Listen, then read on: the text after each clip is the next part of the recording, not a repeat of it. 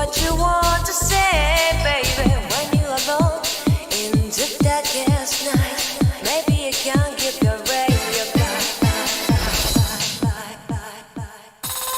Open your heart and show your eyes that you're destiny. And grow your love, baby. The future is waiting for you. And show your eyes that you're destiny.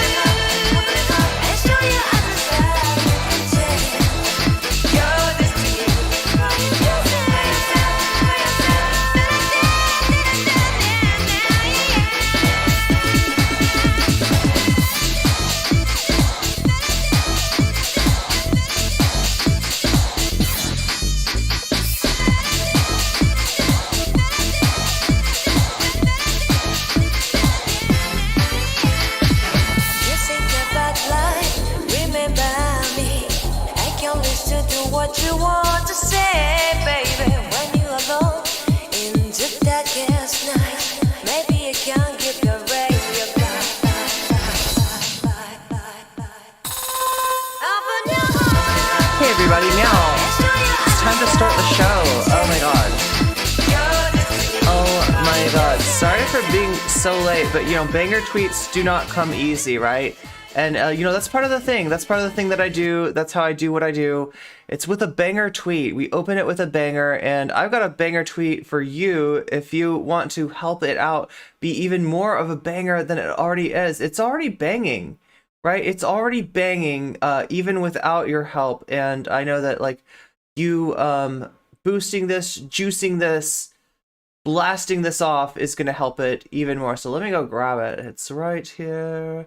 It's right here. And copy. Yes. Yeah, I think you're gonna like this if you haven't seen the tweet already, right? Matt Walsh having a really normal one as always, right? Really normal one, doxing trans people for appearing in commercials. Yeah, he's out of control. YouTube, come and get your dude. YouTube, come and get your dude. Your dude has gone off. And you need to go get your dude.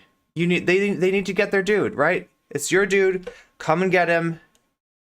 Come and get him. He's broken, okay? Your dude is broken, YouTube, and you need to do something about this.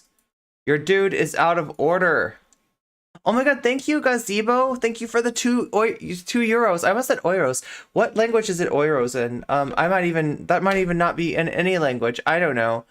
But am I thinking Dutch? Is it euros in Dutch? I don't even remember. So yeah, like that's what we're dealing with today. We got Matt Walsh. We got Twitch poll rehabilitating Scott Adams somehow. Like, you remember how Twitch poll was like, hey, you know, Kanye, maybe Kanye did nothing wrong. Maybe Kanye's all right, right? They're doing the same thing. They're doing the same thing with Scott Adams, right? And if you think that what Scott Adams said is okay, you might be a not nice person. We're so early in the stream, chat. We're too early for me to say no words. And I'm not going to say any of the no words. I'm going to say all the yes words. All the words that make you feel good. All the words that make you feel warm and fuzzy inside. Because that is what I am paid to do. Paid the big bucks, right? Speaking of which, right, I've got a HelloFresh deal for you if that's useful for you, right? If something like getting meals delivered right to you, not having to go to the grocery store, stuff like that, if that's at all useful to you, it's there. All you gotta do is type HelloFresh in the chat and do it like that, right? Hopefully we are through our first ad break. I'm gonna try to like talk about the ad breaks before they happen, so I give people a chance to get out of them before they actually go down, because I know it's a lot on Twitch. It's way too much ad break. Yeah, so we got so in addition to Matt Walsh, you know, going hog wild, I think it's like he's in a competition with Michael Knowles, right? Michael Knowles hogged out at CPAC. Matt Walsh did not speak at CPAC. Why not? Like, right? Given who they're having, like, I don't know why not, but for some reason, yeah, Matt Walsh was not there. Michael Knowles was there. Matt Walsh wants our attention now, so he's gonna demand our attention by attacking trans people once again. But this time, has he bitten off more chocolate than he can chew? Find out, right? We'll talk about that today. Ben Shapiro, right, and Piers Morgan have touched on my pet subject, right? If you've been here in the last week or so, you've heard me talk about the objective versus the subjective, and I have a vastly different take than most people do. That most people just think of like objectivity as like reality, and that would be nice, right? That would be nice if we had access to reality. Have we got any godlike creatures in chat? Any godlike creatures? Any magical beings that have an omniscient view of the universe? No? Okay, then maybe we should shut up about objectivity, right? Because like that's what it implies. It implies perfect knowledge, right? You know, it's fine in concept, but when you invoke it in an argument as if it's a real thing that you have access to, you're acting like you are a god, and I'm gonna have to zool you, okay? I'm gonna have to walk up to you in all seriousness and say, "Are you a god?" And oh my god, Wow. Spark That Blood, thank you for the resub. Meow, meow, meow, meow. Meow, meow, meow. 7 meows. Wow, that's a 7 meow streak. Speaking of streaks, Vamps and Adadak, you've both watched three streams in a row. So congratulations to both of you. It tells me these things now. If you don't want me to mention that, let me know. But I thought I'd give you the shout out since you've been here so consistently. What's up, Chat Alpha? What's up, Joni Gazebo? I'm a cryptid. I do, but I do not constantly perceive all perspectives, sadly. Yeah, I know, right? It would be nice, but, it's not really anything I've ever heard anybody lay serious claim to. So, Vamps, Zera, M Dragon, good to see you. A to K. The thing I don't understand is why do Matt Walsh and Shapiro care who NCC talks to? Oh my god, M Dragon, thank you for the $4.99 super chat. Wait, what does your super chat say? Looking cute? Oh my god, we got 2 super chats, both commenting on how cute I am today. I guess I'm cute. I will take that. Meow. Meow. I've been here for 3 streams in a row, haven't I? I think, do you have to enable the watch streak thing? Yeah, I feel like, Jules, honestly, it feels like more than 3. It feels like you should have like the epic, like, yeah, like, yeah, I think so. I don't know how this works. It's been popping up on my activity feed when somebody's been watching for 3 or more streams in a row. It shows me their name. I don't know why it's picking some people and not others, but shout out to you too, Jules. Meow. Daily Wire is making their own movies. Yeah, they are. They're making a lot of bullshit. Well, try not to say bad words. Okay, try not to say bad words, right? You gotta hold me to this, chat. I can't say bad words. I gotta say good words, right? Good words, happy words, nice words. That's what YouTube and my sponsor, HelloFresh, want from me. They want me to, stay on the straight and narrow, keep my nose clean, as it were, right? And I'm doing my best. I promised.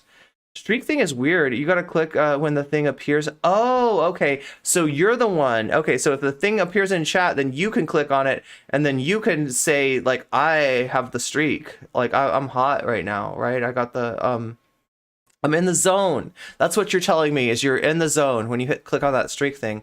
So yeah, Matt Walsh, Ben Shapiro, Ben Shapiro and Piers Morgan are going to be talking about my favorite subject, objectivity. And as you can probably guess, Ben Shapiro has a very different concept, different take on objectivity than I do. And I think it's pretty cringe. Dangerously listening, from work, shh, don't tell anybody. We'll keep your secret, Mosper. Oh, wait, no, don't say your name. Because your boss is listening too, and your boss will be like, oh. Your boss will be upset. Only my experience is objective. That's right. It's like, yeah, when you're saying objective, really what you're doing is you're taking one subjective experience and you're saying this is the top of all subjective experiences. This is the real one. Even when it's not in position to really be able to see freedom in 2 hours. Nice. Well, we'll help you get there.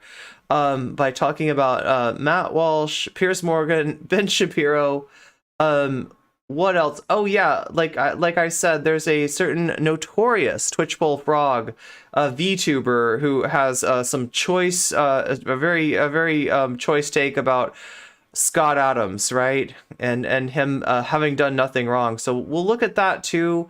And then so I've totally held back the best content of all, right?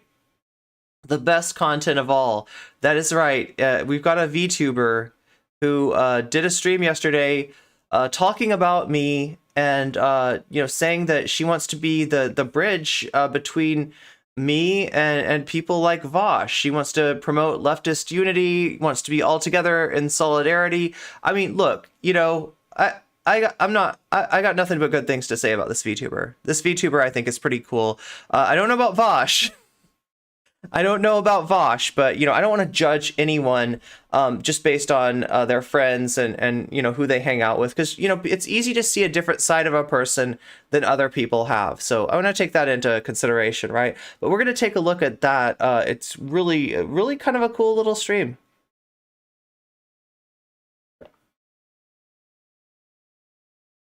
The baby back ribs. Oh my god, I feel like I've heard a song about that.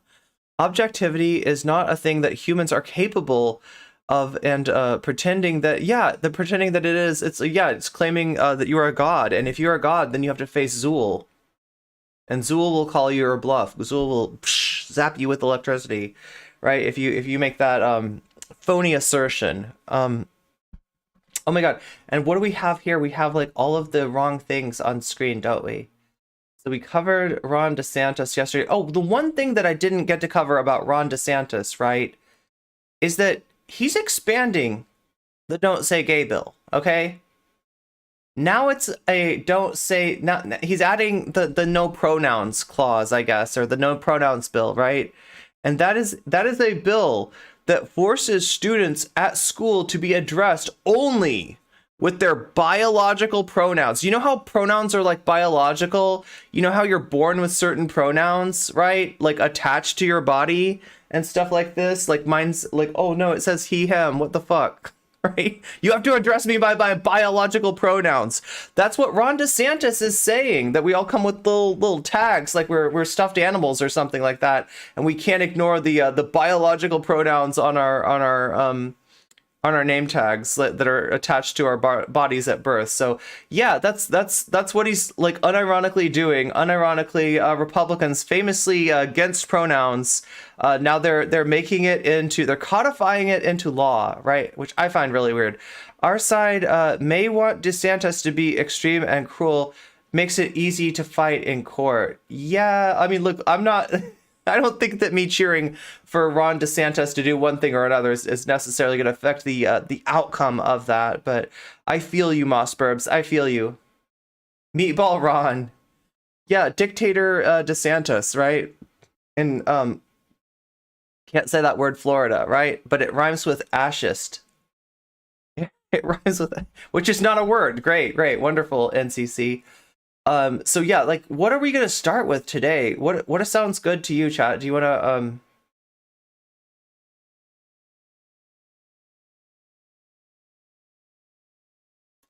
for some reason I'm kind of feeling the Shapiro thing.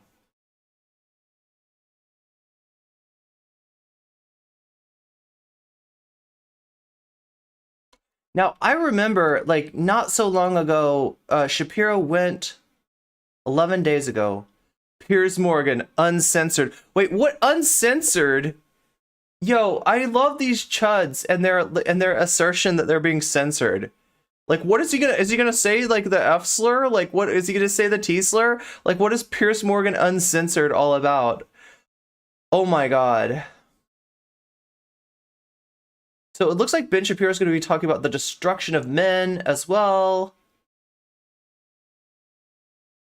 Yeah, they've talked a number of times. And there was another, I don't know who he was. Does anybody remember? Ben Shapiro went on some British conservative show and got absolutely rinsed, got absolutely dressed down, got absolutely exposed for the absolute dilettante, the silly goose that he is, right?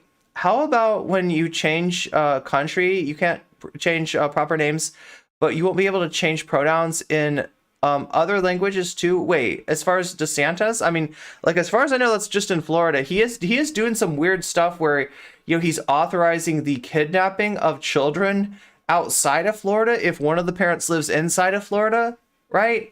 And I mean, obviously, there's some states that have moved to, like, ban extradition to Florida. I think California is looking. Andrew Neil, that's right. Yeah, Andrew Neil versus Ben Shapiro on the BBC. Andrew Neil is not a lefty.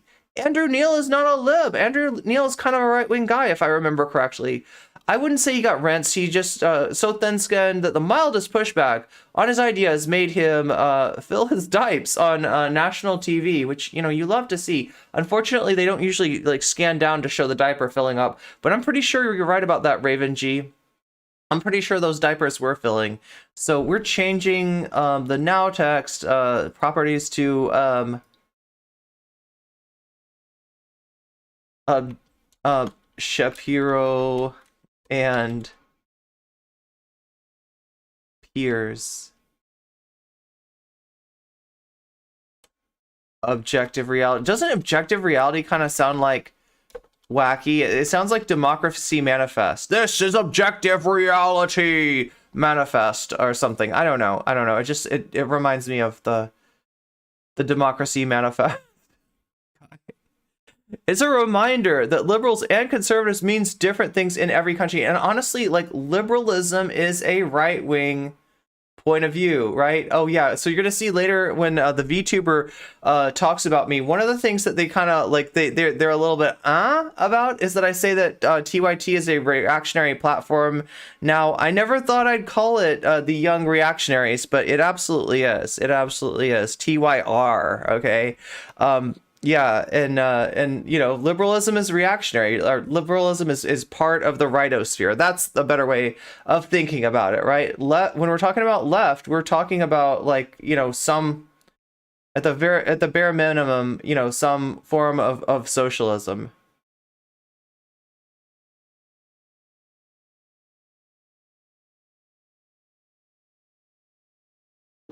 Like, if you really want to look at modern liberalism, all it is throwing some crumbs to the rubes to get them to stay in line. And the rubes are us. We are the rubes, right? They're you know, tricking us, right? It's a different way of doing conservatism. And what does conservatism conserve? Anybody in chat want to answer that? What does conservatism conserve? Hierarchy. Yeah. Oh no, I beat you to it this time. But let's so we got that, and then after that we're gonna do, I feel like I do need to revisit the CPAC stuff because that was wacky. Also, didn't CPAC have like an attendance problem this year or something? It may be because of the DeSantis Trump split, right? I don't know, like Trump spoke at CPAC. DeSantis, as far as I know, did not speak at CPAC. Maybe it was that, but my understanding is that Trump is still running ahead of DeSantis. That despite all the hype behind dictator DeSantis, Trump is still the daddy. Racism. There we go. That's what conservatism conserves. So VTuber.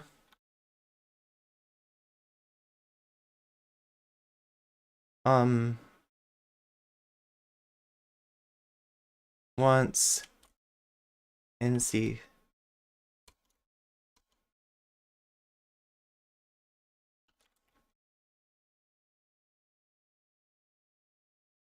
Can we do this? I knew it was going to be a little bit. I have to squish this in a little bit. There we go. An NCC-Vaush bridge, and I mean, like, I know that's really exciting to you, chat, but seriously, like I said, like, I got nothing but good things to say about this VTuber. I think this VTuber is really cool. I understand, you know, why she's saying what she's saying. Like, I wish we could all be friends. I wish we could all get along. I wish we could all do solidarity. Yeah, I would love to be in solidarity with everyone on the online left. Unfortunately, there's some things standing in the way in that, and I'll probably talk about those too. But yeah, I just wanted to respond to this VTuber since they took the time out of their schedule to you know, talk about me and look into some of my content, and I wanted to, you know, give them their due. And cat ears, you say? Oh my god! So we haven't done these cat ears in a little while. I saw a video of someone blasting F Donald Trump at the place that he was removed. Wait, F Donald Trump? Oh wait, was it at the CPAC? I dream of a united left, but it's just a dream. Like so many other dreams, like low rent. Oh my God, or no rent. How about that? How about we just like have places that we get to stay and like, cause we're human beings and we need shelter. Look at this. Like we're human beings. Okay. We need food, shelter, water, medical care, right? I don't think that these things should be controversial. I don't think that these things should be gatekept by capitalism, right? But what they're doing is they're taking our needs, stealing them from us because we're producing the stuff that fills our needs. We, humanity, are producing plenty of stuff, plenty of food, plenty of water, plenty of shelter, right? We got it all. But it's being gatekept. It's being held back from us. It's being taken away. We're being tricked into ceding our right to these things. We have the absolute right to these things, right? All we got to do is stand up as a human race and demand this shit, right? And you know, even though like for most people, envisioning the end of capitalism is more difficult than envisioning the end of the world, I don't think it's impossible. I don't think it's impossible. All right, so I've been edging you for way too long here. We've got all our topics set up. Let us engage in some Shapiro, Piers Morgan nonsense. Right? Artificial scarcity, yeah, absolutely. Well, Ben Shapiro is here. We just need to conquest our bread. Ivan Uncensored. Well, that's quite an intro we've given you. Yeah, there. no, I appreciate you that. You better live up to it. Oh. I mean, I look at that old tape and suddenly I hit puberty, right? I mean, like that's... We both look so young. Oh my God. I mean, that's probably over 10 years. 10 years ago. Right. 10 years ago. And it was interesting. Well, who knew you're gonna get a side dish of nostalgia here too? Because I was at the time, you know, getting very angry about a series of mass shootings in America with a British sensibility and saying, you know, obviously my country, we don't really have any guns. Is he gonna just be like, you know, like look, back then I was a conservative, but I thought that you were a wacko. And now I've realized that we can be wackos too, and it's incredibly a useful political tool to have. Like, for some reason, we're able to maintain the government. The Tories have the government, even though we're all completely wacky here. We've absolutely sabotaged our own country with this Brexit nonsense, and we totally got away with it. So, you know, I guess you were right, Ben Shapiro. And I was, you know, hectoring and lecturing, I guess, Americans about their gun laws, and it went down 3D printed bread. I mean, you know, when I think about chemistry, it's not entirely as badly as that phrase would suggest, particularly with you. But what was interesting was when you came on, I thought, who's this snotty little kid who's going to start trying to take me on? And then it rapidly became. I mean, he is snotty. He's objectively snotty. Clear to me, you were a hell of a lot smarter than you appeared. So we've moved on from then. Anyway, he's still a snotty kid. We've had our kiss and make up interview after that. But I think what was brilliant the snotty grown-ass man to me, 2016, so 7 years ago now, you tweeted a tweet. This is your pinned tweet to this date. Simply said, Jane Monroe, singer for the anarcho-punk band APPLE. Facts don't care about your feelings. Facts don't care about your feelings. And if any phrase, I think, perfectly epitomizes this woke era that we... The wokeness, yes, we're right into that. We're right into the hoggery. Okay, this woke era where we care about people's feelings. Oh my God. Somehow and we should be more oriented towards objective reality. Like, well, there we go. We're into it, right? This is what I wanted to talk about. Facts. Objective reality, don't care about your feelings, subjective reality. So in other words, the way that the universe is appears to an omniscient point of view is not swayed by our subjective perspective on the world. Yeah, but Ben, facts don't care about your feelings either. You're not God. Are you a god? Yeah, seriously, you're gonna have to battle Zool if you are. It's fact. Because the woke brigade puts feelings before facts. The woke brigade, yo, I'm getting a lot of feelings. This is giving feelings here. The woke brigade, really? You have some feelings.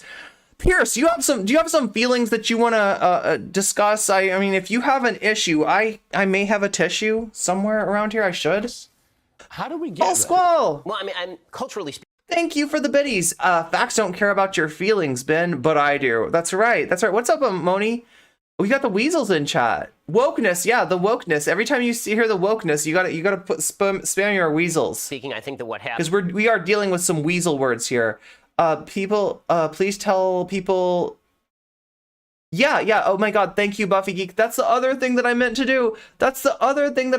I'm so today. Like I don't know. I'm still kind of waking up, even though I've been up for a while. Right there is the awesome banger of a tweet that I made this morning, and yeah, I want you to take a look at it, right? Because I think you're gonna like it. I did a little copy pasta agitprop myself, right?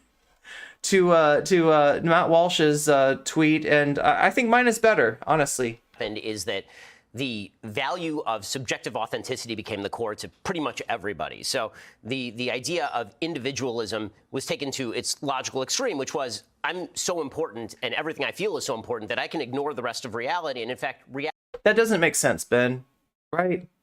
So what you're talking about there is authoritarianism. When one person places their subjective perspective, their subjective experience over all others, that is authoritarianism. But that's not what we're talking about. When one person does it, or when one group of people do it, yeah, sure, I guess, right? That's authoritarian, right? You're imposing reality from the top down, because like I said, the true objectivity is unknowable by us mortals. Okay, we're not gods, we're not Zool. We can't see that stuff, right? It's all speculation for us. But you know what he's talking about is conservatism. That is how things are. That is how things used to be. That is what conservatism seeks to conserve. That dominance, that hierarchy of perspectives, right? That's not what people asserting their, what did he say? The authentic subjectivity or something like that. That's not that. What that is looking more like a democracy, looking more like a non-hierarchical, a horizontal structure rather than a vertical structure. Ben, that's anarchy. That's anarchy, baby. reality is an imposition on me. Institutions, rules, roles, the rules of the road, all that sort of stuff. No, but the institutions, you think that those institutions came from objective? Oh my God. So here's what his objectivity is, right? Might makes right. That's what he's hanging that's what he's basing his viewpoint on, right? Might makes right. That's what he means when he's invoking objectivity, right? He thinks that the natural order of things is for the strongest to dominate and to impose their reality on the rest of us, right? Now, there's a place where I think that honoring subjective reality really runs into problems when it's honoring a select privileged subjective reality that doesn't have a lot to do with what the rest of us are experiencing. Reminds me of when Ben tried his this language with Tyson in their interview. Ben backed up. Wait, Mike Tyson? Ben talked to Mike Tyson? Wait, really? That happened? That sounds amazing. Stuff.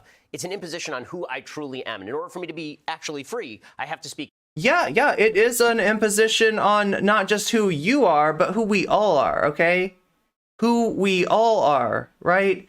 We don't have the ability, to speak our truth when somebody is cramming us down from the top, right? And so the idea is because we all have an idea of what's fair and what's not fair, right? And this current system is so far from fair.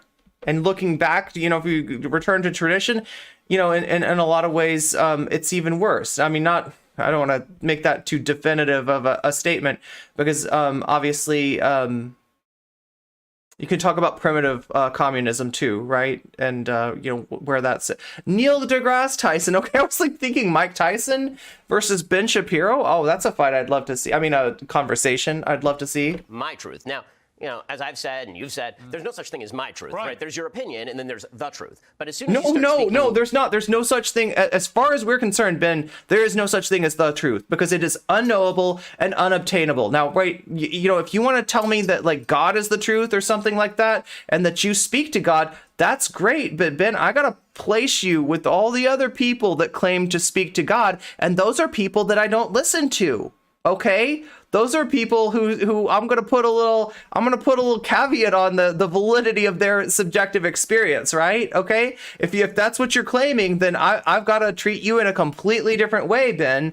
But yeah, other than that, there is no fucking objective reality that we can grasp, that we can invoke, that we can point to, right? The closest thing we could do is the things that we obtain with the scientific method. And what is the scientific method in general, right? If I want to like just vastly simplify it, we're talking about multiple subjective perspectives looking at a problem with all their eyes and trying to come up with the closest thing that we can get to that objective reality, which is probably going to be closer than just one person can do, right?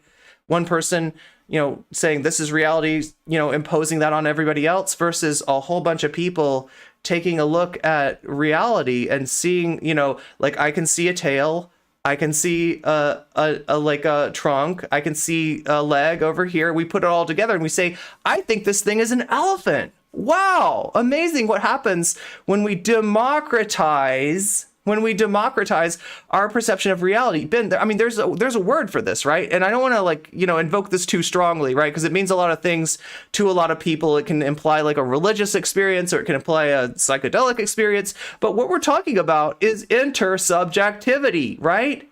Not just one subjective experience, but many subjective experiences. And honestly, that is the closest thing we have got to objectivity, is a shared subjectivity, okay? And really a democratized subjectivity and a subjectivity that's intersectional, that brings all points of views into it, right? Inclusive subjectivity. That is the closest thing we've got. And God damn it, if that doesn't sound a lot like anarchism. In terms of my truth, as soon as you start saying, well, there's how I feel about the world, and how I feel about the world is the core of me, what that also does is it means that other people are aggressing on you when they disagree with you. Because obviously a shared reality means that we can disagree about things out here, but, If you are telling me that the reality that I'm perceiving, right, is just not there, right, is bunk, is invalid. Now you can tell me that Irene, you're reaching up and you're feeling something that feels like a snake to you, or like right, there's no snake here, right? But the answer is that it's the elephant's tail. The answer is not that my perspective is invalid, right? The answer is that, your viewpoint and a whole bunch of other people's viewpoints can inform my viewpoint, which is limited, right? I'm standing at the elephant's butt. I'm about to get pooped on by the elephant, right? Right? Other people can tell me, hey, you're standing under the elephant butt, get out of there, right? Like that, but that's not the same as what you're saying, right? It's just running over my reality with a road roller, like you're Dio Brando. Are you really throwing a road roller down at me and saying, Muda, Muda, Muda, Muda, Muda? Yeah, really? You wanna play that game? You wanna play? You know how that story ends, Ben. You know how that's a story as old as history itself, okay? Science even says that we don't hear all the same sounds. Yeah, true. Right, what about that? What is that one test, like where some people hear Yanni, and oh my God, you know what I'm talking about? There's a sound that you can play, and depending on your age, not entirely like, corresponding to your age, but older people tend to hear one word, right? Because of the spectrum of hearing, and younger people tend to hear another word, right, from that same sound. There's a great example. Does anybody know what I'm talking about?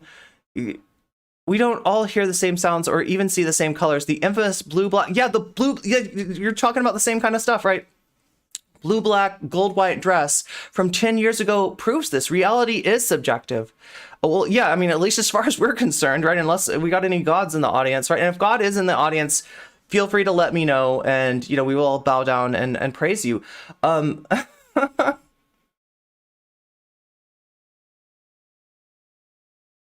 SM is denying everything until finding reputable scientific method is denying everything until finding repeatable proofs to agree 100% on.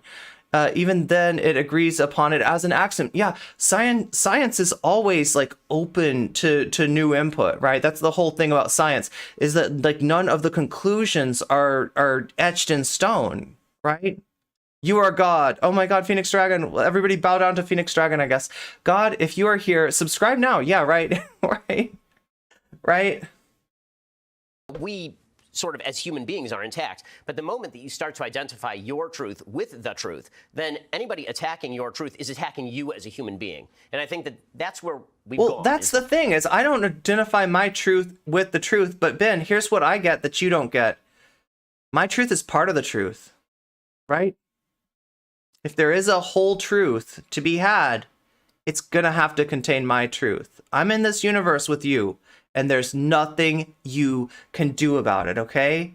So if you want to account for everything, you need to account for my subjective experience too. And anything that you bring to me, anything that you try to impose on me that runs over that, that ignores that, that seeks to silence that, is BS, buddy. Everybody is loved. Haters will get theirs in the end. Persecutors will be persecuted in the end. Is this movement away from, we're having a political debate, but again, we can go out and have a drink afterward because we are not the political debate. The political debate's a different thing. To my politics are who I am, or my feelings about who I am, or my feelings about the world. That's the thing that... So for instance, like, right, what we're talking about with the transgenderism, cloaking your attack on transgender people as an attack on transgenderism, right? Or, you know, same thing with, you know, feminism, the way that Gamergate like cloaked its hostility, its monstrosity, its inhumanity behind, oh no, we're not attacking people, we're attacking a thing, an idea, feminism, right? Subjective. It matters more than anything else. And what's extraordinary, I mean, I remember this, we're going to come to them later, sadly, but Meghan and Harry, when they went on Oprah Winfrey, and she started talking constantly about my truth, and Oprah was endorsing your truth and everything. I was thinking, I'm living in a sort of mad world where truth is no longer factual. It's just whatever you're feeling in any given moment. It seems such a perverse thing for a democratic society that you move away from fact-based, from science, whatever it may be, to just feelings dominating a culture.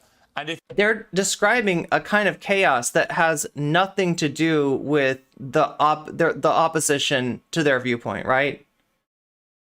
They're describing a kind of chaos that wouldn't actually happen, right? It's like all about game ethics and gaming journalism. If you defy those feelings, you are instantly branded the enemy and you must be destroyed. Well, there's no conversation to be had, right? I can't have a conversation. No, there is absolutely no, like, you're missing the point, okay? It's not like standing in defiance. It's not like I'm saying that I'm God. It's not like that I'm saying that I have the objective truth here. I'm not confusing my subjective, you know, stance with the overall master, you know, objective, like, truth, the aggregate of all things in the universe. But I will assert that without my subjective truth, you do not have an accurate representation of the universe, because I think... Therefore, I know, God, we got to go back to Rene Descartes for this, right? But seriously, you know, like, you got to give the cogito. How do you pronounce it even? I don't know. If Shakespeare is not even here, I won't know how to pronounce anything, right? But you got to give that some credit, right? You can't roll over that. About your feelings, you're feeling your feelings. There's no way for me to dissuade you from. You can't deny my feelings. Correct. I can't deny. Oh yes, good point, Mossburbs. Gods, if thou art. Please like and subscribe to the beneficence of this channel. That's right. And if you're on YouTube, definitely hit that like button and subscribe if you're not already, so you'll be able to keep track of me and the goings on, because things are about to get really interesting here, right? Things are about to get really, really interesting. My subjective reality is going to be intersecting with the subjective reality of people in the larger political sphere, on the larger leftosphere, the remnants of bread tube in the debate sphere, etc. More and more, right? I'm going to become more ubiquitous, more unavoidable, and my viewpoint, therefore, harder to deny, harder to roll over, harder to ignore. So you want to be a part of that, don't you? That sounds cool, right? Yeah, hit that like button, hit that subscribe button. Hey, if you're feeling like a little bit, froggy, even hit that bell. That bell is really cool. It'll give you a notification every time I go live. And if you really want to know when that's happening, hit that bell. Yeah.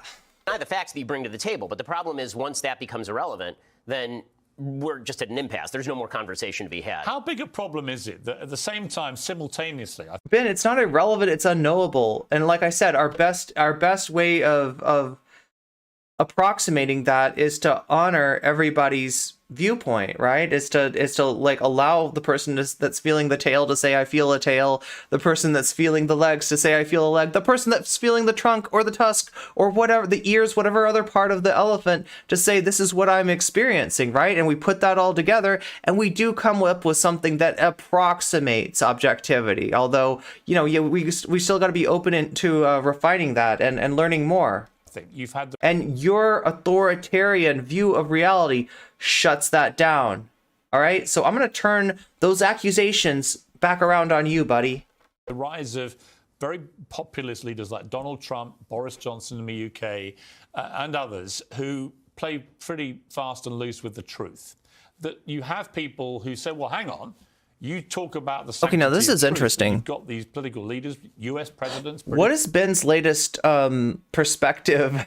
What is his subjective feeling about Donald Trump? Like, you can see his eyes seem to be a little, maybe glazing over a little bit. Maybe he's going to disagree with this. Prime ministers, where they don't seem to care about the truth, they just bumble through with. But I can't remember from day to day. How dangerous is that to the whole shebang? I mean, I think that is dangerous, but it's dangerous in a different way. And it's also dangerous in a more consistent and, I would say, historically precedented way. I mean, the fact is... What does conservatism conserve, Ben? What does conservatism conserve? Politicians have always fibbed to us. I mean, there's nothing new about politicians saying things that are not true, from LBJ to George W. Bush to Donald Trump and Barack Obama. I mean, like, literally every politician. And Joe Biden. I mean, yeah, and that's what happens when you preference one subjective view and give it the power of objectivity over the rest of us, right? And don't you try to tell me that LGBT people are doing that. Don't you try to tell me that marginalized people are doing that. What marginalized people are doing right now in our liberatory movements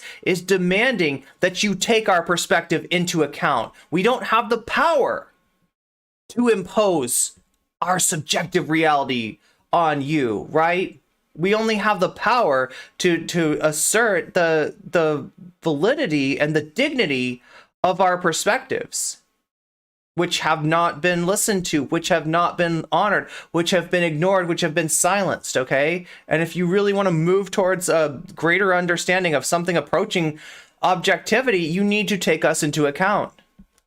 President Biden, right? You see this all the time. So the idea of a politician not telling the truth or shading the truth in particular ways, that's not what's new. I think what's new is where people are presented with data and their immediate response isn't, let me bring you some data that rebuts that data, but I don't even have to look at your data because your motivation is bad. Right? This philosophy... How dangerous is it? I mean, there is a certain extent to when somebody brings you unreliable data that's slanted in a certain way over and over and over. Hey, you're early today. What's up? Kind of early. Yeah, right. I'm early in the stream. Yeah, this is welcome, Lynn. Oh my God, what were we talking about? Though that we've also become incredibly tribal. I think more than I can ever remember. But I don't even have to look at your data because your motivation is bad. Right? Okay, now this happens on both sides, right? Don't say that this is a left-wing thing because the right wing does this just as much, if not more, right? The lying media? Yeah, no, they do this all the time, right? Now, like, there is a certain level of expediency that's necessary in the modern informational ecosystem, right? We are inundated by data. We are inundated by information. We are inundated by perspectives. And if you see a certain perspective, let's even say like Project Veritas, right? We talked about Project Veritas before. I almost got a copyright strike over their bullshit. But yeah, Project Veritas has time and time again shown itself to be unreliable, shown itself to be manipulative, right? So instead of taking Project Veritas's perspective into account the next time that they say that we've got the smoking gun, we found the truth, and yada yada yada. I mean, they're even named after the truth, right? They are absolutely trying to appropriate this notion of objectivity in their very name, right? We can probably say that, you know what, Project Veritas, you have lied to me time and time and time and time again. And I'm gonna guess that you're lying this time too.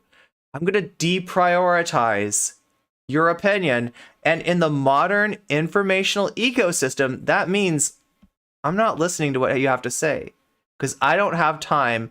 And it's not likely, empirically speaking, based on what I've perceived from you in the past, it's not likely to be useful. It's not likely to have any utility. It's not likely to have any truth. You are trying to lead me astray, and I'm not going to let you do it. That's perfectly reasonable, right? That is absolutely reasonable. And how dangerous is it, though, that we've also become incredibly tribal? I think more than I can ever remember in modern history, actually. You know, when I read your Twitter feed, I think you're always prepared to call out your own side if you genuinely feel there's been some egregious wrongdoing that they've done or a terrible mistake or whatever. But the number of people prepared to do that now, on social media in particular, is minuscule. Most people park themselves into their tribe, whatever that tribe may be, and there is no moving them. There's no deviation, even if the facts change. And again, it plays into... Any British people in chat? I know we've got at least one, right? Piers Morgan, how would you characterize his ideology? Like, would you say that he is, you know, on the hard conservative side? I'm kind of sensing, at least from what he's saying here, it sounds like centrism, and it sounds like the type of centrism that is efficacious for a social media personality, right? For him to be able to say, you know, make these comments about tribalism and kind of make them generally, not putting any more, you know, of that on the left wing than the right wing. And then to kind of like ingratiate himself to whoever's in front of him, right? Given that they exist within this sort of centrist, he's just kind of a douchebag. He's a grifter. His ideology is whatever makes him. Okay, so that's what I was saying about the efficacious nature of his perspective here. Yeah. Well, if you're feeling grifter makes a lot of sense. Things are the facts. Then if you feel that fact is wrong, well, that's enough. Right. But the tribalism that I think has cropped up is rooted in a philosophy called emotivism, which is the idea that everybody's actual viewpoints are not driven by their Emotivism? Oh my god. Hey, what's up, Mixed Secular? Oh my god, he said emotivism. My dude said emotivism. I have not thought about emotivism since I think some kind of I think it was like some kind of freshman like philosophy course. An ethical theory that regards ethical and value judgments as expressions or feelings or attitudes and prescriptions of actions rather than assertions or reports of anything. So yeah, we're talking about ethical theory here. Let's go to the Wikipedia page. Emotivism is a meta-ethical view that claims that ethical sentences do not express propositions, but emotional attitudes. Wait, why is this reminding me of like virtue ethics? Here, let me control F here and virtue. No. To exhortation to moral virtue. See if we get virtues. Virtue and so it's involved in virtue. Yeah, they're talking about virtue ethics.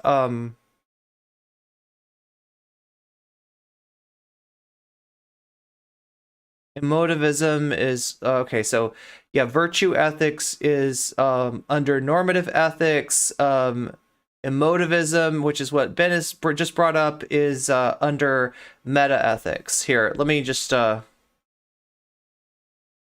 sorry, chat.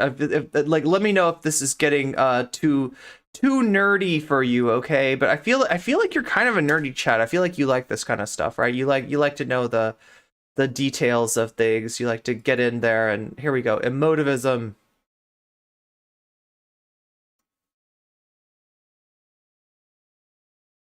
Yeah, wait. Hurrah, boo theory. Okay, maybe I just got this mixed up. Maybe I just got this kind of mixed up. The colloquially known as hurrah, boo theory. So, in other words, what they're saying is that ethical sentences are not like propositions proper. Proposition is a central concept in philosophy of language and related fields, often characterized as the primary bearer of truth or falsity. So it's not a proposition of truth or falsity, right?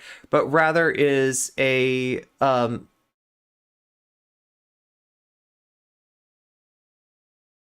emotional attitude towards an idea. Okay, so this is colloquially known as hurrah boo theory. So in other words, like you're saying something like hurrah honesty, boo deception, right?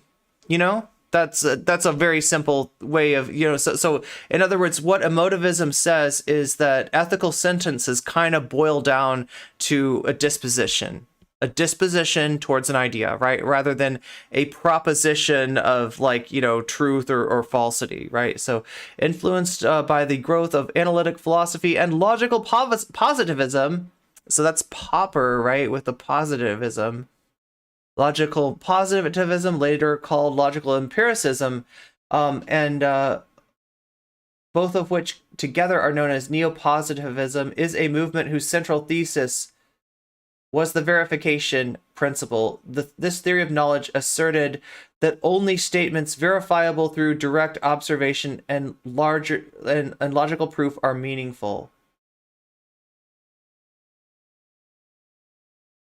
In the 20th century, the theory was stated vividly by A.J. Ayer. Is this A.J. Ayer? No, that's David Hume. A.J. Ayer, English philosopher known for his promotion of logical positivism, particularly in the books Language, Truth, and Logic. There we go. This development owes more to C.L. Stevenson, an American analytic philosopher best known for his work in ethics and aesthetics. Emotivism can be considered a form of non-cognitive or expressivism. It stands non-cognitivism. Is the meta-ethical view that ethical sentences do not express propositions and thus cannot be true or false. A non-cognitivist denies the cognitivist claim that moral judgments are capable of being objectively true. Well, yeah, I mean, like, I don't know. This seems kind of like a... What's up, Amanda Pennant? NCC called us nerds. Wait, is that a good thing? Positivism gets pinned in the left far too often. Far too often. Okay, so... Yeah, versus cognitivism, which says that, like, a moral judgment is can be objectively true or not. That seems like a bit of a stretch, right? Expressivism is a theory about the meaning of moral language. According to expressivism, sentences that employ moral terms, for example, it is wrong to torture an innocent human being, are not descriptive or fact-stating moral terms such as wrong, good, or just. Wait.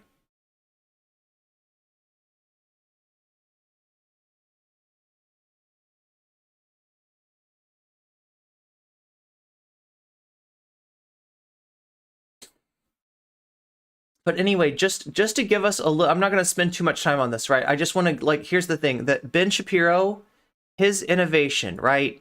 Ben Shapiro's claim to fame. What's up, Cat? Meow. Yosiel.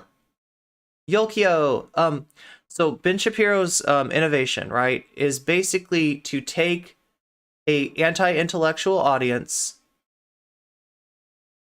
and make them feel like that they have had an intellectual experience, right?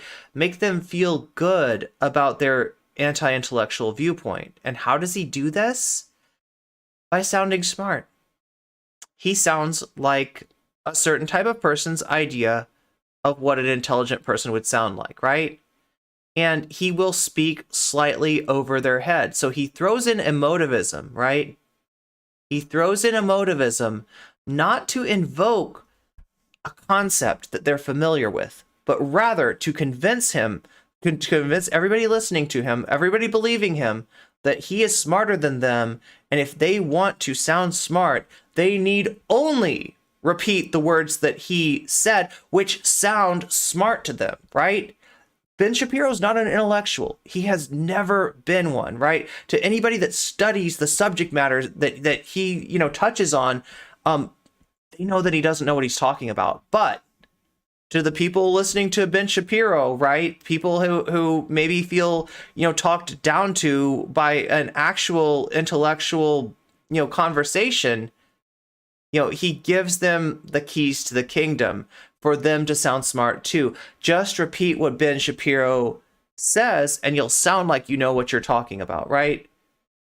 So, that's what he does. So, yeah, let's get back to the talk. Sorry. View of the facts. It's driven by their internal emotions. What that allows me to do on the converse is attribute malicious intent to people that I'm arguing with, and it means that I get to ignore all of their facts. The reason that I'm disagreeing again, malicious intent, that does sound like that does sound kind of like an emotional take on there. It doesn't have to be like that, right? It can be as simple as empirically notating that a group like Project Veritas has been deceptive, has been dishonest, has misled people in the past, and therefore their addition to the discourse is something that I can deprioritize, right?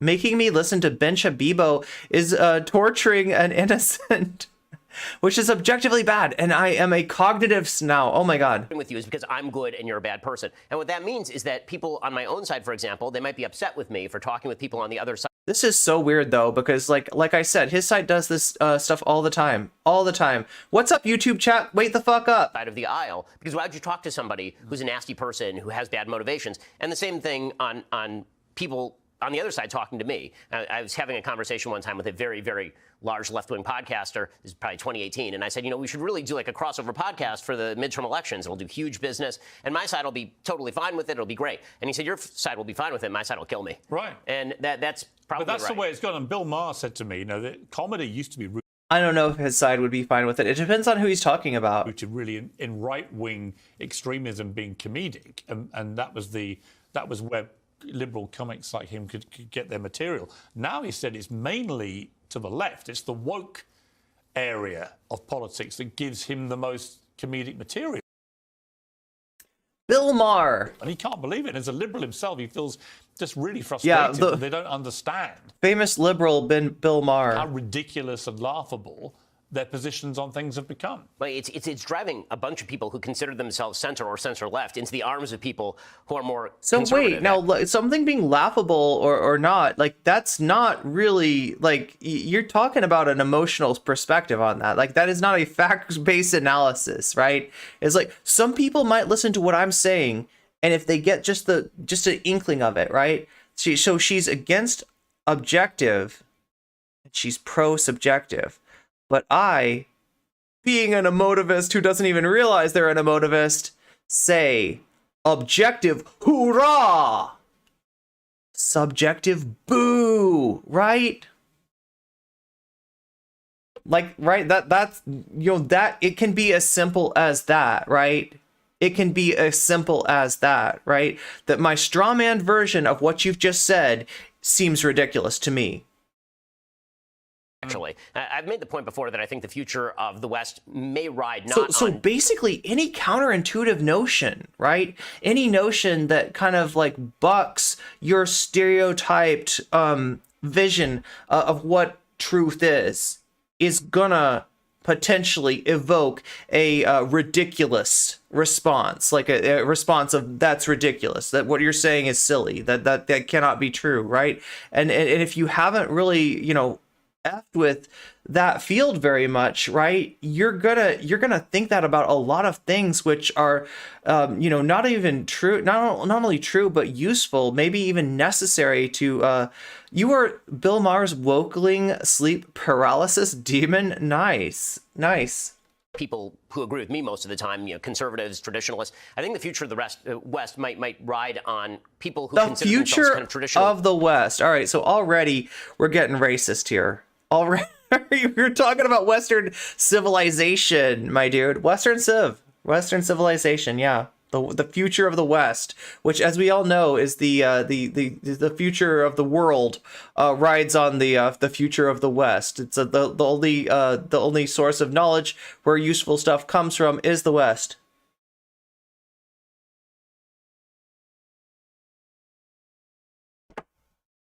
Liberals who may agree with some of the left's prescriptions Yes. economically, but who disagree with the way they want to get there, which is very often by silence. Yo, is my YouTube chat broken or something? I'm not seeing anything from you. Do not tell me. Wait, do I have to change it to live chat? I think I have to change it to live chat. Live chat. Okay, look, if you were saying anything in the past, maybe say it again. If you weren't saying anything and you were sitting in YouTube chat, understand that, you know, your very ability to be able to get my attention relies on your chat being active. If I don't see anything over here and I do see stuff over here on the Twitch side of things, then, you know, obviously I'm gonna be responding to Twitch a whole lot more. So if you want to be listened to on the YouTube side, please do not go to sleep on me here. Debate using censorship, shutting things down. So the question is going to be, are they willing to put off utopia for a while in order to engage in the debate? Because I've the always debate's more thought, like important. myself, I've always thought myself not really as a political ideologue, right? I think I'm pretty centrist and call out everybody, really. I see myself as a journalist, fundamentally, and don't Pragmatist. think that being partisan helps that particular profession very much, as we've seen from those who've actually drifted I like to kiss both sides, both cheeks of the ass. And down into being partisan as journalists. It doesn't work. You oh, become wait, an no, activist. I'm sorry. That's not how that metaphor would work. The centrist kisses what's in between both cheeks. Anyway, not that there's anything wrong with Someone said that. the other day, you know, are you a conservative? I said, well, I'd never identified as a conservative, but the farther lunatic that the left. Geek won't Prime, what's go, up? Good to the see more you. The pendulum swings, and eventually we all get sucked into thinking, well, okay, actually, by comparison to this, I probably am getting a bit conservative because I think they're lunatics.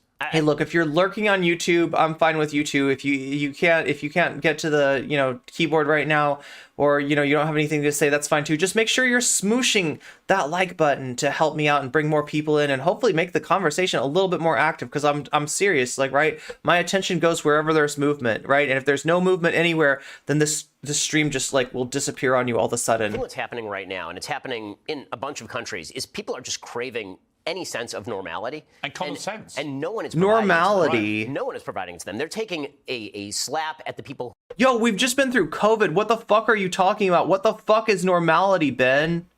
Where the fuck do you have a time machine, bud? Do you have a time machine where we can go back to a pre-COVID world or something like that? We can transfer to another timeline where COVID never actually happened. That's where normality is. I don't think that look, there's gonna be a new normal one way or the other, all right? And right, that's don't let the stream Who are disappear, right? responsible for the status quo as licensed to now do whatever they want. And so you're seeing the pendulum swinging wildly side to side, because if you're a political leader, you're trying to harness Okay, chat, I won't let the stream disappear. Just don't let me disappear, the okay? passions of the moment to get done the thing that you really, really want to get done, when in reality, the population just wants things to kind of just stop. Just leave us alone and stop. Right, I totally agree. And I think that's the majority of people, right? I mean, That's conservatism right there. We just want it to stop. All progress, all movement forward, any sort of understanding, any sort of I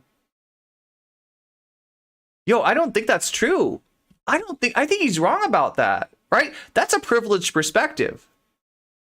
If you're wealthy enough to not worry about money, okay? If you're in a privileged position where you don't experience oppression, then maybe you want things to stop and maybe you want to be left alone. But for most of us, we're having trouble paying rent. We don't want things to stop. They cannot stop. Things are not okay right now, right? For things to stop implies that everything is super good right now and we don't want to change anything. Everything, leave everything alone, everything in place, right? That's the view from the end of history, all right? That is a fundamentally neoliberal outlook on things. And like I've said before, neoliberalism is the one thing that the right and the left share together. And when I mean the right and the left, I'm talking about the political establishment on the right and on the left. They're not that different. They're not that different. They're not that far apart. The Clintons and the Reagans and the Obamas, right, are not that far apart, right? There's not really that much difference. If Ben has a hot tub time machine, I don't want to be in it with him. I feel like he would pee in the hot tub. Remember when Francis Fukuyama said the end of history was in the 90s? I mean, that's a broke take. That's a fundamentally broke take. That's a 20th century boomer take that I don't think, Ben, you're not that old, are you? You're not that old. Today, Rolling Stone published an opinion piece on Yeah, why what the fuck is normality? Literally, like we all like time skip back to the 20th century. Like, what do you mean by that? culture is good for democracy. And I read this piece and it was so completely deluded. Yeah. Because, of course, cancel culture is the antithesis of a democracy. It's actually the antithesis of liberalism. You can't pretend to be liberal with what that actually was intended to mean and support cancel culture. Nobody supports fucking cancel culture. That is a pejorative that you're putting on people's aversion to oppression.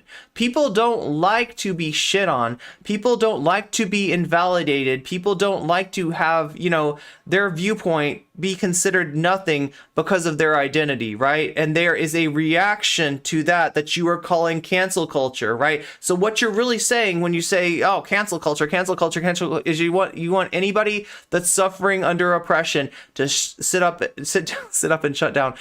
down and shut up and not make any noise, right? Because otherwise that's cancel culture. Bullshit. That's fucking Darvo. I think the left uses cancel culture in a very different way than most of us use cancel culture. When we talk about cancel culture, typically what we mean is you say something that they don't like on the air, and they decide. Like if you like the closest thing resembling this mythical beast that he calls cancel culture is scapegoating. Scapegoating happens to marginalized groups. Scapegoating does not happen to people in power, right? What you're experiencing that you call cancel culture is the itty bitty tiny slight bit of clapback, right? Now that there's Twitter, when you act like a privileged, entitled asshole, sometimes people might speak up and say, you're acting like a privileged, entitled asshole, right? That's what he's calling cancel culture. That little bit of criticism from the groups that aren't supposed to be able to criticize, right? He wants a top-down society. He wants a hierarchical society. And we are not allowed to speak back to our betters. We are not allowed to speak back to our social betters, right? That's what he's really saying when he's saying cancel culture. Personally, I think cancel culture is toxic as fuck. And Twitter is also full of toxic people who think they have power over industries. Genghis Khan, how is the weather in whatever asshole you have crawled into? Because that is a broke take. Secondarily boycott your advertisers, or they go to your bosses and call for you to be fired. Right. Like cancel culture is people bitching on Twitter. Please miss me with that, That's right? what we mean by cancel culture. What they mean is, well, we're allowed to disapprove of you. Well, sure, you're allowed to disapprove. Turn the channel. Right? You don't have to subscribe to Daily Wire. You don't have to watch your show. Right? But what they do with that instead is they attempt to get you kicked off the air, not by dint of lack of ratings or something, but just because they're so angry that they're going to go yell at people and bother them until you get. We live in a society where people have and still get unalived for who they are, for their identity. Please miss me with this concern about cancel culture. Oh my God, some celebrity like fucking abused people and they're gonna be canceled and other people are gonna be judging you if you're like, yeah, I'm fucking rocking the Marilyn Manson today, and people are gonna be like, yeah, you kind of suck. Oh my God, cancel culture! Holy shit,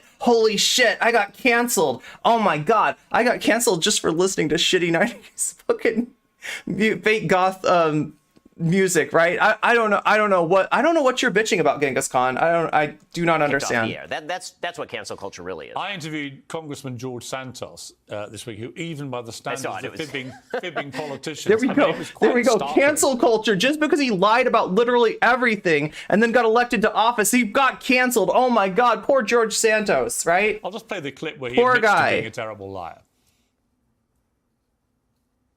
Yeah, listen, honestly, if you got a problem with cancel culture, you better take it up with Polly People, okay? I've been And she is not playing around. Would you be prepared to say that? Sure. Like I Go on, said. then. Well, I've been a terrible Wait, liar. who is this? on Oh, those Santos. subjects.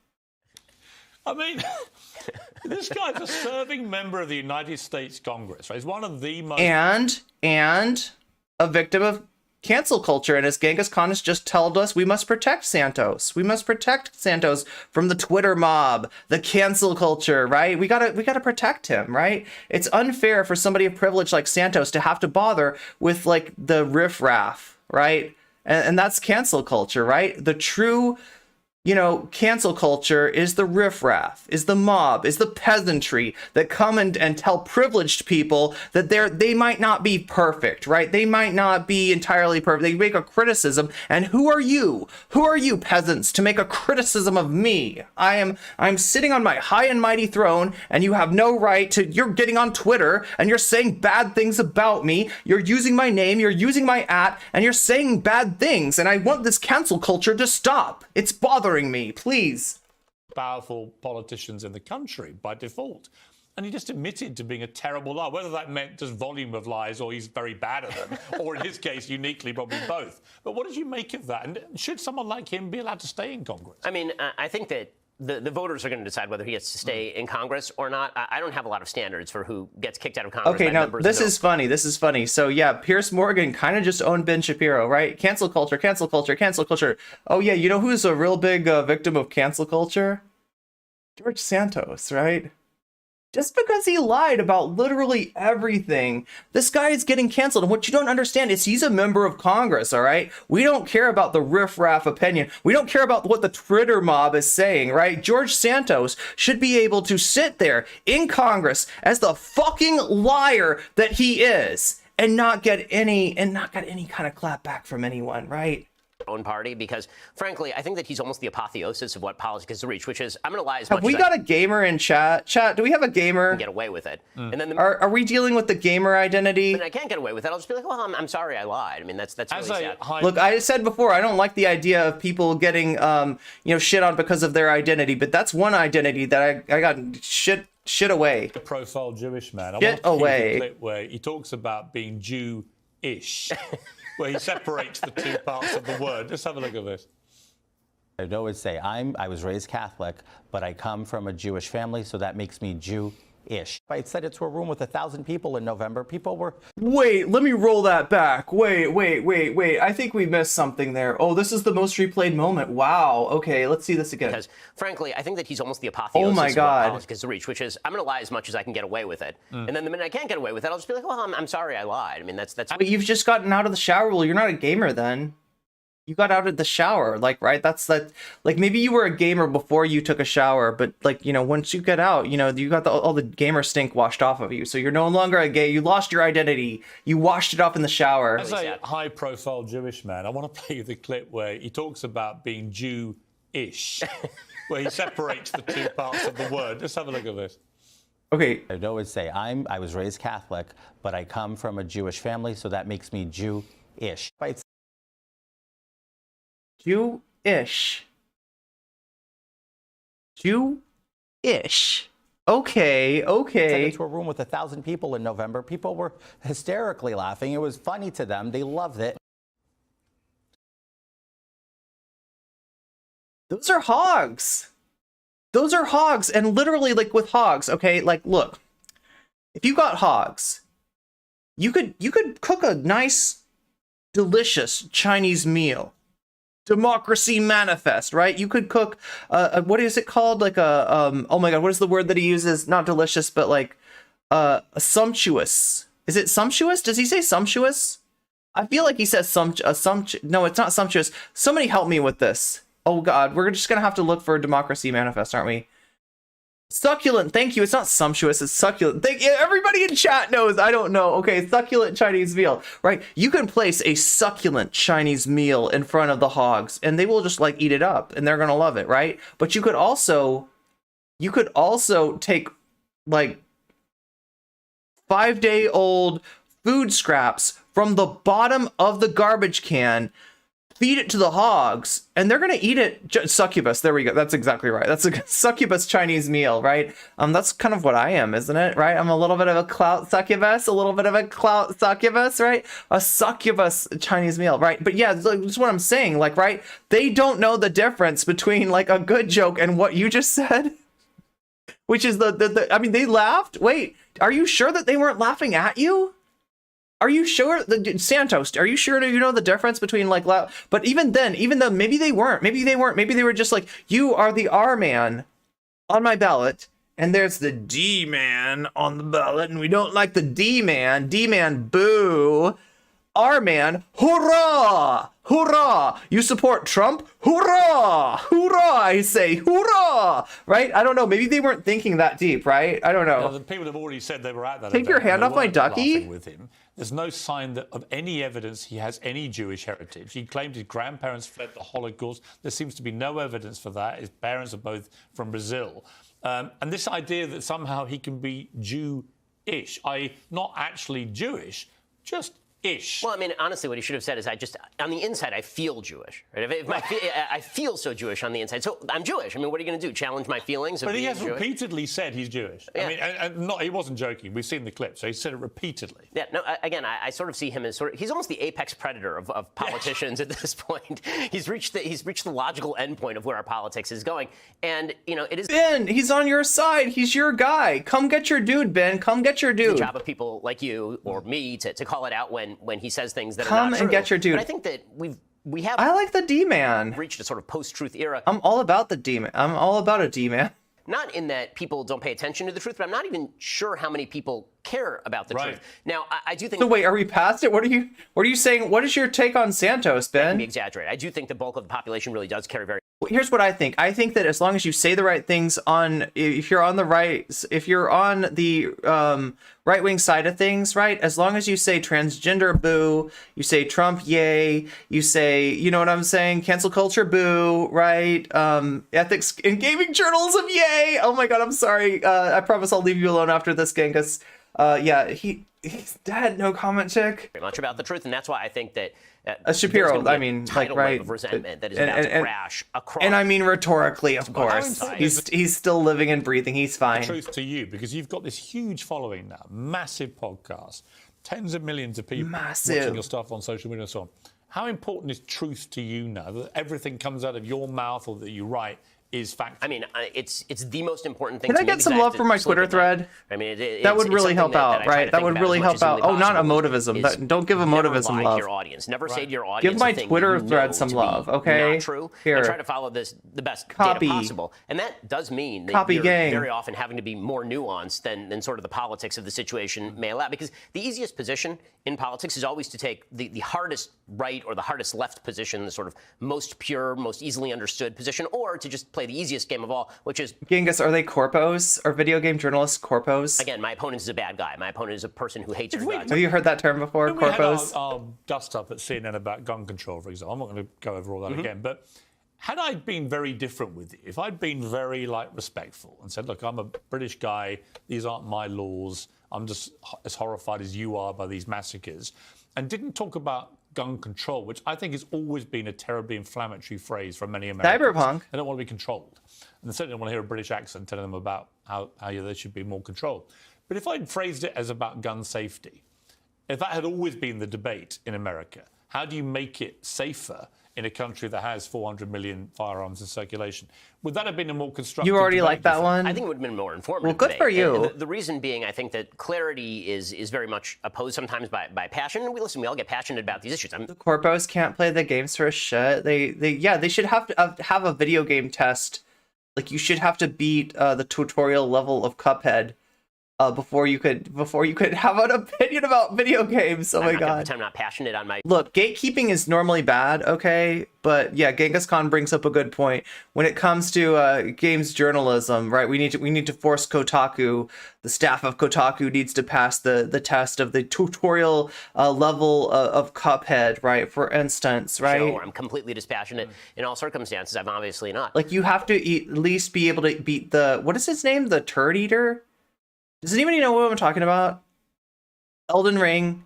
Is that his name? The Turd Eater? Is his name really the Turd Eater? You have to be able to unlock the right quest and beat the Turd Eater. Otherwise, you can't speak about gaming at all. Am I remembering this right? Is he literally named the Turd Eater? But, you know, I think that would have allowed for the kind of discussion where we could have looked at data from various areas of the world where Oh my god, am I getting this wrong? Dung Eater! My god! So no comment chick does not allowed to have a point of view on gaming, right? Because I don't know it's a Dung Eater. I was saying the Turd Eater. Yo, oh my god, no, I just remembered what that's from. I just remember what the turd eater is actually from. So in the United States, we have a book that is called the Turner Diaries, right? And it is not so much a book or literature or a story or anything. It's like a bunch of chuds being like, you know what'll happen when we get the ropes out and we take care of all these liberals and right, the day of the rope, right? That's the Turner Diaries, right? In France, they have a book called The Camp of the Saints, right? Which is about an incredibly racist book, kind of like their version of the Turner Diaries, but the big bad immigrant dude, right? The king, the controller of the immigrant hordes that are coming to descend on France is named the Turd Eater, and it's the loathsome dung eater. Yeah, that's what I'm going for. The turd eater, the doo-doo devourer. Exactly. I mean, same idea, but I think I kind of got that wrong. That is Steve Bannon's, unironically, yeah, Steve Bannon's favorite book, right? The architect of Gamergate, who controls people like Genghis Khan, like marionettes, without them even realizing that, like, Steve Bannon's got his hand up their butt, right? But yeah, that's who's that's who created the gamer identity group. Have regulations been effective? What have they not been effective? What are, as I said on the show, actually, at the time, I believe, like, what are the risks? I said I'd leave you alone. Of particular policies? That's where the good discussion area, I think, gets done. I mean, just final point on the gun thing, but and I'm aware many viewers who watch this in America own guns, and it's pretty hard to beat the loathsome dung eater, right? Like that's like a whole ass thing, right? Am I right? Like it's an optional quest, and you gotta unlock this, you gotta talk to this person, you gotta go over here, you gotta do this, and you gotta do that, and then eventually you unlock the loathsome dung eater, and you get to, I don't know what, fight him. support I own guns. the Second Amendment rights and so on. Where do you see the line going? As you have all these massacres and as gun ownership increases, there's more guns in circulation. What do you do about that? I mean, as a country as big and powerful as America, what more can be done to just make it safer? I mean, again, the measures that I've always suggested are measures. Wait, there's an Octopath 2? That tend more toward the gun owner than Octopath is isn't Octopath a pretty, like, for an RPG, it's like, it's not one of the easy ones, right? than toward the weapon itself, meaning that we obviously need better. I was just disappointed that Octopath Traveler was not a Splatoon RPG. You know what I mean? When I heard Octo, I got excited. Screening procedures for people who have a history of severe mental illness. We have red flag laws on the books, but they're not enacted. I mean, people don't actually practically follow the red flag laws, which is why I'm kind of skeptical of the idea that if we pass some more text from the legislature, that's magically going to translate into better action. What we need is more alacrity from the cops. I mean, how many of these mass shootings have we seen where they're... The Dung Eater quest is pretty involved. You have to go into the Lanedell sewers. Oh yeah, that's right, the sewers. I mean, it makes sense. Go to the sewers to find the Dung Eater and collect some items in an optional areas. You should have been Octodad. Oh yeah, God, Octodad seems good. Yakuza Ishin, Dragon is a pretty good game. Is that a good game for testing out games journos to make sure they're not so wait, are game journos, are they not corpos if they can beat like a certain level? You know what I mean? If they show a certain proficiency on a difficult video game, do they get out of being corpo? Or the corpos just the ones that, like, they don't know, they're not good at video games, but they're writing about them anyway? Is that how corpo works? I tried watching the Rags video on Sterling. About Elden Ring. So is that the video from 4 months ago? I already felt like the dog said everything necessary in the first few minutes of this his hour and a quarter long video. Yo, that's just like on for extra time. I don't know what happens. I feel like maybe the gamers that watch Rags, I feel like the gamers, like, they go to sleep to those, and so they get decent watch time just because the gamer puts it on and it's like, crashed out, but the video's still going, right? I think that's how that works. 1,000 red flags, and the cops go to the house, and then they're told, well, no, we're not going to do it. The corpos from playing Cyberpunk. I must not misunderstand these gamers. Whereas what I've been told is that, like, the Kotaku journalists, right, who are not ethical, not ethical journos, okay? They are corpos, all right? That's what a corpo is, right? Cyberpunk was messed up ages ago. It was a broken mess, but they fixed it. Yeah, they fixed it by turning it into an anime, right? They fixed it by turning it into Edge Runners. It was much better as an anime than it was as a video game. We're going to leave you back out there. It's almost in every circumstance. So we actually do need law enforcement to have Chat, I think it's high time I chrome the fuck up. more ability and will to carry out, for example, when they know somebody is severely mentally disturbed or somebody is shooting a gun at their mother, which we've had a case like that. That would be a time where you actually remove the person's guns and keep track of them, make sure they can't actually get guns. Right? I mean, See, if I by way, But Ben, might I point out something to you about the Second Amendment? All right, let's take a look over here. We've already got Wikipedia open. Might as well type Second Amendment of the United States Constitution. Let me take a look. Let me see if what Ben said is constitutionally accurate. All right. You know, I want to see the actual text. There we go. All right, here we go. Are you ready?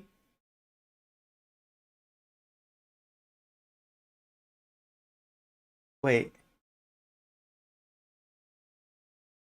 A well-regulated militia, being necessary to the security of a free state, the right of the people to keep and bear arms shall not be infringed. Okay, Ben, so here's what you're missing, all right?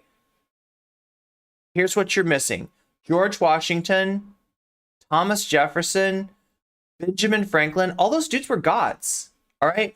And they were magical. They wrote the Constitution with God guiding their hands, right?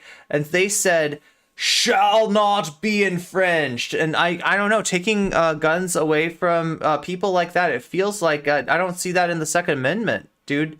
I'm sorry, but if you want to be a Second Amendment fundamentalist, if you want to believe that the founding fathers were gods, like the right wing does, you gotta hang it on this shall not be infringed. And I'm sorry, you can't take guns from anybody, according to that view of things, right?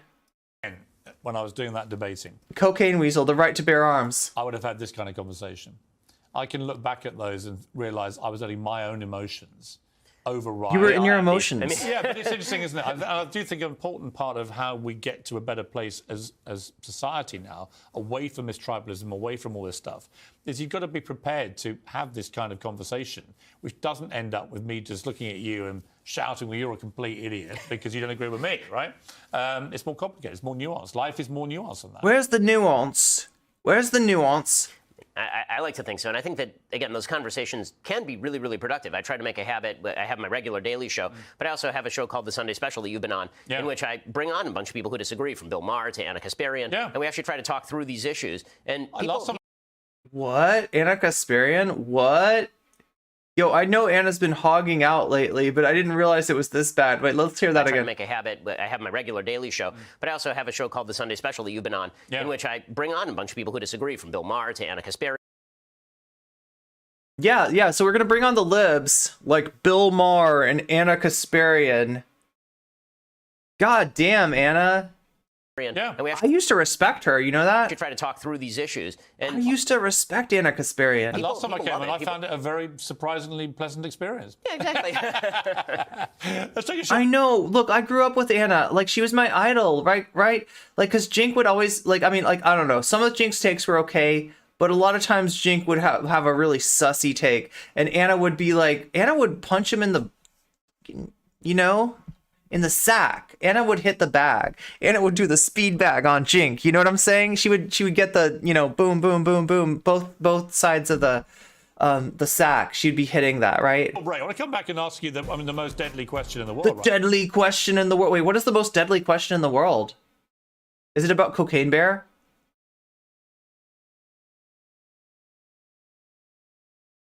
I feel like that's the most deadly animal. That simple fact has now become a stick to beat people with. When, from what I can ascertain... Wait, what's the stick? Oh my god. No! Wait, okay, here we go.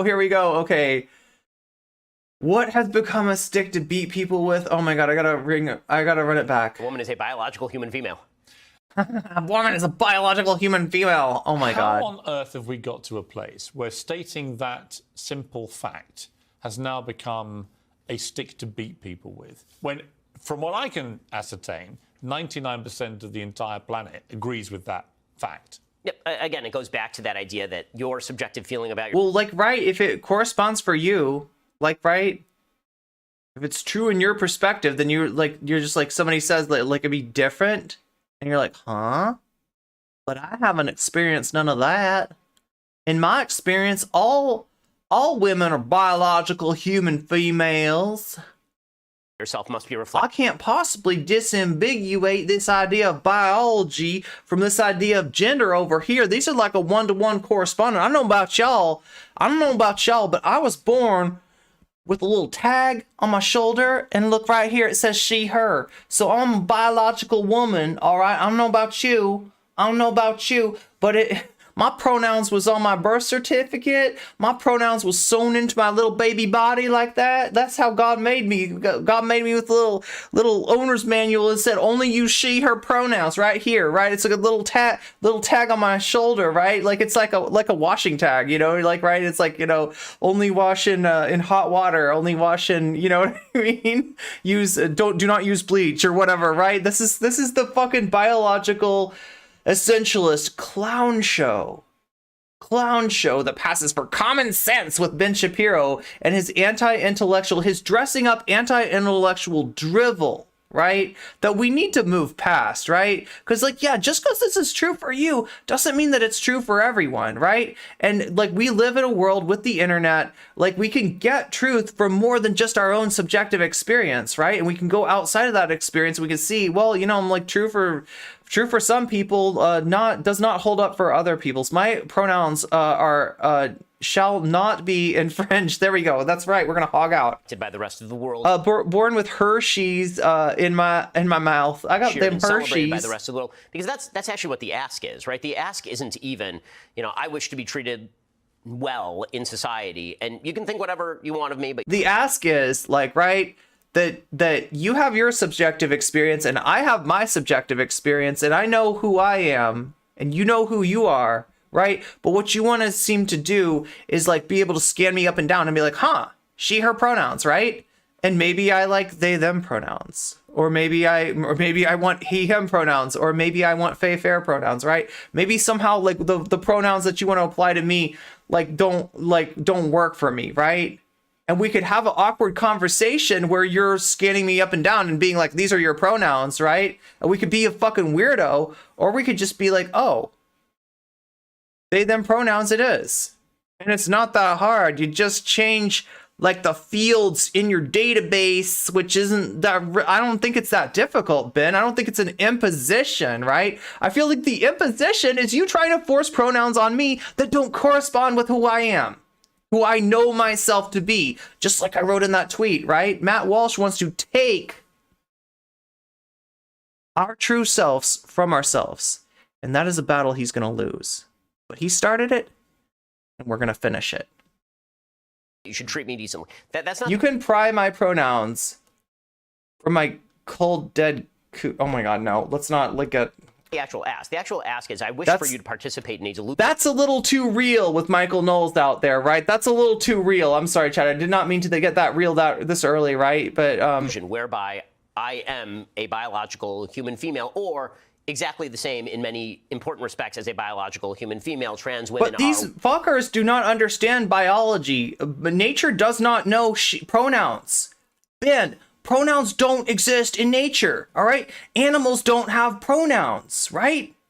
Pronouns are something that we came up with from a utility by imposing, like, maybe the majority experience of the correspondence of identity with biology, you know, on like everybody, whether it really corresponds or not. And now we're in the 21st century where we can talk to lots of different people over the internet. We can find out that, you know what, it doesn't always work like that. It doesn't always work like that. And we can be weird champs. We can be super awkward. We can be like, I know what your gender is better than you do. I know your internal truth. You're lying to me. You're really a he, him, although you say that you're a she, her. You can be fucking weird about it, or we could be normal, right? You said you wanted to get to normality. Ben, this is the way. Normality's over here. You're being a weirdo. You're being awkward. You're making it awkward when it doesn't have to be, Ben. Please, Jesus Christ. Women, which again, if you refuse to define And what you've warned about this, and I've warned about it, and we've taken it to. We said in the warnings, if you take this to a logical conclusion, it's going to get abused. And we had a stark example of this in Scotland several weeks ago with this rapist, Adam Graham, who, at his trial, having raped 2 women, Are we dead naming people? Are we misgendering people? It kind of feels like we might be. Can anybody tell me what I'm dealing with here? Can anybody let me know what's going on here? Chat, what's going on? Piers is a piece of shit, right? But what is that? Is that what I think it is? Yeah, but Ben also told me to ban you. It's 50. Are you sure Ben's right? Ben told me to hover over your username and hit ban. Are you sure about that?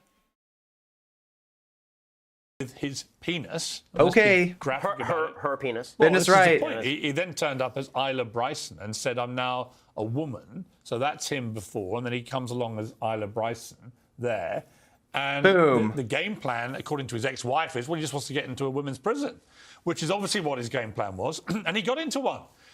Put into a women's prison where there are women there who are vulnerable to attacks from people like him. Look. What? Whoa.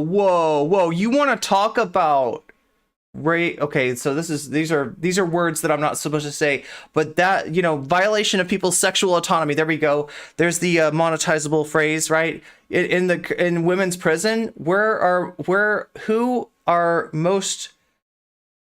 that coming from? Where's that coming from? Time someone out. Hell yeah. Wait a minute. You did it yourself. Wait, who did that?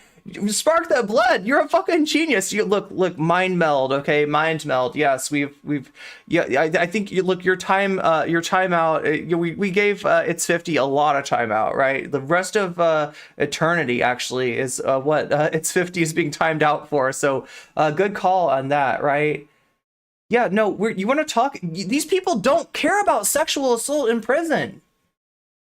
They don't care about the violation of people's autonomy that happens every day in prisons, right?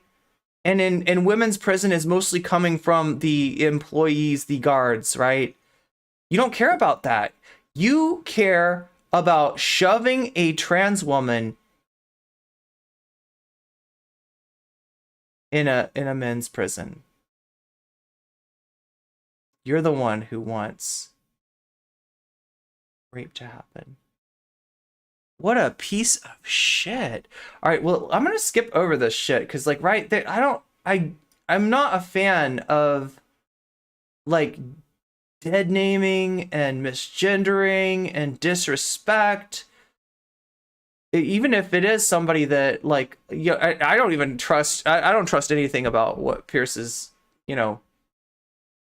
Question. Well, that's not the point. Oh my God, is this interrogating a politician with what is a woman, making them take a stand on this, controversial issue, which honestly, doesn't have to be that weird, right? We know who we are. We know what we are. All you gotta do is, if you want to know what somebody's pronouns are, all you gotta do if you want to know if somebody's a woman or not is ask them. Okay, it's not that hard. It doesn't need to be that complicated. We're dealing with That's the question I'm asking. Trans women are women, but in the prison context, there is no automatic right for a trans woman. So there are contexts where a trans woman is not a woman. No, there is. There is circumstances. Yo, I mean, there is a lot of mental gymnastics that people on Turf Island have to do because there is a culture of transphobia there. Even above and beyond what's going on in the United States. In the United States, you do have transphobia. Sometimes it's worse than what you see in the UK, but it's kind of localized, right? It's kind of localized to those hog pens that are that we call red states, right, where the minority of people in the country live, right? That they have this kind of they've adopted a vindictive legislative agenda against trans people, which a trans woman will be housed in the male prison estate. I think that interview cost her. Biological essentialist realism, folks. Biological essentialist realism. She is talking out of both sides of her ass there, right? And he is absolutely snickering about this, but like, right, this is the job, because when I watched that, it went on for about 50 seconds. It was jaw-dropping, because actually her ideology about this was just cruelly exposed as being completely ridiculous. Well, it's an emperor's new clothes. Well, no, it is a trying to please both sides issue, right? And your side is absolutely fucking ridiculous. Your side says that we should take trans women, put them in men's prisons, and then just laugh at the results there. That's fucking cruel. That's fucking monsters. Ben, you're a hog, okay? You are an absolute hog, my dude.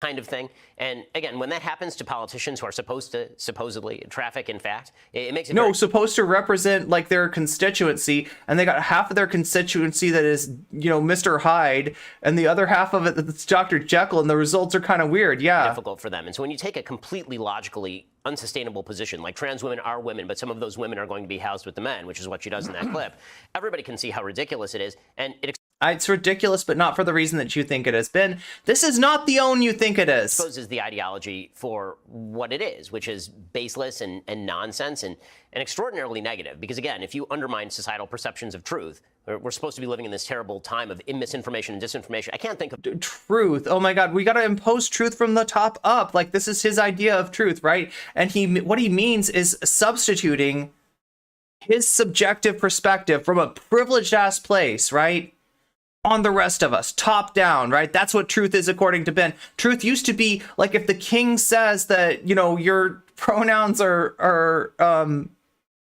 ass and hole, then your pronouns are ass and hole, because that's the king, and you know, that's how, you know, society works in this case. That's how truth is dictated, right? I think that this is just as ridiculous, just, you know, with a furniture kind of moved out of the way, right? This is anything worse in terms of the same kind of absurdity that we've always dealt with, just a slightly different configuration. Information than the idea that a biological man is in fact a biological man. Okay, let me check my name tag here. Okay.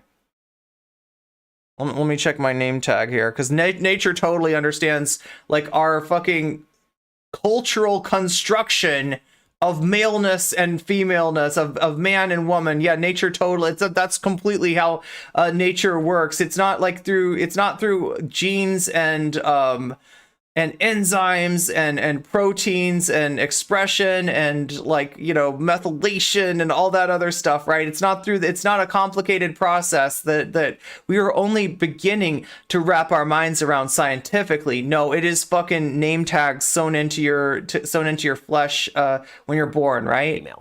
And when you see what's happening in sport, it's even more absurd. Oh my God. Where you see 6'3". You know what's really absurd is that the Olympic Games, sporting organizations everywhere looked at this issue. And they didn't look at it from a perspective of like, we are super woke. We're gonna oppose our woke agenda. Like, no, they're literally like looking at it like, hey, what's fair? We're sports are supposed to be fair. What is fair, right? And they looked at it and they said, is it fair to have trans women play sports with cis women? And they made the determination, not a universal yes, right? But the determination that if there has been HRT for a certain amount of time, if, you know, it's different in every sport, right? But largely, you know, in the Olympic Games are the ones that I have, you know, the most, you know, familiarity with, right? They determined that, yes, it is fair. No, it is not going to cause a problem. And they imposed this, not recently, Ben. Not recently, not after the woke culture and the transgenderist agenda has come over and run roughshod over society. We're talking about back in the early 2000s. This happened. Guess how many trans female gold medalists we have? None. What effect has it had on you know, like on the overall, like, you know, how sports, like, right? And I shouldn't have to flex. I should not have to flex trans women's lack of success in sport.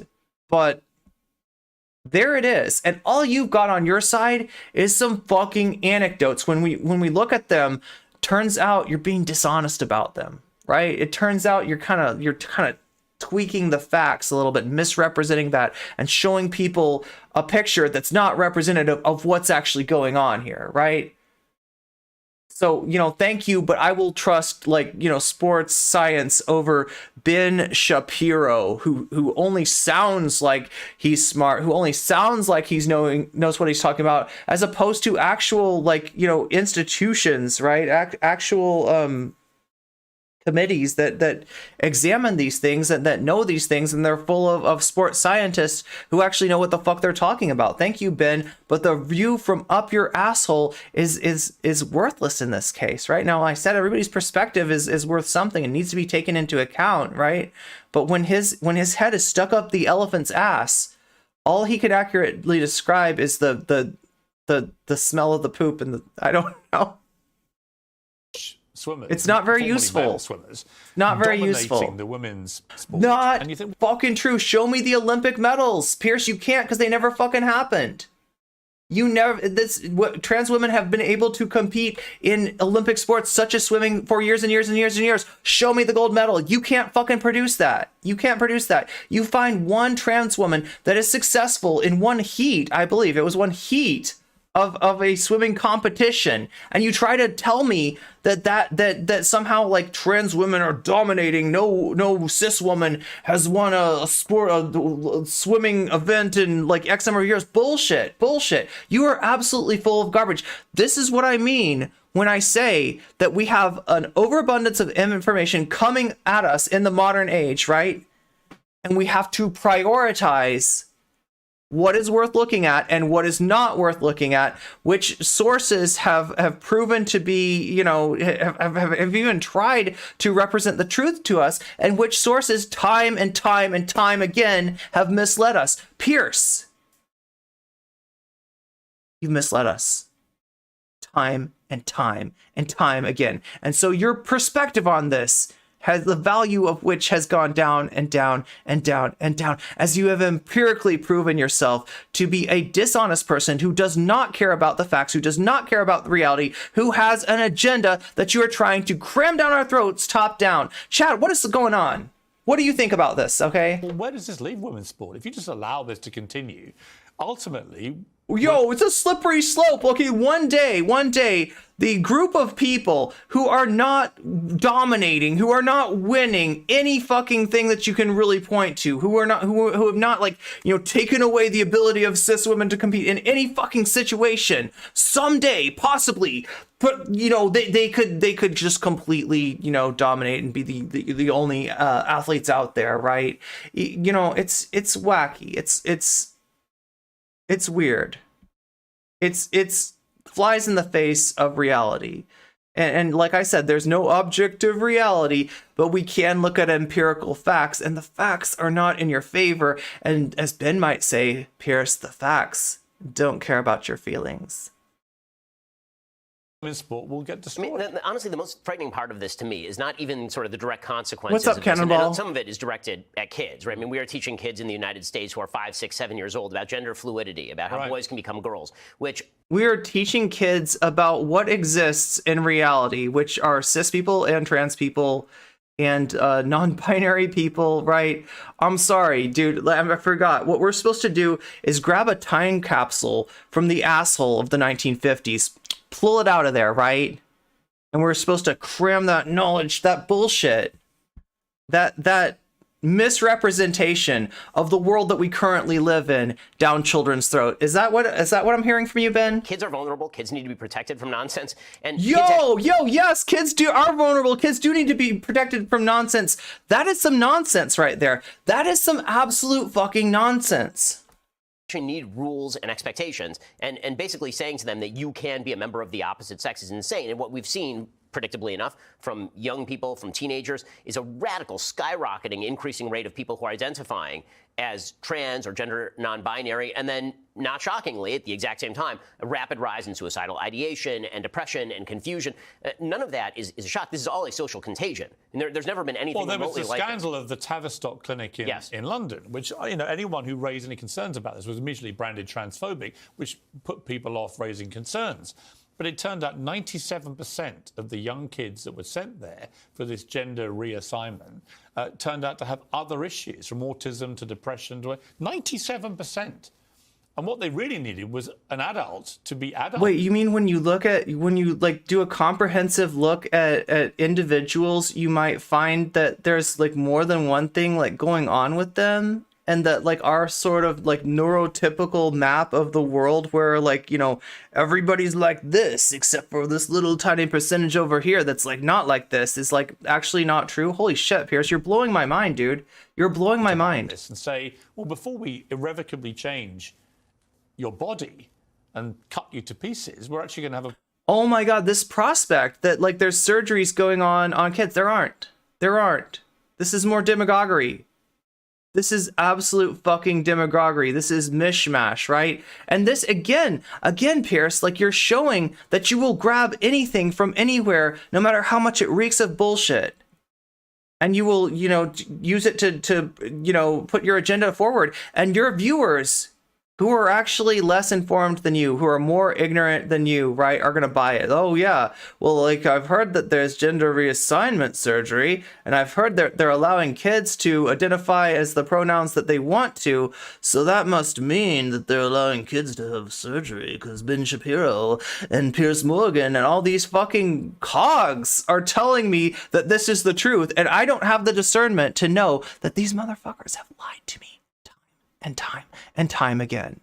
And I don't have the discernment to be able to take what they're saying and take the priority way down here.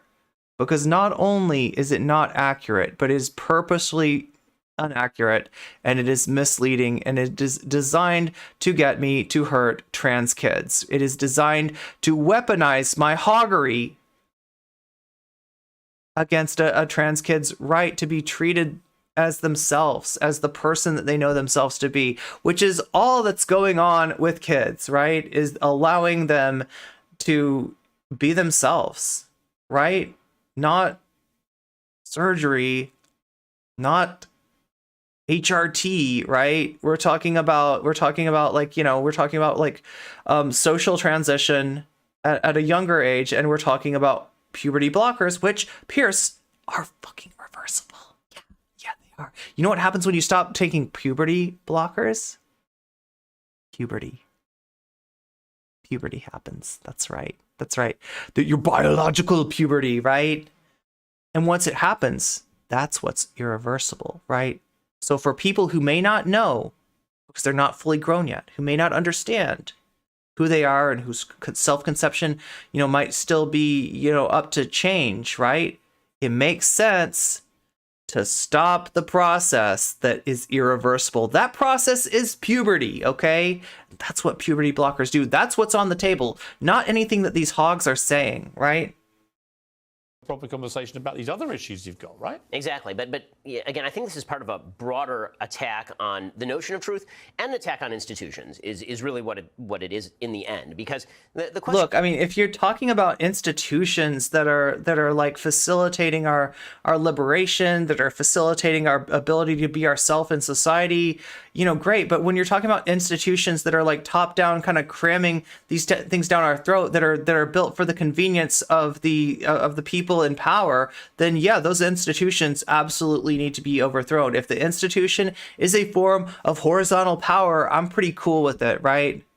If the institution is ensuring that no tyrant's going to come, you know, be able to come forth and like dictate to me how I live my life and shit like that, then I'm cool with that, right? But if it's the other way around and it's trying to vertically cram shit down my throat, then no thank you. No thank you. The institution, bad, if we want to use the emotivist, right, thing, right? Like, you know, freedom of expression, hurrah. Institutional authoritarianism, boo. Ben actually called it social contagion. I mean, I'm not surprised. The question is, why is it so important to teach kids who are 5, 6, 7 years old about is knowledge a social contagion? Because that's what you're worried about. You're worried about knowledge. You're worried about kids getting a hold of knowledge. You're worried about kids getting an accurate reflection of how the world is in total, right? Not just the, you know, view from the top, not just the view from privilege, but in total, like how the world can be, what kind of different people exist in the world. You are trying to keep that knowledge out of their hands, right? Ben, you're abusing kids. And we're not going to stand for it much longer, okay? We're not going to stand for this right-wing child abuse. Gender non-binary or trans. Again, there is an actual condition. Just like we don't allow people to abuse children's bodies, we should not allow these people to abuse children's minds. Called gender dysphoria or gender identity disorder, and some people suffer from it. It's a very small percentage of the population. It is not 30, 40%, 20%, 10%, 5%. 30, 40%? Where are you even getting this from? Of the population, but it does exist, obviously. Look, we don't know what percentage it is, right? Because this has been suppressed, all right? We're trying to figure out what this is. We're trying to figure out how common this is, right? And your interference is getting in the way of that. So please, step off. And those people are suffering, and we should try to find ways to help them, whether that is in the medical context with regard to therapy, or whether we're talking about, just families treating them well. But that is not the same thing as indoctrinating entire generations of people and forcing all of society to go along with. You're the one indoctrinating us with 1950s bullshit, Ben. I mean, how dare Ben call it that when he will grandstand over victims of the Holocaust who were also subject to the same rhetoric he and his co-workers are espousing. Good point, yeah. Why does Ben say it's suffering? Why can't being trans... you know what suffering is being forced to occupy a gender identity that you don't feel like is you. That's suffering, and I've experienced that suffering, Ben. And I will thank you to not impose that shit on the next generation, all right? It's bad enough that I had to put up with it. It's bad enough that other people had to put up with it, right? These children have the right to the knowledge that we as a human species have accumulated, right? Including knowledge about gay people and trans people and everything else, including knowledge that this is normal, right? That there are people like this, right? And that if that's how they're feeling, that there's nothing wrong with them. That's just you. That's just who you are. And we honor that, right? Not knowing or having the words to explain being a trans as a young person is complete misery. Intentionally withholding that info from education is torture. I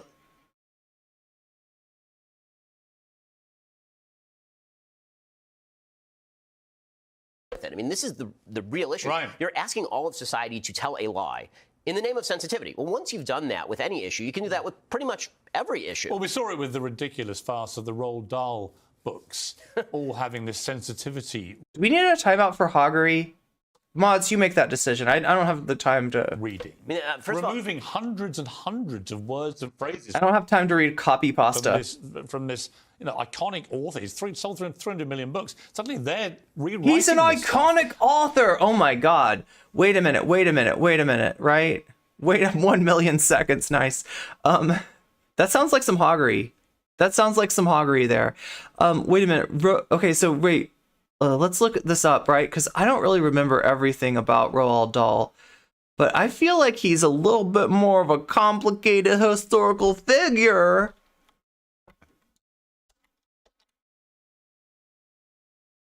than you're giving him credit for.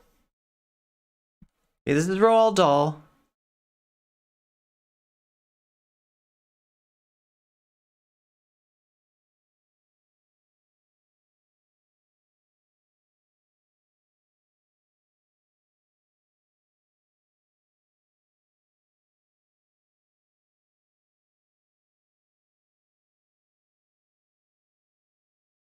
Okay.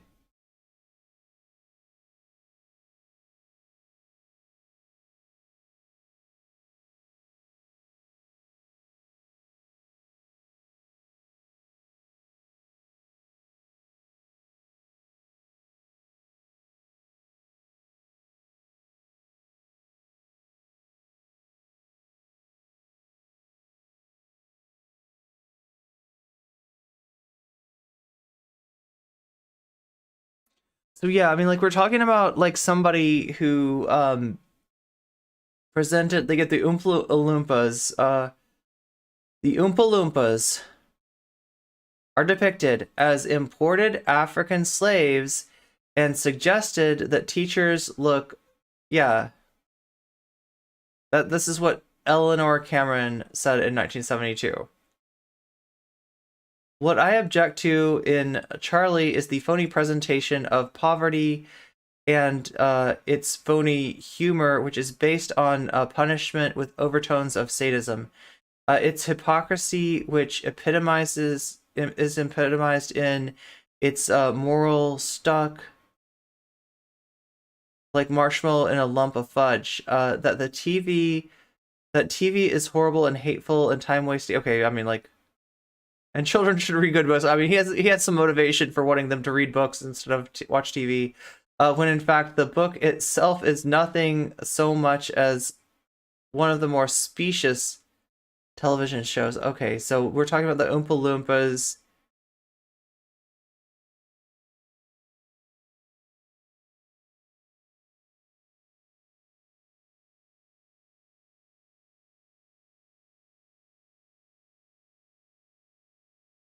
The Oompa Loompas reveal virtually every stereotype about blacks. Dirda's article also discussed the many other criticisms of Dahl's writing, including his alleged misogyny. He wrote in The Witches verges on general misogyny. I mean, like, that is a classic, though, right? Damn, Spark That Blood, you got you're saving those points up for the good things. I remember the Oompa Loompas being cavemen. Must have been a later edition. Well, I mean, like, there's like, so you're saying there's like drawings.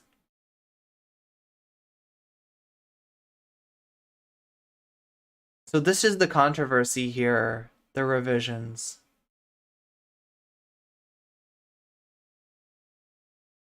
I feel like there was more about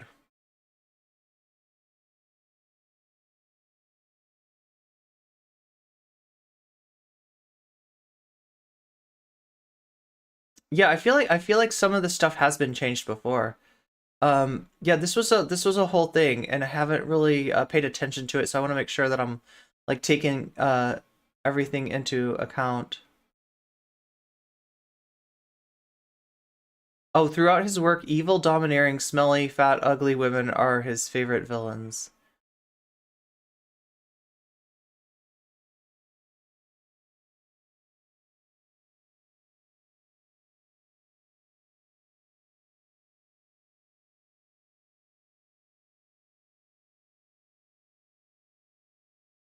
So there's some controversy, some disagreement about the witches. Obviously, the child narrator's grandmother is not, you know, portrayed in a negative light, but the witches are.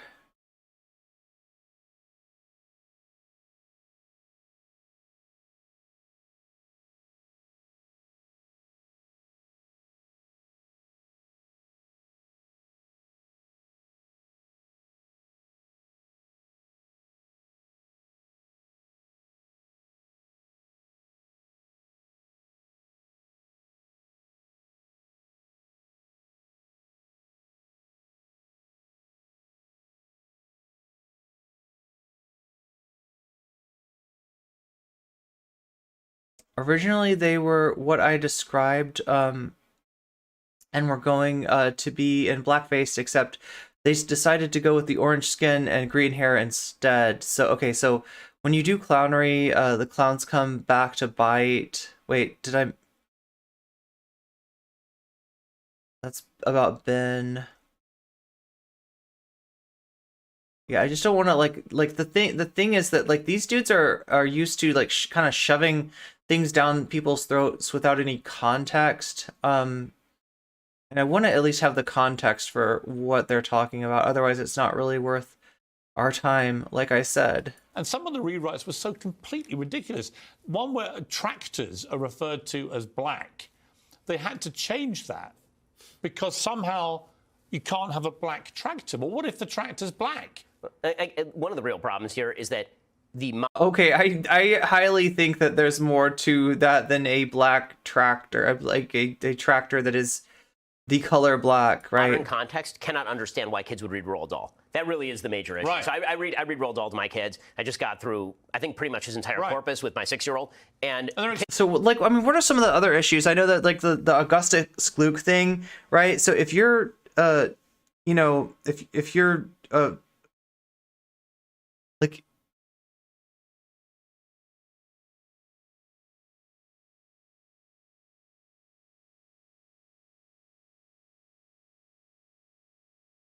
I mean, just think about this, like, right? There's simple moral lessons, right? And the first one is don't be a fatty fatty. Fatty fatties are bad, okay? And if you're the little kid with the chubby cheeks, like, you know, I mean, you can tell that my cheeks are still chubby.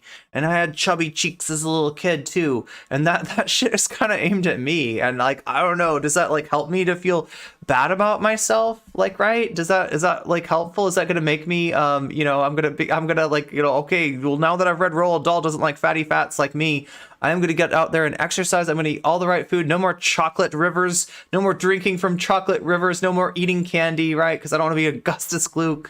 The gum chewing, I guess that's a little bit more innocuous. It just seems like shit.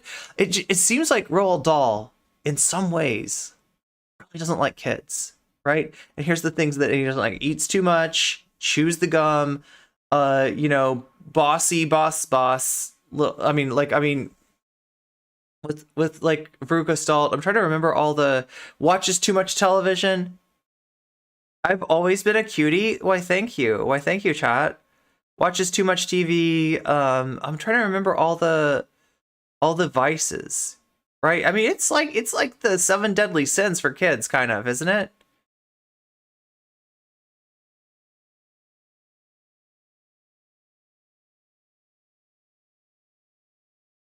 Extraordinary books. kids love it Of course. because the books are mean.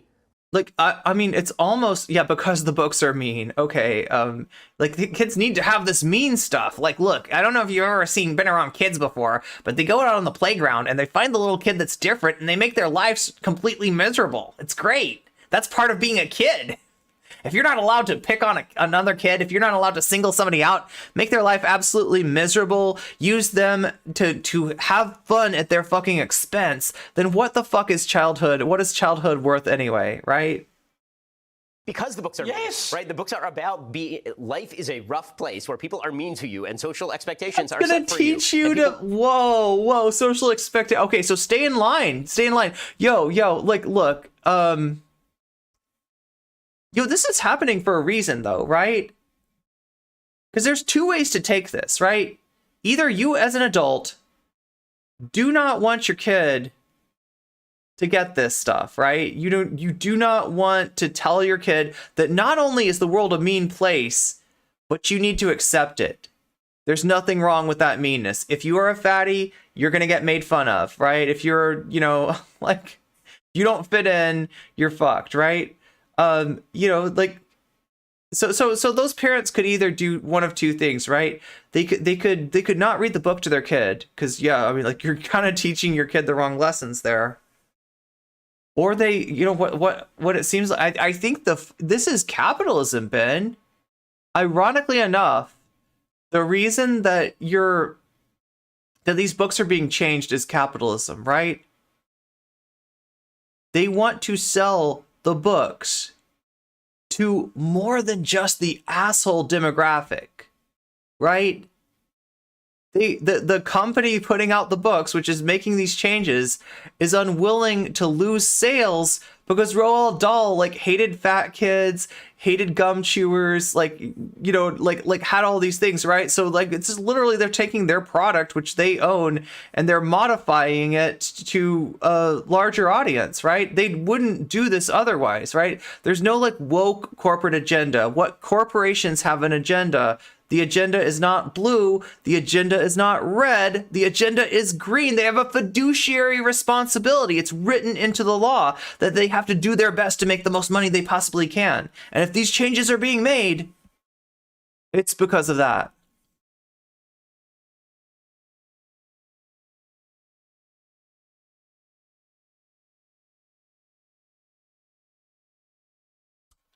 We'll talk to you Which about is a great preparation for what the actual world is like. Correct. I Right? mean, whereas now you move Yeah, to a yeah, place literally cave to peer pressure or suffer. where even egg Yo, I mean, that's fucked up. Those are the lessons that Ben Shapiro wants to instill on his kids, right?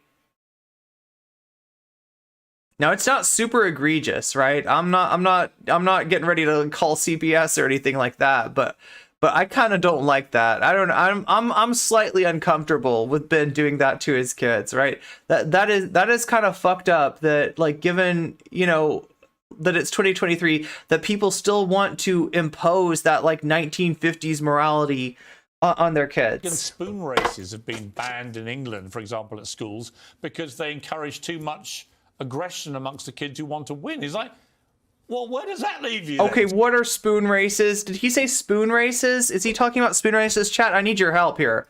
I need your feedback. I don't know what he's talking about. Yeah, Ben did say social contagion. Like, what is he talking about? What is a spoon race? I literally cannot do this without you. I literally will not do this without you.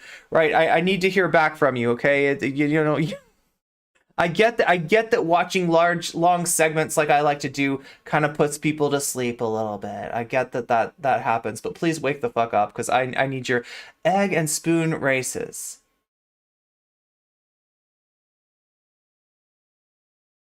I don't know. Right? This is one of those iffy, like, kind of issues, right? Now, like, by and large, there are different ways that, oh yeah, no, totally understandable, Cryptid Mage, right? That's totally understandable. It's hard to deal streaming on a Monday, right? Like, I'm at work too, actually, but like egg and spoon races. Okay, look, like, maybe not for, I don't know, like, right? It's a very iffy thing, right? Because the reason that these dudes cannot conceive of like a school experience outside of, you know, these races is that they are inculcated hard with dominance paradigm. They come from a culture that has been top down for a very long time, that has been hierarchical, that has been vertical for a very long time, right? There's different ways that kids can interact, and you know, that includes a cooperation, right? And the degree to which you're gonna, you know, encourage competition versus cooperation, I think is something that should be talked about. I don't know if there's a clear-cut answer, right? Eggs are far too. Oh yeah, that's a good point. Yeah, poor kids will never know how it feels to walk around with an egg on a spoon. Yeah, because they're trying to eat the egg. My Victorian era pseudo athletic game. Oh my god! Of all the things to clutch your pearls about, Piers, egg races, really? So kids get taught everybody wins. You all get a participation prize. Once you have that mind. This is such a bullshit. Like, look, like when I was a kid, guys like this said the same shit. Everyone gets a participation trophy. Yeah, but we still wanted the big trophy. There was still a big trophy, right?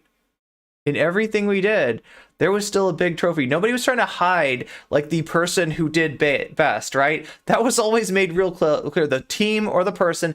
Oh, thank you for the follow, Cell Badger. Meow. The team or the person that did best was always acknowledged, right? That this did. I feel like this is overblown. I feel like this is not really happening, right? I feel like this is a slippery slope argument that he's made upon seeing like a little tiny bit of like some acknowledgement of like, hey, you know, we've been emphasizing dominance, hierarchy for a long time. Maybe it's time we tried cooperation. Like, right? Because like literally, you know, you've got limited number of hours in a child's education, and every hour that you are spending, like, you know, just hammering home this idea of competition and hierarchy and you know, dominance, right? You're missing out on an opportunity to instill lessons about cooperation. So I don't know. Funny enough, who decides to give out participation trophies, and why is it always the same people complaining about them? I've never I didn't get these. People complained about these.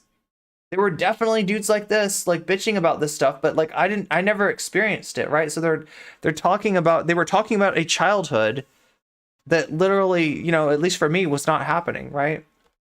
Mindset Where's the preparation for the real That's world? right. Well, it's a war against reality, and the reality is that your real world? Why does your real world look so much like the 1950s? That is literally not the real world, my dude. That is yesterday. That is over. Look, there's this thing called the arrow of time. I don't know if you've heard about it, right? But it moves forward, ever forward, right? It moves forward. Preparing kids for the 1950s is not helpful. You fucking boomer.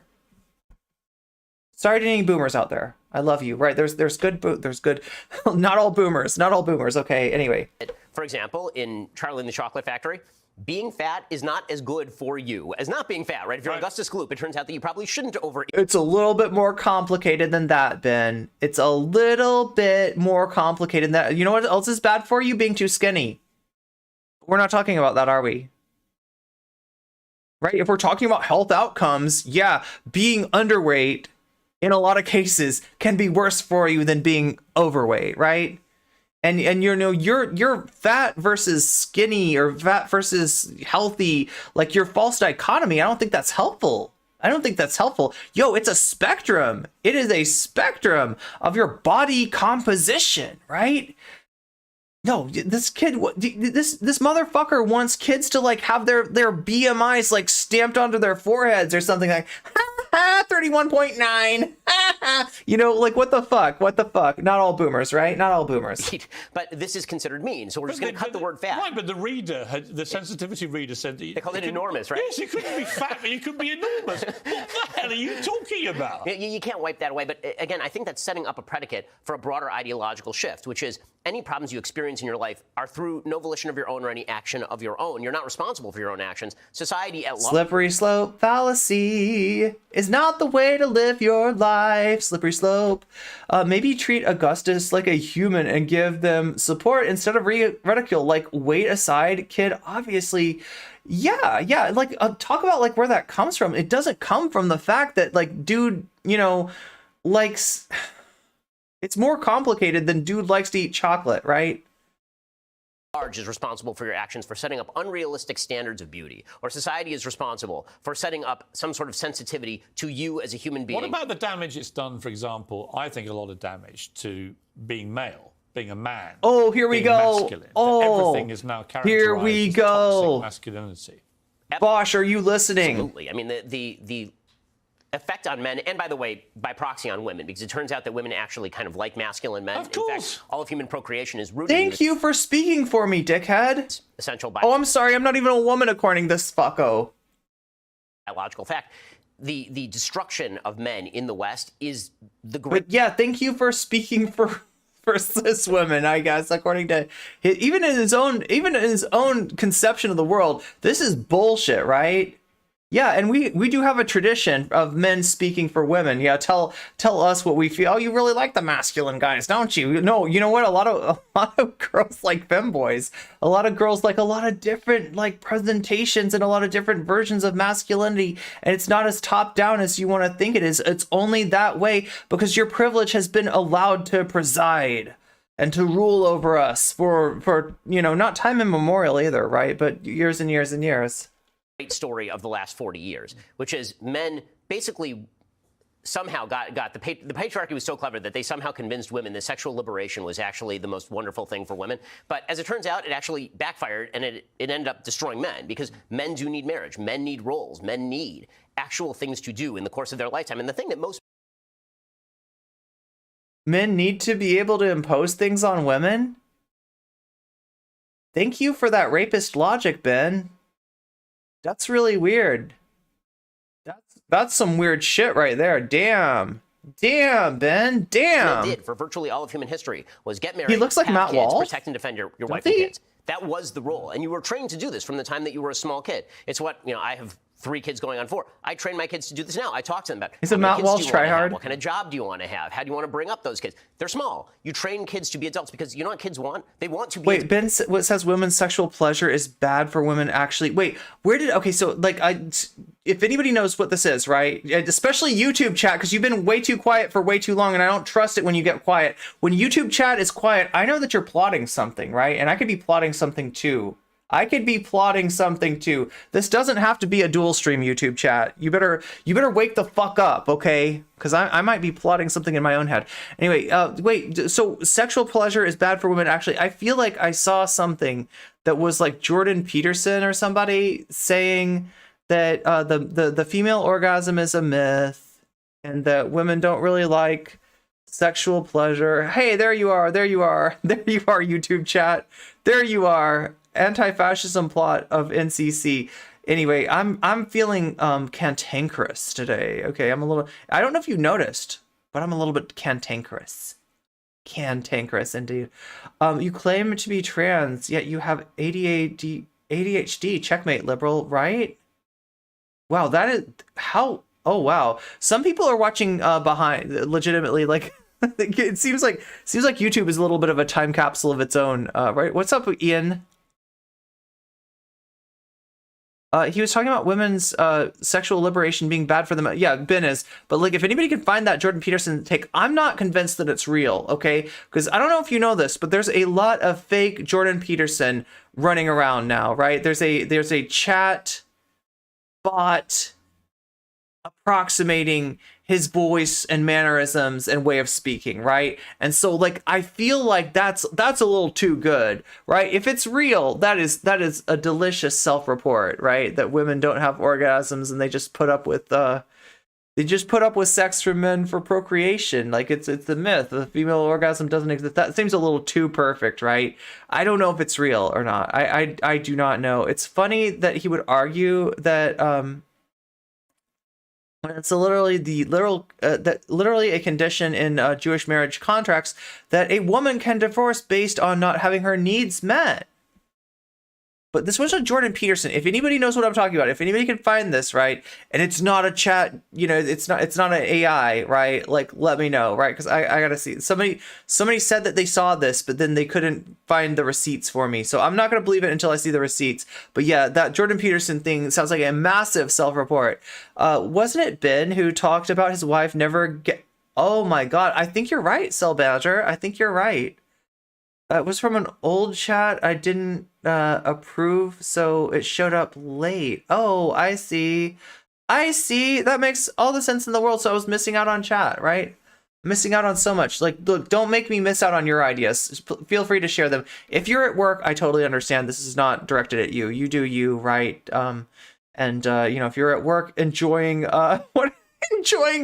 No Comment Chick getting salty because her chat goes to sleep when she watches super long segments of Benny Shapiro and Piers Morgan, then that you're fine. Adults, and what they want I love you, Chad. is a path from how I get to point A, being a child, to being an adult. But we as a society have completely destroyed that path. Yo, what kind of fucking busybody little kid thinks of it like that? Like, yo, I'm a child now. That fucking sucks. What is my path to being an adult? How do I become an adult? In the most efficient way possible. Let me... A succulent no comment chick meal, exactly. Because we've said that adulting is now, number one, a verb. And number two, we've said that being an adult is somehow no longer required of you. Society's going to take care of you. No matter what problem you have, it's everybody else's job to fix all of the rules of society around you. Is anybody in chat who is an adult feel like adulting is not required of you? This is mythology. Come on. This is mythology, right? These are words, Ben. Nature doesn't know an adult. Nature doesn't know a child. It's like it's a concept. It acknowledges like the process of aging and development and stuff like that. But it's not like this like the word doesn't the word doesn't one-to-one correspond to like a reality, right?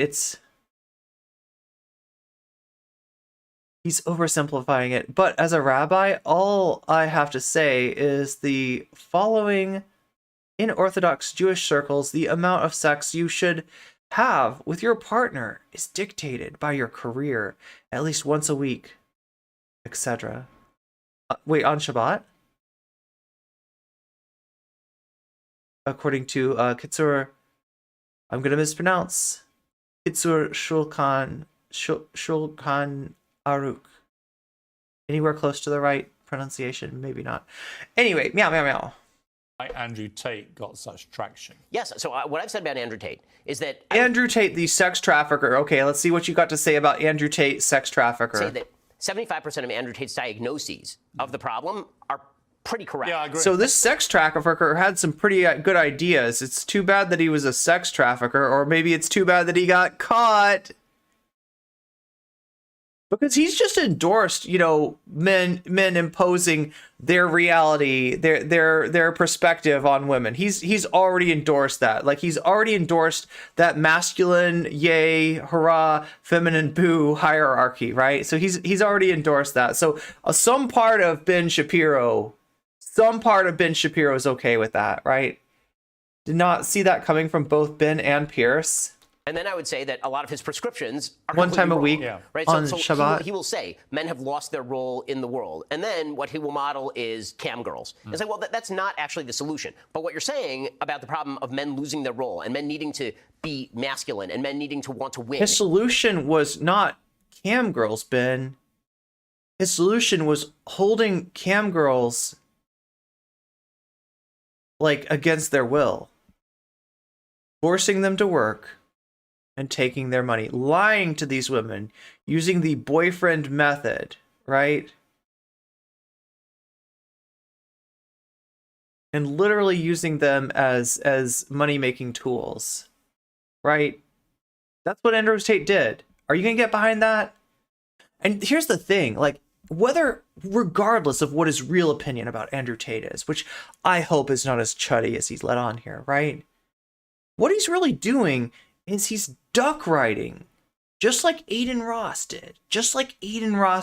He is duck riding Andrew Tate, okay? And men needing to cultivate an ability to go out and succeed and thrive in the world. All of that is 100% true. I just think that he himself, on a personal level, wasn't providing a model of that. To me, a model of that is a guy who is married. He wasn't providing a model of. Oh my god!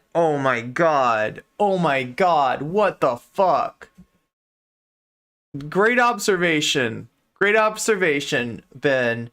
That a fucking predatory, like, sex trafficker is not a role model. I'm so glad. Hey, by the way, if you haven't seen my tweet, go check it out. I made a really good tweet today. I would appreciate everybody go like it, retweet it, comment on it, do all that other stuff. Check if there's any chuds on there, right? There might be some chuds. I did put Matt Walsh's name in the tweet, and you know they might find the tweet, right? Has kids, who lives in the community, who betters the community he lives in, who hires people, who creates a business. Like, these are He created a business by fucking enslaving these women. What are you talking about? Manhood, and now they no longer This is some real manhood. Men are left I think bereft. that you can chart the moment of deterioration from the moment James Bond started crying. Right? It's like, you know, you take even Bond and emasculate him. It's like he has to be in touch with his feelings. Why? Why can't he just shoot people and drink martinis and seduce women? And what's wrong with that? Seduce women?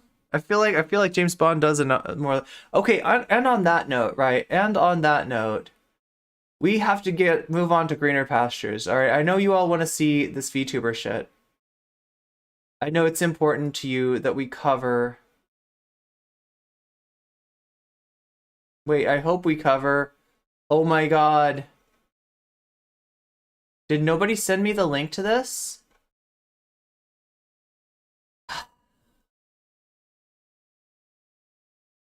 Did nobody send me the link to the VTuber who talked about how she wants to be a bridge between myself and Vaush?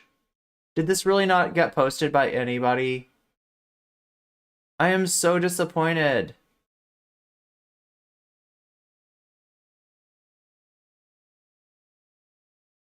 I am so disappointed.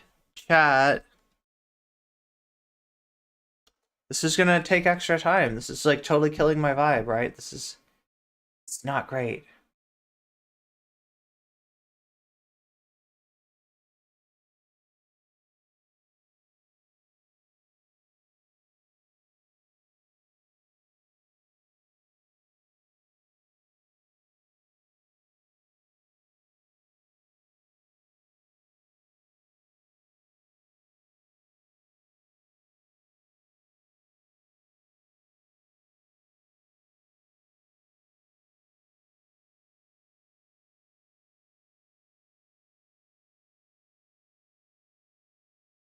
I can't find the pertinent link, right? All you geniuses who talk to me about this content that was so actually enthralling, actually good, actually interesting, that I ended up putting it on the thumbnail, and nobody thought to maybe send me. There we go. Okay, I found the link. I found the link. Oh my god.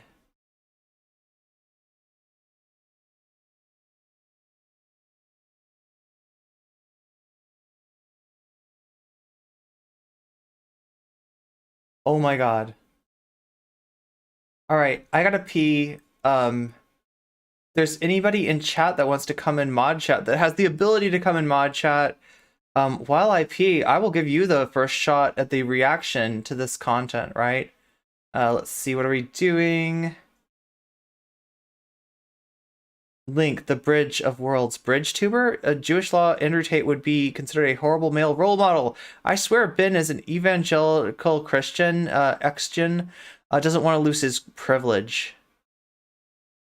Alright, so wait, like I can hold my pee for a little bit, okay? Long enough to let you know what we're dealing with here, right? I need to give this a good...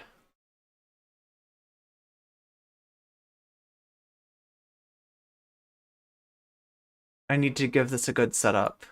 Oh, I don't know. Maybe... Okay. That is okay. But yeah, make sure to check out this this VOD later if you miss it, right? Because this is some amazing content, right? And you will be missing out if you don't see it. I'll try to make a highlight of it, right? Because like I said, all right, so what are we dealing with? This is a VTuber. Some of you may know of her. We've talked about her before. This is Lucy Haze. This is the Chud Logic Destroyer. This is the Chud Logic Slayer, all right?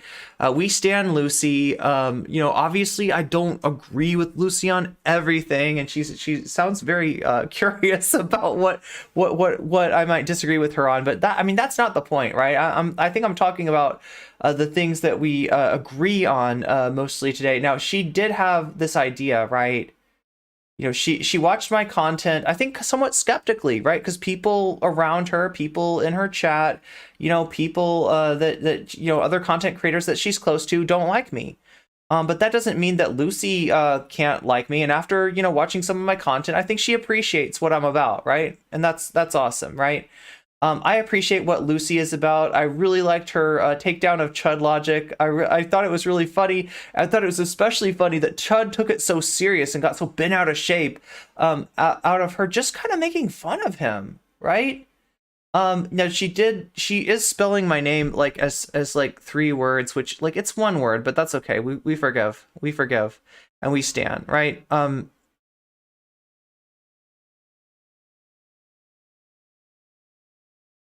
But yeah, like I said, she's friends with a lot of people, you know, including Vaush, including President Sunday, and like it seems like her take overall, right, after watching my content, was like, why can't people just get along on the left? Why can't we have some solidarity on the left, right? Good question. Really good question. And like in the abstract, I would love to have some solidarity, right? Now, I have a different idea probably than Lucy does as far as what's required, you know, to get to attain that solidarity. I have a, you know, a concept that solidarity needs to start with marginalized groups, right? And the you know, people, our responsibility to marginalized groups is to you know, build that solidarity, listen to them, especially about their issues, right? And kind of demonstrate that solidarity. Because, you know, you don't see it from society. You don't see it a lot. And if we want the left to be different than other social structures, right? Most social structures shit on marginalized people, right? Are not good to marginalized people, do not care what marginalized people think, right? The left needs to be different.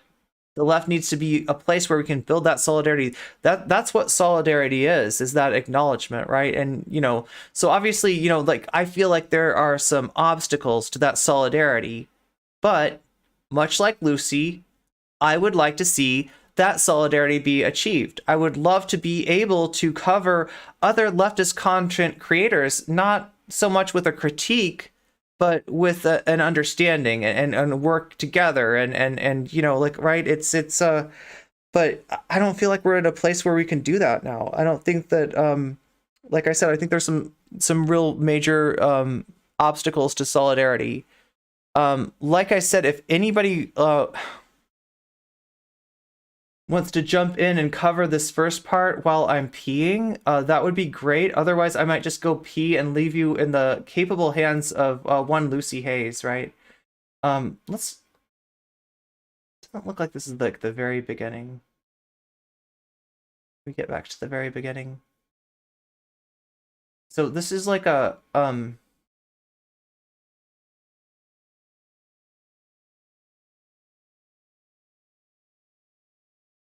Yeah, Shakespeare, if you want to get into the let's see, I'll meet you. Do you have access to, you should have access to bird brains, right? Just have to make sure that nobody can come in and say the N-word. Okay, can you get into bird brains? Yes, you can. Crystal, what's up? Hi, I'm good. How about you? I'm doing okay. I really enjoyed watching this yesterday, right? Lucy, people told me that, you know, Lucy was covering me. I get the feeling that, you know, with some skepticism, obviously, Lucy likes Keffels, Lucy likes Vaush, Lucy likes a lot of the people that, Zara, you can come in too if you want. Oh yes, please do come in. Yeah, we can have multiple people because I gotta pee, right? And the more the merrier. And if you two want to start out this this reaction, while I take care of my biological needs, that would be groovy. Zara! Meow. Meow, meow. Okay, so what we have here is the Ducky Literature Club, and the president of the Ducky Literature Club is one Lucy Haze, aka Monica, right? Lucy Haze is the Monica of the Ducky Literature Club, and you know, upon viewing some of my commentary on one of her videos, Lucy decided that, you know, since I'm so positive towards her, maybe she could be the bridge in between the two parts of the left that aren't getting along very well. And although, like I said, I see some obstacles to that, and I don't know how to get past those obstacles yet, I do have the same goals in mind. I would like to see that solidarity on the left, like, you know, whisper of a dream, right? It may be really far off, but you know, I think it's worth striving for. And you know, a lot of that, like a lot of the first step on that, it comes in accountability from some of the people that have been shutting up and shutting down marginalized people instead of actually listening to them, empowering them. And you know, honestly, I feel like Lucy has a lot to learn maybe from her chat GPT. She said that the chat GPT doesn't really say anything meaningful. And I get what she's saying, that it doesn't know what it's saying. There's no intentionality behind that. But at the same time, ChatGPT did have some good ideas. There were some good ideas there. So are you all ready? I think this is the right place to start it. Like, we were talking about starting it at an hour. I know she started covering me, and then she like, you know, she covered the beginning of the this is the Keffels video, the Keffels versus Kira Chats video. She started covering this, and then she went back. Can you mirror it in Discord so that we can see? Yes, that's a good idea. Okay. Mirror on the wall. Who is the duckiest VTuber of them all? Oh my god. Look, I've been watching Glow's you know, suspect raps way too much, and I've got like really vibing on that kind of gorgeous ladies of wrestling flow right now. Here you go. Here you go. This is Ducky time. All right. So yeah, like I was told that the good stuff starts like an hour in, but I just wanted to go. Yeah, let's check out right around here and see what's happening, and we can always. This is 47 minutes. Right, we can always jump ahead when you get back. Okay. This looks like the beginning of my video, so should be good. Oh my gosh, why is it not wanting to start? I press button. There it is. Listen, right now the only person we care about is the non-comment chick, okay? Okay, I like it already, but the one thing that I'm noticing here is that I think that Lucy's volume probably needs to be boosted. We're gonna like the holy shit. Wait, third strike? Wait, what are we talking about? I think they mean the game. Oh, yeah, Yeah, this she's is a playing- fighting game. Yeah, yeah, Lucy she's plays playing, fighting games. Lucy I believe plays. this is Street Fighter Third Strike.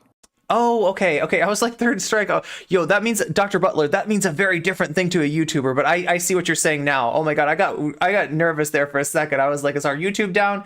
No, the YouTube is not down. It's just very quiet, suspiciously quiet, right? I think YouTube is plotting something. But I gotta plot my route to the bathroom right now, and I also first thing. I've got to plot a filter for Lucy to just give her the gain that she needs to be able to. I am boosting the voice of VTubers right now. Okay, I'm showing. We have I'm to modeling uplift the solidarity. voice of VTubers. Yeah. Especially since, we've seen a lot of disappointing things from VTubers. There's been some in really last- not great things in the from last few VTubers, months. but Lucy So I think is an Let's see if exception. Lucy can redeem them. We're gonna and give be Lucy a that shining chance. beacon. All right, I a have ducky faith. ducky beacon. Yeah. All right, I'm gonna go to the bathroom. You all are going to do some awesome commentary chat. You get ready for this, especially YouTube chat. You strangely quiet YouTube chat. Okay, let's get into it. I'm gonna make the game Seems less like loud. good volume. Right now, we don't care about anyone anymore. We only care about the non-comment chick. That Yeah, is it's the already name, starting right? off on a good Non-comment foot. chick? Okay. Yeah, We we definitely only care care about about- no comment chick right now. Nobody else. Every Marianne Williamson is irrelevant compared to the no comment chick right now. So And if this you I want agree. to write me about Yes, someone, big write me agree. about I parried NCC for president. about the Do they have presidents in alt-right Canada? Maybe she'll abolish the presidency. Okay. Yes. only that would write be me nice. about the non-comment chick. Okay, let's go. Let's go. Wait, I have to make louder. I have to say, my happiest part about this so far is that she's reacting to Let's the go. video that I edited. With the lack If the video is too loud, tell Oh me. yeah. We're looking at Their couples going signature. after Bad Bunny. Why did Yes. this happen? I've got some theories of what exactly is going on here. The most obvious surface level explanation for Keppels going after Kira Chats is that Kira Chats subtweeted Keppels. And if you know anything about Keppels, it doesn't take much. So it was about the Keemstar platforming, which honestly, I thought that Keppels talking to Keemstar, I thought that was bait, right? I thought that Keppels was like going to be pretending to be nice to Keemstar just to get him on the stream because she wants to like make fun of him. There was some pushback. I'm gonna call it. I see it, right? There's some pushback on that stream, but there was also The Keemstar of platforming? trouble with, right? The people that went after Keppels. It's not necessarily Keemstar himself, but people like Keemstar, people who watch Keemstar, edgelord commentary type people hate Okay. Keppels' guts, and Keppels has had so much trouble getting. You seem traction to hate on Keppels' YouTube. So guts. what is a person to do? What is a I don't think Keppels to that's do? accurate. No, that's You seem to hate definitely not true. Keppels' guts for some reason. I don't She know. has trouble getting traction on YouTube because she's pissed off all the edgy edgelord commentary bros. One thing that you can do to get on their good side is to throw some meat to them. So give them somebody that they hate more than you. And there is one person who stands out, who has gotten the ire of that community a long, long time ago and just absolutely got dragged for asking for $5. So are there any info? Like, she seems to be all like I know about no comment chick is that she frequently says I hate drama, but then I look at her playlist and it's basically only drama. No, I feel like there's a difference For a between person that hates starting drama she basically and covering things that are deals drama in the context of exclusively in drama. what happens. Oh yeah, especially when there are so many things that need to be spoken about in terms of lack of solidarity, etc., that happens within the leftist online sphere. Yeah, I mean, I would love to not talk about drama, but it's when good people are under a dog pile of drama, I gotta talk about it, right?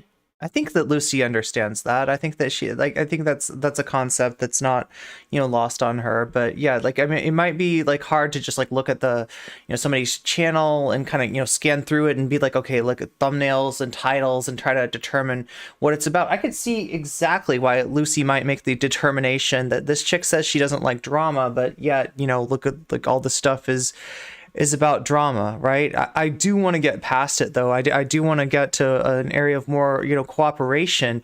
But the problem is that the thing that's dominating the online left right now is a group of creators that very much come from a perspective of dominance paradigm rather than a perspective of cooperation and solidarity, right? And before that solidarity can be achieved, they need to, at the very least, understand the difference between those two things, because they say that they're doing leftism. I don't think they know what that word means. I seem to notice that it seemed like the audio was coming through okay, but I don't know if the video was moving for everybody. Oh, I know what the problem with that is. Yeah, that is. I just want to give you that heads up before we thank you. resume. No, it gives me that's an actionable report of that I can ameliorate as wait, who is it? Is it Vaush that likes who's is it? Yeah, Vaush is the one that's like overusing ameliorate lately. It's a great word. More commonly used in French than in English, but whatever. Maybe Vaush is a secret Francophile. Do you think that could be? I doubt it, but stranger things have happened. Yeah, he's definitely a lot of things a file. But let's try to oh my god. A little too edgy today, aren't I? So I'm gonna attenuate both of yours volumes since I got Lucy turned up. That means that you all are on the same sound path as Lucy. So that means I'm boosting both of your volumes, and I think I've got them now attenuated to a level in which you will not clip. Amelia ate what? So yeah, what did Amelia Earhart eat when she landed on that desert island somewhere? In the South Pacific? Is that where she ended up? I don't know. Amelia Earhart. They never found her, did they? No, they didn't. I don't think they did. I mean, as far as I know, unless there's something. Her compass? They're like her compass. Oh, yeah. That's why she got lost. Yeah, so Lucy, if you end up watching this, understand my chat is in your corner. I am in your corner. We are all fans of the Ducky Ducky Literature Club, thanks to your epic takedown, which wasn't even like that much of a takedown. Like it wasn't like a super serious, like, screw this guy. It was just a fun roast of Chud logic that he didn't seem to see the humor of. But then again, he was the object of humor. What is yassification?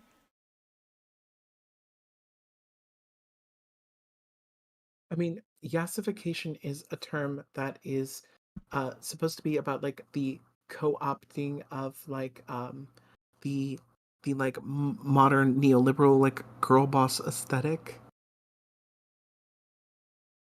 Yeah, so if you remember, Contra used to say, "Yas, queen" a lot, but I mean, like that was parodic, right? That wasn't her being like "Yas" is, that wasn't like a serious use of the term "Yas." That was like a silly shitposty use of the word "Yas," and of course, girl bosses. We all understand girl bosses, how they gaslight and gatekeep us all, and it doesn't feel good to be part of somebody else's MLM scheme. So that's kind of what that is about, it from my understanding, Jules. I also know that it can mean like an aesthetic kind of like makeover process, like I think some people even refer to it as like applying beauty filters, or like making things unrecognizable from their original form by doing like enhancements that would be considered like popular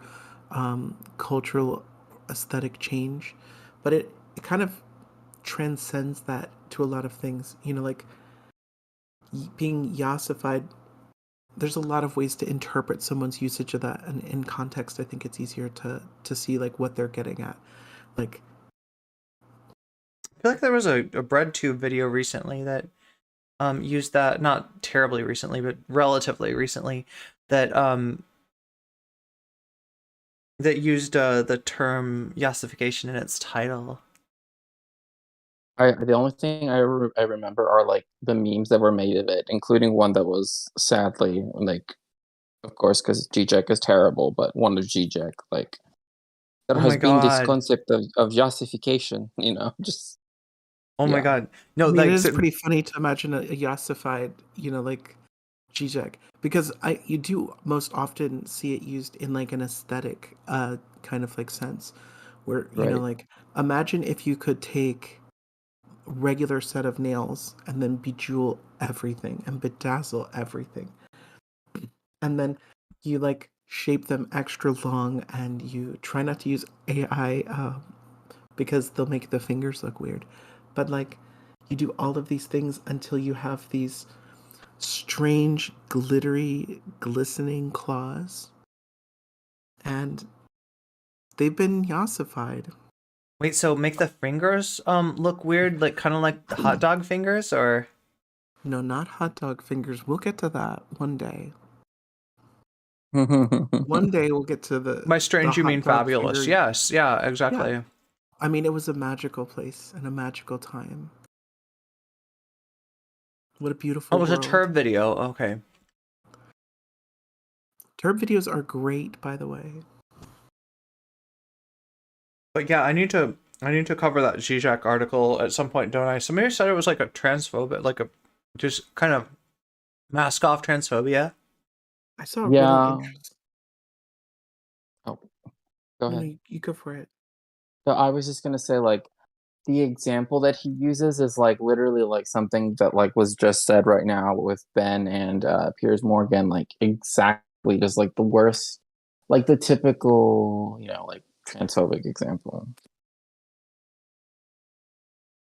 Yeah, I mean like of that like is of like a hypothetical, like, oh, what if blah blah. sadly not not as unexpected from Zizek as maybe it should be. True. Well, let's roll that beautiful duck footage. Hog Wild. I gotta put Hog Wild in my title here. Okay, so that's coming up next. After this, we're gonna go back to the cringe stuff and watch Matt Walsh. But I wanted to watch something nice from a really nice content creator somebody that I like, somebody that some of you may like, and like I said, I don't agree with everything that she said, but that she says, but like I do appreciate a good part of her content. So.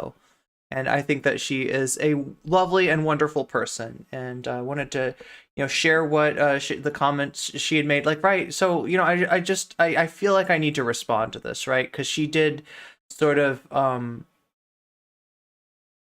she did pose a question, why can't we have more solidarity? And it's an important question. And I don't want to ignore it. So, yeah, we're going to take a look. Like I said, at first she comes off, kind of skeptical. Wait, maybe we should make her bigger. Let's see. Can we do that? Yeah, you can. Also, I want to say while you're making her bigger, everyone please know that Lucy has exquisite taste in RPGs. I've noticed that. She plays some of the greatest RPGs on stream without fail. She just like she has wonderful taste for games. I also imagine this extends outside of RPGs, but the majority of the content I've watched has either been her directly talking about trans issues or just embarrassing Chud logic to the point that I'm surprised he didn't stop streaming, or just wonderful gameplay and commentary.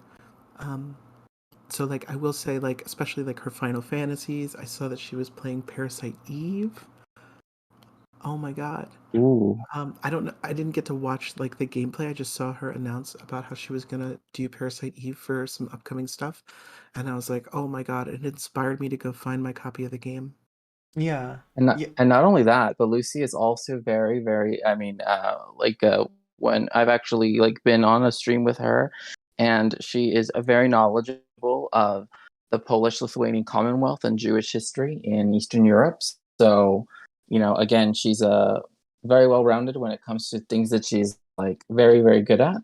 Besides RPGs and everything, she does also have good taste in like museums as well. So Listen, yeah. she played JoJo, and you're gonna see this. She plays a JoJo game, and that really won me over. I actually want to know where she got that game, because it's like a old it's Stardust Crusaders. It looks like it's from the 90s or something like that, and it's like a fighting game sort of, but it also has some like aspects of beat 'em up in it too. I don't know. It's like you're Jotaro, and you're literally fighting. You know, if you've watched Stardust Crusaders, you know it's like a monster of the week, a villain of the week kind of show, right? Stand user of the week show, and it goes along. You know, you're Jotaro, and you're fighting like a new stand user like in every level. So I want to know more about that game. It sounds like a lot of fun. So here we go. I've been edging you for too long. Read like a right winger wrote it. Oh, the Zizek yeah, read like a right winger GP chat GPT or something. Anyway, let's not edge you any further. Let's get into the Lucy Haze content. Lucy Haze's response. At first, this is my Kira Chat's Kira Chat's Keffels video, right? Is it a PS3 game? I don't know. It looks slightly older than that. Yeah, oh, that's you're talking about the original JoJo's All-Star Battle. It's older than that, Dr. Butler. It legitimately looks like it's like from the 90s, right? It has that look on it. And maybe it's the story mode of that fighting game that we've all seen, that Stardust Crusaders fighting yeah, bad couples, naughty couples, right? Let me yeah, you'll probably know what it is, right? You'll probably know what it is. Okay, so yeah, here we go again. What time is it? Oh my god, we already went through our ad break for this time. I'll try to let you know on the next one what you can do to get out of the ad break. Heritage for the future. Maybe it's Stardust Crusaders base. So, All I'm gonna say is that I'm gonna cry if she thinks that the video is bad. I don't know. It was a really fun video of yours to edit, and seeing you in a bubble was like probably like the most fun, cute thing I've ever did. So I hope she likes it. all right, let's. Which is like this is a weird disconnect from her mission statement, you know? The mission statement being that I don't like drama, or that are we onto the clickbait thing now? No, I think it's drama. She says that you don't like drama or claim not to like drama, but yet you all across your timeline have drama. And I think there's a big And like I difference said, between I people- totally understand why she sees that. I totally get the disconnect that she's perceiving. especially if she doesn't engage with your content regularly. She might not understand that oftentimes you're like covering things, providing context and understanding to people, because all of the stuff that goes on in the content creation space is wildly confusing if you are not like plugged in and keeping up. Yeah, and like like I think I did express like when I was talking like I have been less skeptical about some of the content creators that I am very skeptical about these days, right? In the past, right?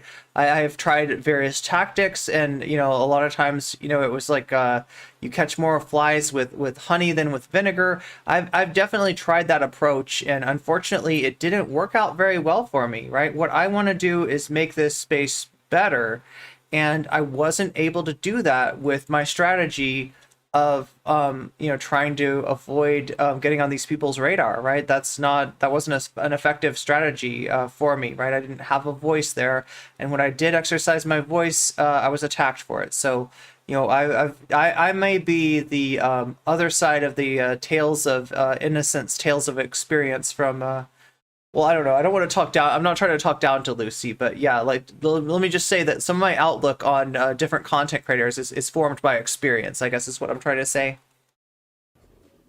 I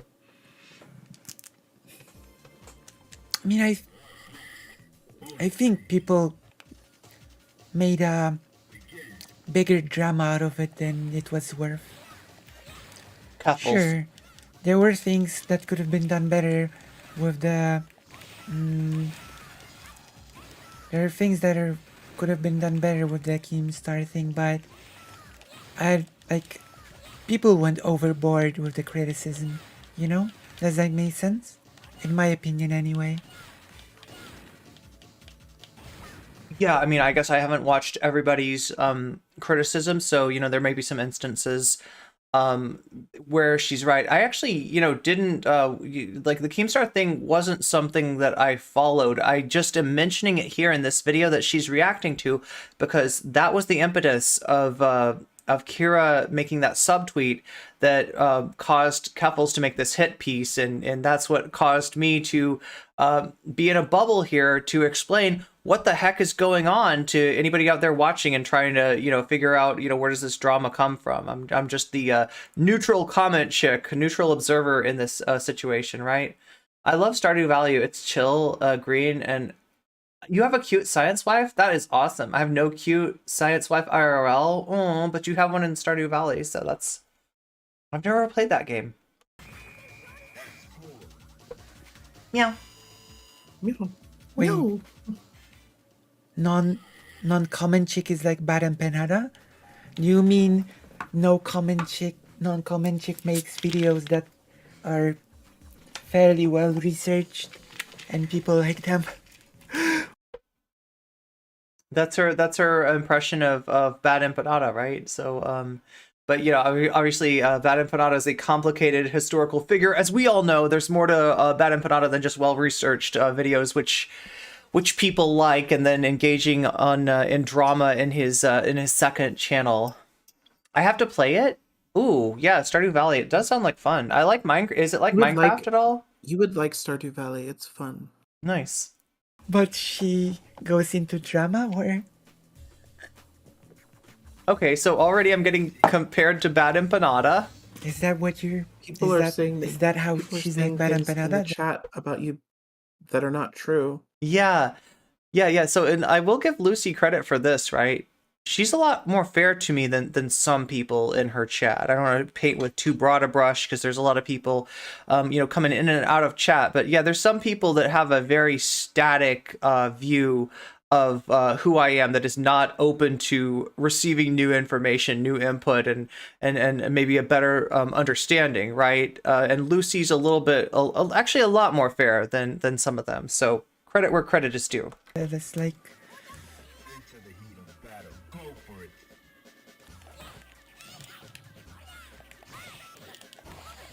No comment chick makes well-researched videos that people like, can point to some pretty good videos, but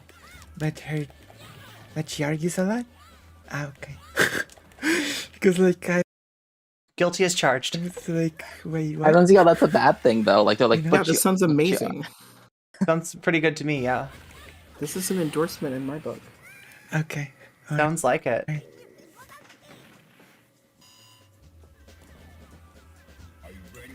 She just wanted $5, and apparently, as a woman, you're not allowed to ask for any sort of donations. Like, you know what I mean? You just gotta take what you got, right? But yeah, Bad Bunny at the time. Yeah. Right? This is Kira Chats, who I don't know. her name because there's a rapper. I don't know if you know this. There's a rapper named Bad Bunny. Yeah, she's responding to someone in her chat. Much more popular. I'm not gonna lie, like... I've talked to Keffels and it was nice. I have no clue why people have so much negativity towards Keffels. I have no clue. Well, I mean, like, to be fair, I've had good experiences with Keffels myself too. I have been paying attention to a lot of what's been going on lately, and that's where things have gotten really really dicey with Keffels. And I feel like Keffels was somebody that I liked. Keffels was somebody that I got along with, all the way up to the point where she signed on with White Nervosa and kind of officially, joined that Vaush orbit, joined the White Leaf network. I feel like, I was dealing with a very different person, somebody who was really skeptical towards some of the same debate streamers that I'm skeptical towards, and, somebody that wasn't afraid to speak up when she saw bullshit happening. But yeah, everything kind of changed, and everything's got to change, when you're relying on the Vaush network for your website, right? So that's really it's a more formal. And I do want to say something, right? I think she gets into this later, like when she goes over my coverage of one of her videos, right? I don't want to do guilt by association. I don't want to make assumptions about people based on who they're friends with, because like I said, they could have experienced those people in very different ways than I have, right? They could have a very different view of those people given how their interactions have gone. And I want to, leave some space for that. And Lucy isn't like bound, at least to my knowledge, by any sort of contracts or business relationship to Vaush. When she says she likes Vaush, it's because I think Vaush contributed, am I right, to her fundraiser and helped her out with some really important things. So she has a very different experience with Vaush than I do, and I want to let her know that I apologize if I cast her in a certain light based on who she was friendly with, and I need to acknowledge that that people can feel different ways about people after based on their experience. I used to watch Keffels, but then she became increasingly toxic to allies, then started to parrot Vaush's talking points and did these nasty character assassinations on really nice people. Yeah, I mean, I've seen some of that too. Yeah. How do you feel about Keffels? How does my audience feel about Keffels? Because I'm gonna... Sorry? No, I was going to let Lucy finish. I didn't mean to Oh, no worries. step over her. But I think it's really important that when we base our understanding of the perspective of others or the critiques of others, we should never just like insert ourselves and our interactions with someone as like the default standard of like what it is to deal with this person. For instance, like someone could look and be like, well, I've never had a bad experience with Bad Empanada, but they could clearly see that Bad Empanada has engaged in like very toxic stuff with other people, whether they deserved it or not in his perspective or the person asking the question. It's very clear that like just because he's very nice to one person doesn't mean that other people may not have had a different treatment or different criticism of that. And I think it's really unfair because I've encountered people who, after sharing experiences of harm, have said, well, so-and-so has never said anything weird to me. They never did anything to me. And it's like, yeah, but I just told you like what happened to me. How is it that the only thing that matters is how they treated you? And I think that's like a very common sort of like, specifically in like the content creation sphere, everybody kind of has this default where they base their experience as the standard, as if it was universal. And I feel like that's really not a good way to understand other people's perspectives, or to see like on the whole how many people might have a variety of different opinions. Right, and it's also important to note too, if I may. Oh, I'm sorry. Go ahead. I was just gonna say, like, for that in particular, like, that anecdotal evidence is often, like, not permitted in many cases, like in court, etc., because of the fact, or even as like in articles or books, for example, because of the fact that there's a very limited perspective you have if you've only talked to a person once, or you don't know why they're being nice to you, etc. So like there's so many other things that come into just, oh, well, they're nice to me. It's like so many other questions that come up when people say that too. So Yeah, right. And I've definitely experienced like a nicer side of Vaush. Like I said, the first time I ever met Vaush, I tweeted out a picture of some really cute little baby lizards, right? Little dudes, right? Little itty bitty baby alligators that were really cute. And Vaush saw those and he said, "Excuse me, are these your gators?" Right? He thought these might be my pets, that I might have been, might have pet gators. Now, no, they obviously weren't. They were a picture, from that I found on the internet, right? But he seemed like a really nice guy and stuff. I didn't realize that meme of the lizards for Vaush is a reference to a tweet, not a tweet, a Discord message, I think, where he was talking about placing those lizards on himself down there, right? So he kind of like unwittingly drew me into like a really disgusting meme that I didn't really want to be a part of. So even though I thought that he was being nice to me, he was kind of being gross to me at the same time in a way that I just, being as naive as I was at the time, I couldn't have possibly recognized. Let me read some chat here. Phoenix Rising says, here's a really important lesson. Young people need to understand anyone can be nice to you if they think it's in their best interest to do it. That doesn't make them good people. That's actually why I really love the trope, polite villains, rude heroes. Nice. And good point. Yeah, keep those lizards away from him. Right, exactly. Yeah, I thought he was being nice, but he was actually kind of being gross to me, unbeknownst to me. I mean, that's something that, continuing with Phoenix, I mean, that's something that I learned growing up because I basically didn't have a choice. I grew up around upper middle class white liberals, many of whom very likely held racist views, but were nice to me because it was in their best interest to do so. Makes sense. I liked Vaush too once upon a time, says Jules, but I overlooked a lot of red flags. Half of the time, wait, so the same person would have chewed them out like 6 months ago, but they sucked up and forgot. Lol. Science Scientist says same. Many of my favorite villains, says Phoenix, are examples of that trope, of the rude hero.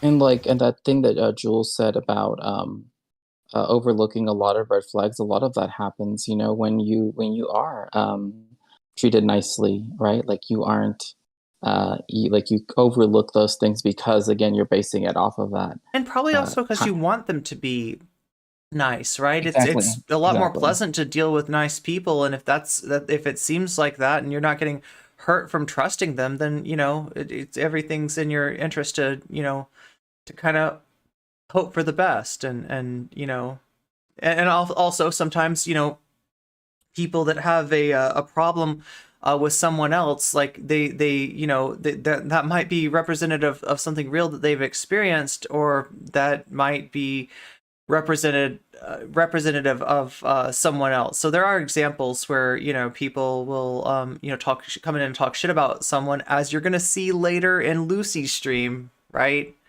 You're gonna see that later in Lucy's stream, where like the fact that Lucy goes from kind of being skeptical about me to appreciating some parts of what I'm doing piques somebody's anger in that chat, and they have to come in and let her know about all these things that they've heard about me that didn't really happen, right? Are just things that people have said because of their allegiance to certain creators or others, right?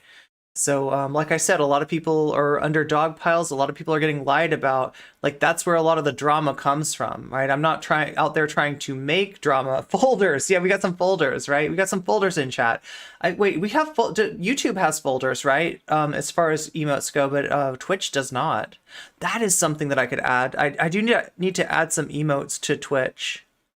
I learned that school, every girl in the dorm rooms act nice, but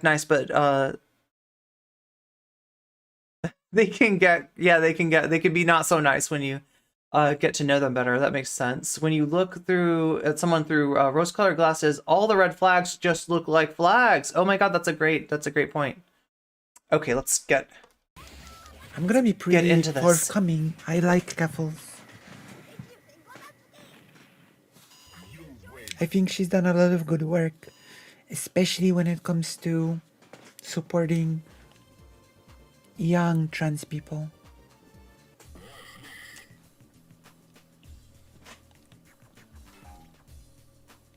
So I'm gonna make a poll. I think it needs doing. It needs to happen. Wait, that's a quote from BoJack Horseman? I mean, yeah, wow.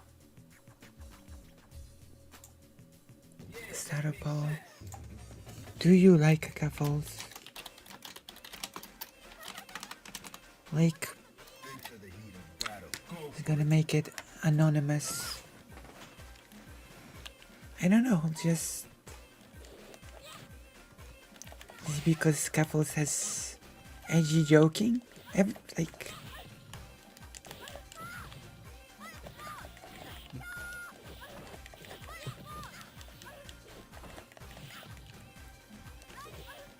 oh, nice people. My audience likes Scuffles.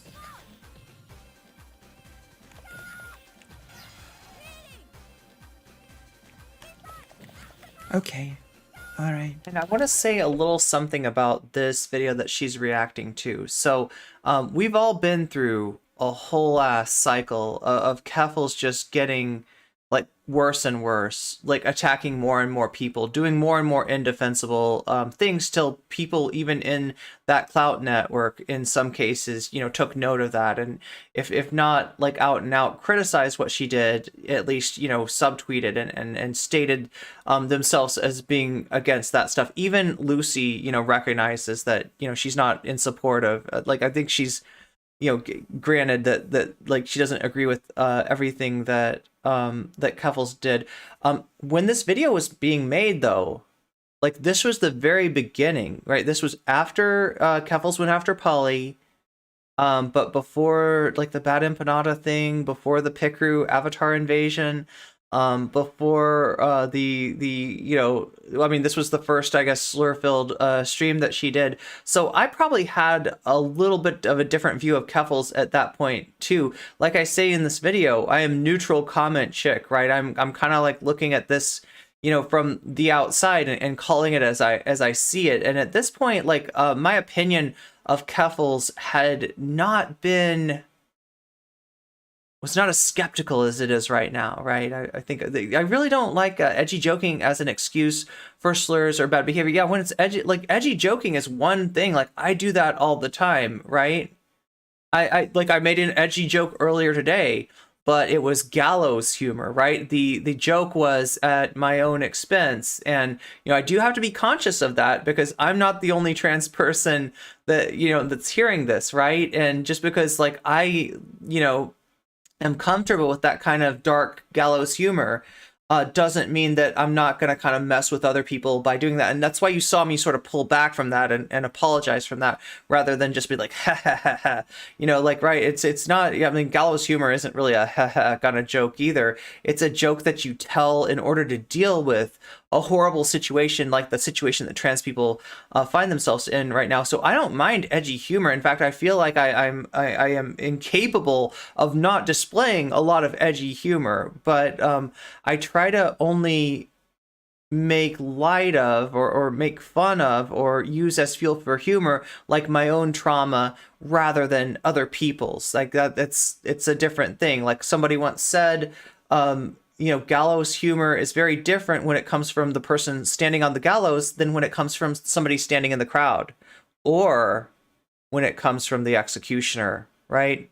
We all recognize that kind of edgy humor is messed up, right? But you know, it's a whole, it's a, you know, there's more nuance to it, right? I think that we know how to compartmentalize features of people and know that they are rarely entirely bad. Yeah, good point.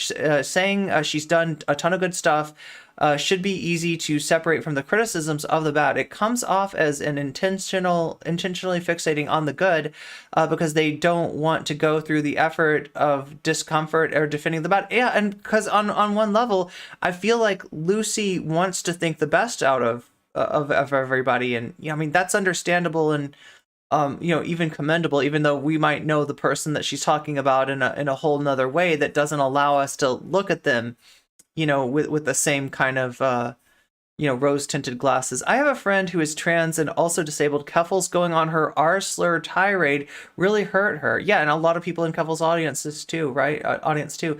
I write incorrect quotes for the villainous found family AU, and one of the was a quote wherein one of them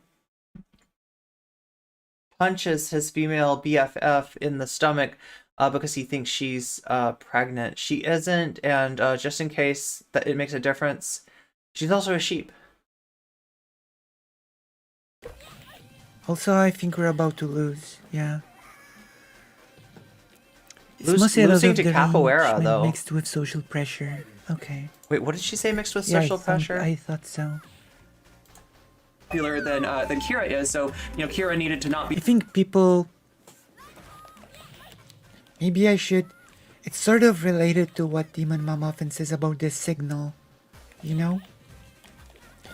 Like, if I were to put it, I think we should be more goal-oriented. Does that make sense? It means, like, we should be focusing less on drama-like things and more on identifying what we want. Oh yeah. So now she talked about like goal-oriented disposition.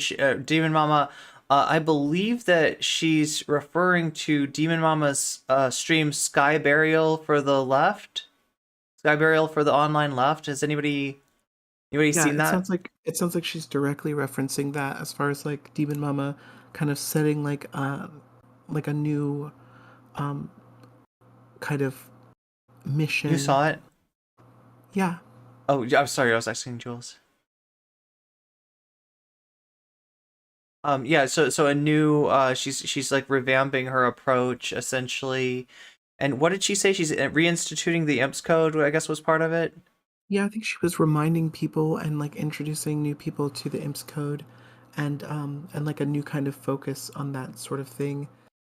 It looks like there are a lot of things that she sees should change, at least for like her scope of influence. Mm-hmm. Now, I would say that this like clearly doesn't apply to people that aren't in that scope or under that scope, but it is interesting because I think looking forward, you'll see how that inspires people and what kind of goals they create and what sort of things they dream of, and then work to make those dreams real.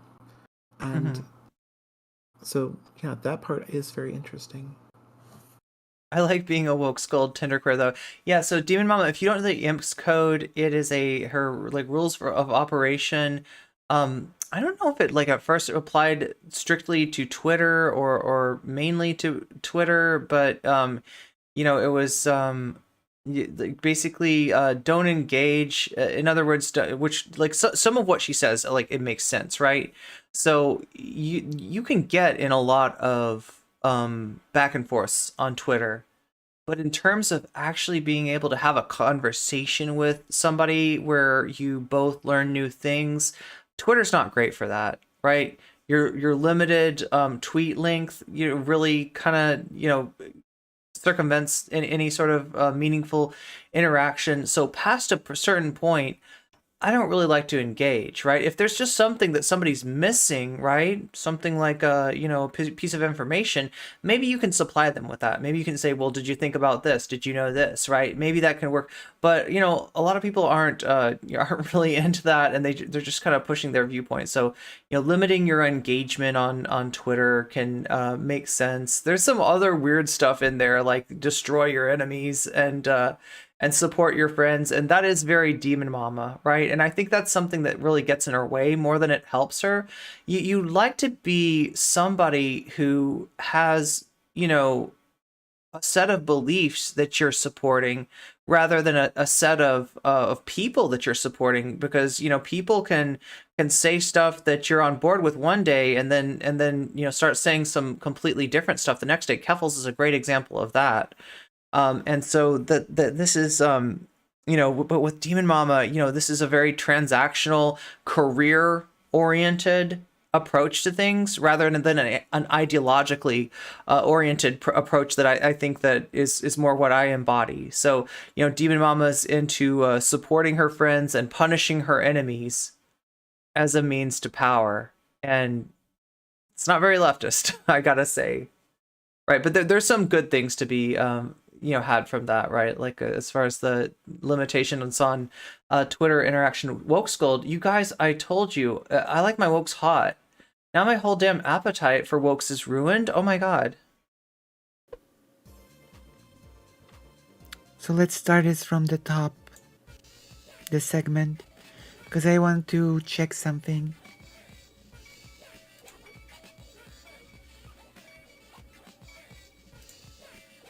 There you go. Okay, warrior. The ultimate warrior. Oh, you refuse to learn what that word means? I mean, a very simple reduction of the word woke scold is that some leftists think that Ben Shapiro has a point. Right? If you're saying woke scold, seriously, what you're saying is that Ben Shapiro has a point.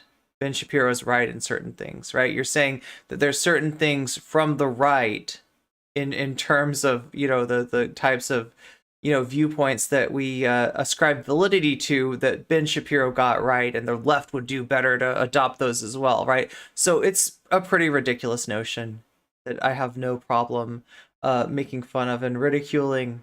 Right, that's a weak leftist, that right there, right? That's somebody that isn't really you know, strong in their leftist viewpoints. My cat is never going to let me have my Jack Skellington blanket back. He claimed it as his own. Nice. Or not so nice for you, right? The idea of being woke being a pejorative is, yeah, I mean, like, it should be easy for anybody to see, right? These are not just like the tools of our enemy. This is the ideology of our enemy. Yeah. And the debate bros want to compromise with that. The ultimate warrior. What's up, Yogi-O? What do you think? I personally think Keffels is good, but that's just me. God, I mean, I wish that it was that simple. Person good, person bad. I feel like we're all complicated historical figures. I mean, I think it's important to note that, like, once you start resorting to, like, this person is good, or this person did good things, this person is a good person, like, it's way less helpful in general, unless you're just preaching to, like, an audience that already agrees or, like, has a set answer that they need to hear. Mm-hmm. So, I mean, you could say lots of people were good. Like, there were people that thought Trump was good, but, like, you can't say that he's universally beloved. You can't say that, like, he didn't hurt anybody. You know, it's... Oh, I yeah. don't want to compare Trump to Keffels, but, like, maybe, like, Jon Stewart's a better example. Like, lots of people love Jon Stewart, and he's very funny. But, like, was he ever effective at solely pointing out hypocrisy to conservatives? You know, he definitely embarrassed Tucker Carlson, but did it wreck Tucker Carlson's career? Did it slow him down on a path to have the biggest audience to push, like, white supremacist talking points to? No. It barely even managed to get liberals to care for, like, 5 minutes.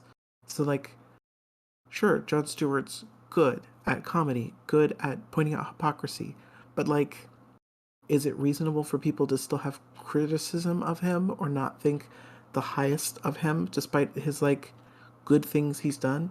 Absolutely. So how does it help to ever say Jon Stewart good? Right, and not only that, but also at the end of the day, like, Keffel's just like everybody else. It's human.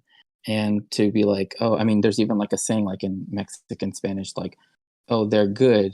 And then the response is like jokingly is like, well, good for what? You know, like like it kind of doesn't, I don't know if it makes the same sense in English, but it's kind of like, yeah, like they're good, but like good for what? Like in the sense that like people are more complicated than just being good or being bad. And so it's you know, you can't just place them in the category of like the unequivocal good as though they're like saints or something, right? Because at the end of the day, we're all human, so we're all capable of making mistakes and of being wrong, etc.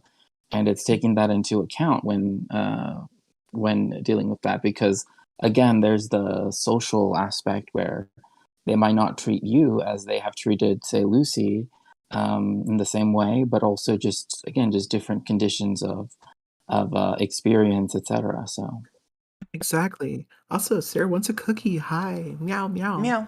And Nina, hello. And also on You're the line, correct. This is Third Strike, Nina. yeah, this is Street Fighter Third Strike.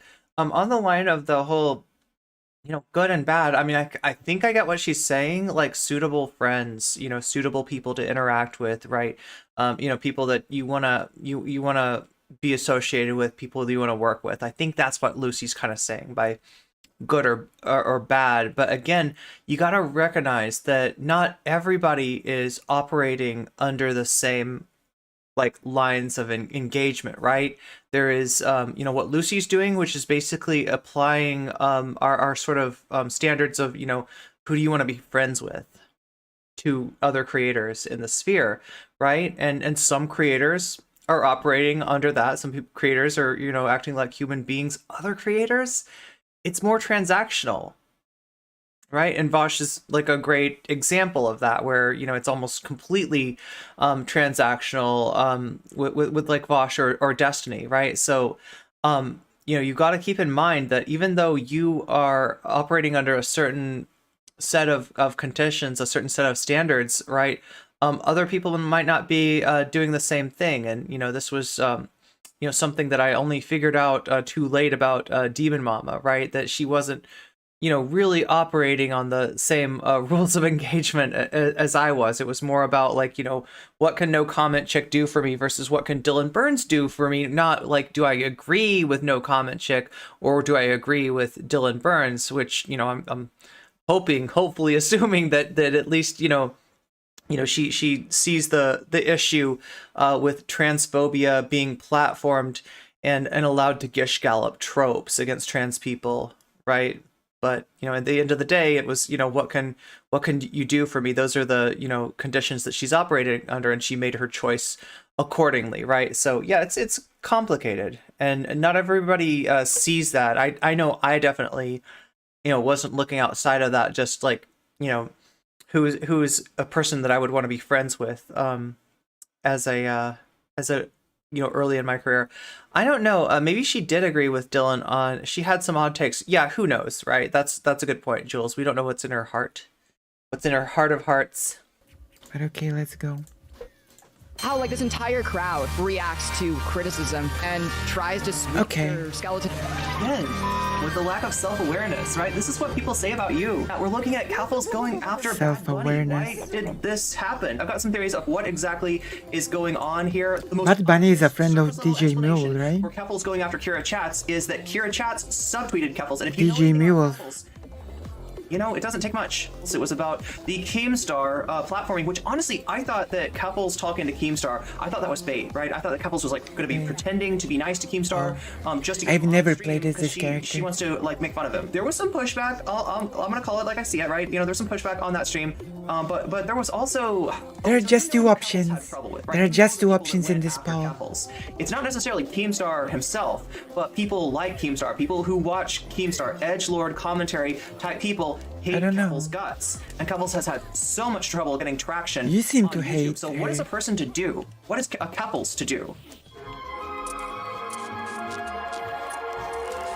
When she has trouble getting traction on YouTube because she's pissed off all the edgy edgelord commentary bros. One thing that you can do to get on their good side is to throw some meat to them. So give them somebody that they hate more than you. And there is one person who stands out, who has gotten the ire of that community a long time ago and just absolutely got dragged for asking for $5. She just wanted $5, and apparently as a woman you're not allowed to ask for any sort of donations, like, you know what I mean? You just gotta. Yeah, what community? Hopefully you never have to find out, Lucy. I'm talking about the commentary community. It's I don't want to paint with too broad of brush, but there's some pretty toxic people out there in the commentary community, right? There's some people that you know, literally look at the entire world of content creators as you know, potential content to be you know, utilized, right? And so it's a pretty inhuman you know, world, all things considered, right? That's the world that looks at Keffels and really does not like her based on like who she was as a content creator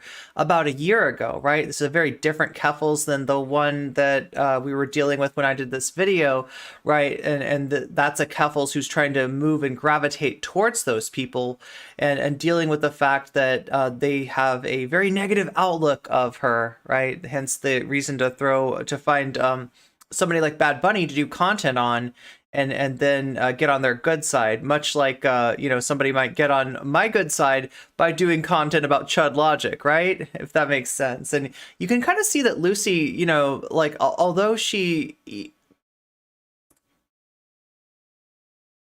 I don't think she appreciates that I you know, see her being associated with President Sunday and Vaush and view her in a certain way, you can see she's kind of doing the same thing with Kira Chats, you know, based on Kira's friendship with DJ Mule. And, you know, like I've had experiences with both of these creators. They're not necessarily positive, but I try not to let it stop me from looking at what they're doing right now objectively. I'm more concentrated on what somebody's ideology is, you know, if they're being helpful to forming bonds of solidarity, or if their you know, interests lie elsewhere, right? Rather than whether they like me or not, or what kind of experiences that I've had with them.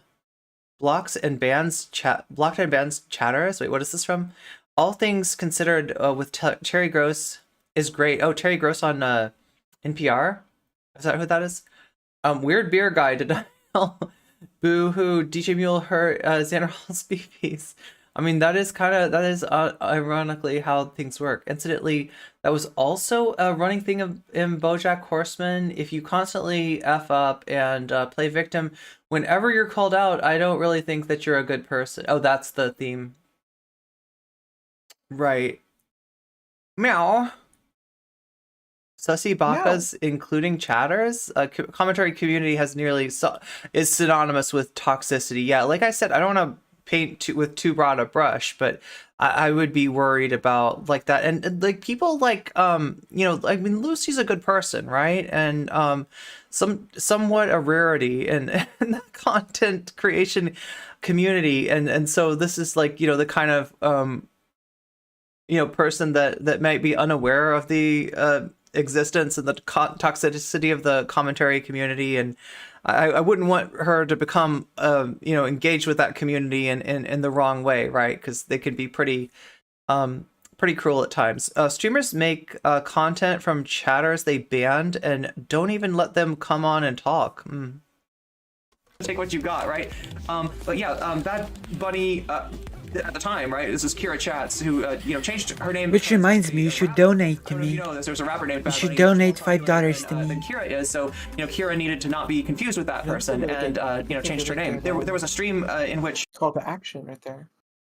Yeah, pretty well timed out call to action, and it might be a good time for me to mention that in about 15 minutes or so, there's going to be another ad break on Twitch. If you want to get out of that ad break, there's several ways you can do it. One is, if you have an Amazon Prime, you can hook that thing up to Twitch. Hook up your Amazon Prime to Twitch, and you can get a free sub and get out of the ad. Easy peasy, lemon squeezy, right? Another way you could do it is, if, much like Kira Chat said, it's just $5. If you have $5, what's up, another lost druid?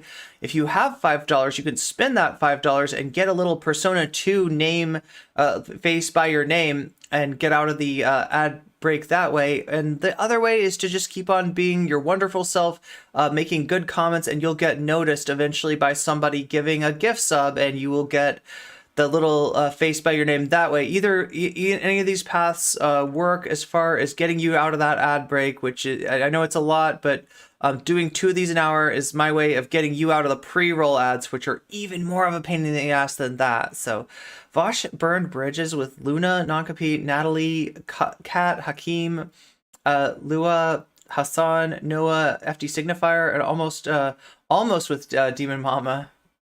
All his clout chasers also piled on them. So that's who's the one who doesn't want unity? Yeah.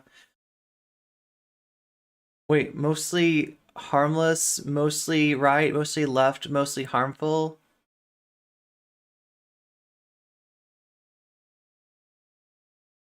Bad Bunny, you know, was. Oh wait, whenever I stopped watching Keffels was over this. Actually, she has had no issues with who I believed launched the hate campaign against Kira. Even after I told her Moist Critical had started it, she continued to play his videos for content, this being like months before this current conflict. Was talking to her chat, and it's like oh yeah, you know what, Hakeem has a good video that I want to watch with you sometime soon about, like, you know, the people that say socialism has never worked. Hakeem has a really good answer for that, right? That's worth taking a look at. you know, come on, chat, it's just $5. If you don't have $5, like, what are you doing, right? So yeah, it turned into this whole thing. It went a bit differently, okay? For their, like, it went resources or lack thereof. okay. Come on, it went a little bit different. It went a little bit differently than that. Yeah, I think I oversimplified it. Good point, Lucy. She said it a bit differently than you're presenting it here, okay? I'm definitely summarizing it for brevity's sake. Okay. And like that stuff happens in the commentary community all the time. There's a word brokey, right, that gets thrown around a lot among these people, right? And it's a bad thing to be a brokey. Nobody's ever gotten in trouble for calling somebody a brokey, and yet when Bad Bunny is saying it's just $5, they were acting like this is like the most classist thing that they've ever seen. But in reality, we know what it is, right? It's that Bad Bunny is a woman, and you know this community doesn't tend to like women unless they, you know, show that they can be on the team, right? You got to be at least this edgy as a woman to be. I don't know, like it's a bit weird. I in general think that a lot of many classic streamer things are a bit weird, like screaming at your chat, arguing with your chat feels very weird. You know? I mean, I could see that, right? You know, and like, again, this is Lucy applying, like, you know, human aesthetics, human sensibilities, like, you know, to content creation. And, you know, like, we all start from that perspective, but it seems like a lot of people have left that, right? And you have, oh my God, like, you know, Keffels is a great example of somebody who yells at her chat a lot. So yeah, I mean, like, I can, it's not my predisposition either, right, to yell at chat. If I see something really ridiculous, maybe I'll call it out, but I don't. Do I yell at chat? Chat, what do you think? Am I too nice to you? 1, if I'm too nice to you. 2, if I'm just right to you. And 3, if I'm a super meanie butt to you. So yeah, this felt weird to me as well. Like, too this nice, felt weird about just me right. as well. But I think like things like super shouting meanie and butt. arguing with the chat is weird as well. So I don't know. Maybe I'm just being strange about it. Oh yeah, that was Bad Bunny. The whole $5 screaming at the chat, saying if you have time to watch I'm a perfect me, sweetheart. something Aw. something, you have money. That community, right? And I think that's what Keffels is going for now. Keffels is not so subtly Well, pointing like I said, it's not something that I would normally do. Like, it's not how I interact with chat for sure. But like, I get that not everybody's exactly like me. So out that there is somebody that they hate worse, somebody that they've hated for longer, and that maybe Keffels now, now that she's done with Vaush, now that she's in the White Leaf Network, maybe she can play for that edgelord. You know, I mean, she definitely considers herself an edgelord, right? It's just that the edgelords don't consider her to be one of them yet. That may be changing, though. I watched Chud cover this earlier, and there was a real sense amongst Chud's community. It was 50-50. Some people really, like, just flipped, right? So if you don't know, they hate Keffels' guts. Mainly, Why do you watch Chud Logic? An allegation that Keffels heard, you know, said, you know, something about Chud Logic.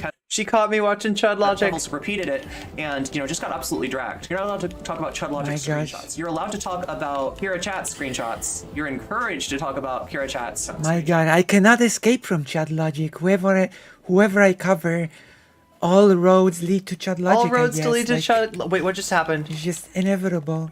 Chud Logic Not is just cool. inevitable. Not cool. You're not allowed to talk about Chud's. I am unable to escape. I don't know which is worse. They're both bad. They're both bad. But Chud's are more recent. Let's just What say that, the right? fuck? So I don't know. There's a. What the fuck?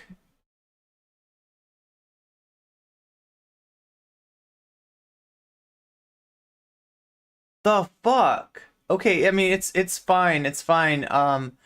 But that is okay. So yeah, that's making me not want to use the same ad block. Oh my God. That is super disruptive. That is super shitty. It's easy to fix, but it sucks at the same time. All right, let me bring you back to where we were at. That is one disruption I did not need today. There's more than enough hypocrisy to go around here. We got the popcorn today. We definitely got the popcorn. She streamed it on chat. If you can suggest other ad blockers in chat that do not do that, I would be very happy to know about those. YouTube. Yes, and she streamed it on YouTube because she wanted to say slurs. And I don't even know what her game is here. I'm guessing that she wants to ingratiate herself to the edgelords. I'm guessing that the what? You block Origin? Is about who are the edgelords? To the edgelords. Who are the edgelords? The commentary people that I was talking about. Yeah, that's who. Lords, right? Who are the edgelords? That's what I offer. Turkey Tom, like, you know, like, can we name some edgelords in chat? What happened is that I'm using an ad block, and the ad block like just kind of hijacked my browser, and it just you know, it showed a link of like, hey, you should give me some money because you're using my ad block, and here's how you can give me money, and didn't know that I was streaming. Obviously didn't. Yeah, qui sont les edgelords? Who are the edgelords, right? So we're talking about, like, you know, the commentary community, especially the commentary community that is sort of the gamer demographic, oriented towards, you know, people who might not care as much about marginalized people, not big believers in intersectional leftism, right? These are. Can we name some edgelords in chat? Do we know some edgelords? Do we know some edgy McEdgelords? Xanderhall. Somebody said Xanderhall. Vaush. I mean, they fit too. But, like, I mean, really, they're people that are, you know, these are like leftist edgelords, right? These are, you know, these are a hybridization of the internet commentary. So just like the dudes generally, not all dudes, but, like, you know, mostly dudes who, oh my god, because Lucy's actually doing one of the things that the edgelords, the commentary community, do a lot, which is play a video game and talk over that. Now, I mean, Lucy just likes to play video games, right? That's yeah, Mr. Sen, Mr. Sen. Keffels is an edgelord. Yeah, well, she's not I mean, I don't feel like she's accepted. Oh my god, I'm trying to think of the people that you know, it's like all the people that did an anti-Keffels video earlier this year that like said like did videos that were like, Keffels is the worst person on the internet. Those are the edgelords, right? So I don't know if she feels called out by that, because, like, yeah, denial box in some ways there's a really obvious similarity in her content to the people that I'm talking about. The quartering, I've seen some streamers slowly become more and more edgy. Yeah, so there's some superficial similarities to what she's doing to, you know, what this community will do, but, like, you know, they're a lot more toxic. They're a lot more toxic, and, like, you know, you could kind of know them by, like, who did a video, like, making fun of, calling out, talking smack about Keffels earlier this year. Those are the edgelords, right? Yeah, former anti-SJWs, and sometimes that former is really in quotes, right? Really in quotes, sort of chuddy, but not always, you know, like, not always super groiped up. Sargon of Akkad. I mean, I guess, but, like, yeah. Neutral. The people I'm talking about are the people who've done, like, you know, did anti-Keffels videos when what Keffels was doing was raising money for some Southern equality, talking about the anti-trans legislation in some of the red states, and fighting with the likes of Destiny and the final boss of the internet, aka that fruit farm, right? Son of Soy. There we go. Racism, nostalgic kind of folks. Yeah, I mean, these are the edgelords. Nocommentchick. Exactly. All right, I have edged you for long enough. Meow. I want to. Whoops, I want wrong to one. get mad for a second. I need to get mad for a second because it's important. This is I'm my always humble little mad. channel. Am I going to use slurs? So, on Twitch, I have to self-censor quite a lot. Because in the starting screen of my stream, there we go. It says that I'm the CEO, but people think that means I'm the CEO of trans people. That's not right. I am the CEO of I am captain of industry of what did Keffel say? Keffel said, essentially anyone who goes on a Wick panel. I am the CEO of Well, I mean, like, F-Slur. I'm really talking about more YouTubers, right? Like, I mean, Turkey Tom is a great example of this. Like, not that I don't think that he's like the most evil person on the internet or anything like that. I'm not trying to call him out, you know, excessively, but yeah, I mean, that's the archetype that I'm going for. YouTubers, they are not, you know, decidedly not woke, decidedly anti-PC, you know, these kind of people, right? As opposed to, you know, Twitch streamers who go on Wick panels. I mean, they're definitely, they definitely fit the description, but it's almost like its own genre. Okay, so yeah, that's what Keffels is saying. CEO of T-Slur F-Slurs. Okay. That's Keffels' claim to fame. Why would she start? The streamer is playing one player right now. I think the streamer is getting used to this game. I feel like she said she hasn't played this before. And then she's talked about maybe playing two-player with some of her audience later on. Saying slurs willy-nilly. Oh, interesting you should ask, Shakespeare. Here's my I am the She's trying edgelord. to appeal to a slightly different audience. You are the The edgelord. commentary Not exactly. community Not exactly, has Lucy. a very bad impression of Keffels. Keffels went after Destiny. They kind of like Destiny. Keffels went after Destiny in a way that they perceived to be like woke scolding. I don't know. Keffels went after the final boss of the internet, that fruit farm out there. Although I'm told it's back up again. So maybe, you know, that was a little bit more pernicious than even she realized. But Keffels made a lot of enemies in a demographic that she is now courting, right? So part of her courting this demographic is to show that she is not afraid of a slur. She's being extra edgy. So that's part of it. The other part of it is, I think, I could be wrong, but I think that Keffels doesn't want anybody covering this on Twitch. The more you feel like you've got something to hide, Keffels, and this goes for any of you debate pervs out there, right? The more that you've got something to hide, the more you're gonna get the Martha Stewart effect. I'm sorry, what? The Barbara Streisand effect. I know that I thought, like, the first... This is such a strange... I don't know if Martha Stewart's ever gotten the Barbara Streisand effect, but the Streisand effect is when you try to hide something, when you try to cover something up, when you try to make something go away, it necessarily becomes more interesting, and it sometimes has the opposite effect. That's a badge of honor. I love myself. I'll never back down from that. But that's... And I mean, you've heard Demon Mama do some of this stuff too on YouTube, right? You've heard Demon Mama with some of this performative edginess, right?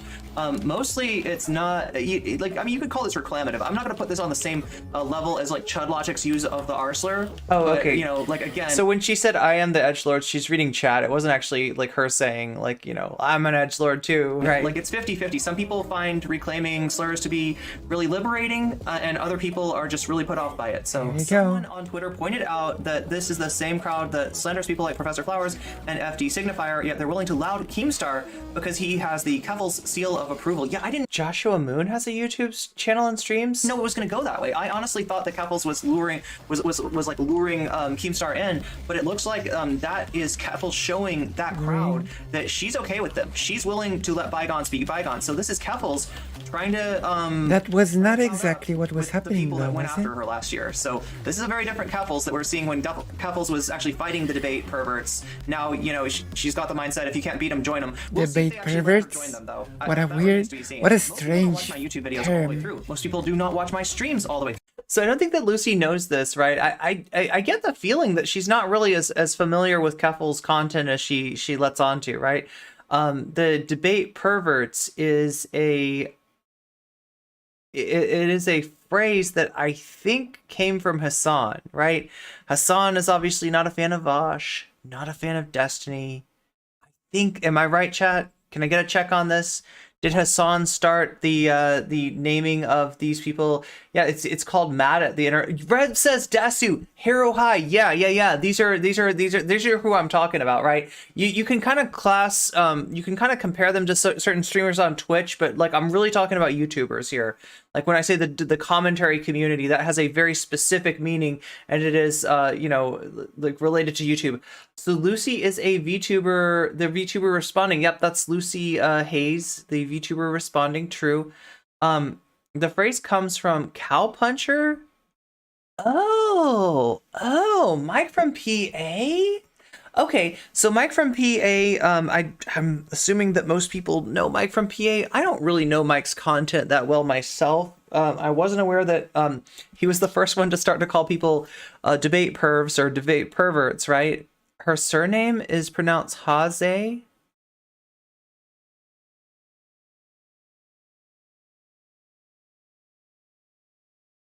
Oh, Haze. Lucy Haze? It's not Lucy Hayes. Okay. Thank you. I didn't. Qui sont les pervers? Ces pervers du débat comme ça. Yes, similar.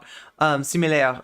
They're yeah, similar to the well, yeah, so debate perverts, when Hassan says it, yeah, it was basically talking about Vaush, Destiny, people in their orbits, people like that, right? That's where it comes from. So I'm actually using Keffel's own language, right? When I say debate perverts, I generally say I'm trying to get debate bozos to stick, right? Because there's the phrase debate bros, right? And a lot of these people are bros, a lot of these people are bro-ish, but they're not all like that. And I don't want to, I don't like, certain streamers that might not like being called bros that are in this sphere, right? And I want a way of identifying them as in this sphere without using terminology that they don't like about them. So I'm trying to get debate bozos to be a thing, right? But it's going to take some doing. So help me out there and say debate bozos as much as you can, right?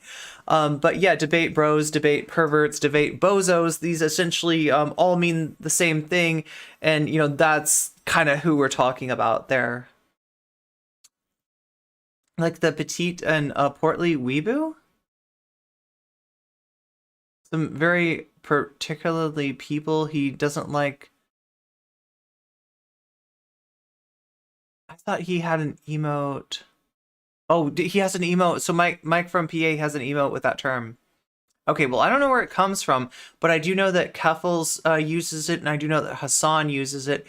And I was trying to use the terminology that Keffels was using at the time. At the time, when she was going up against people like, Dylan, when she was going up against people like Chud Logic, she was referring to them as debate perverts. Would Mr. Girl count as one? Good question. Maybe a little too on the nose, though. Maybe just a little bit too on the nose there, right? Bozos is better, yeah.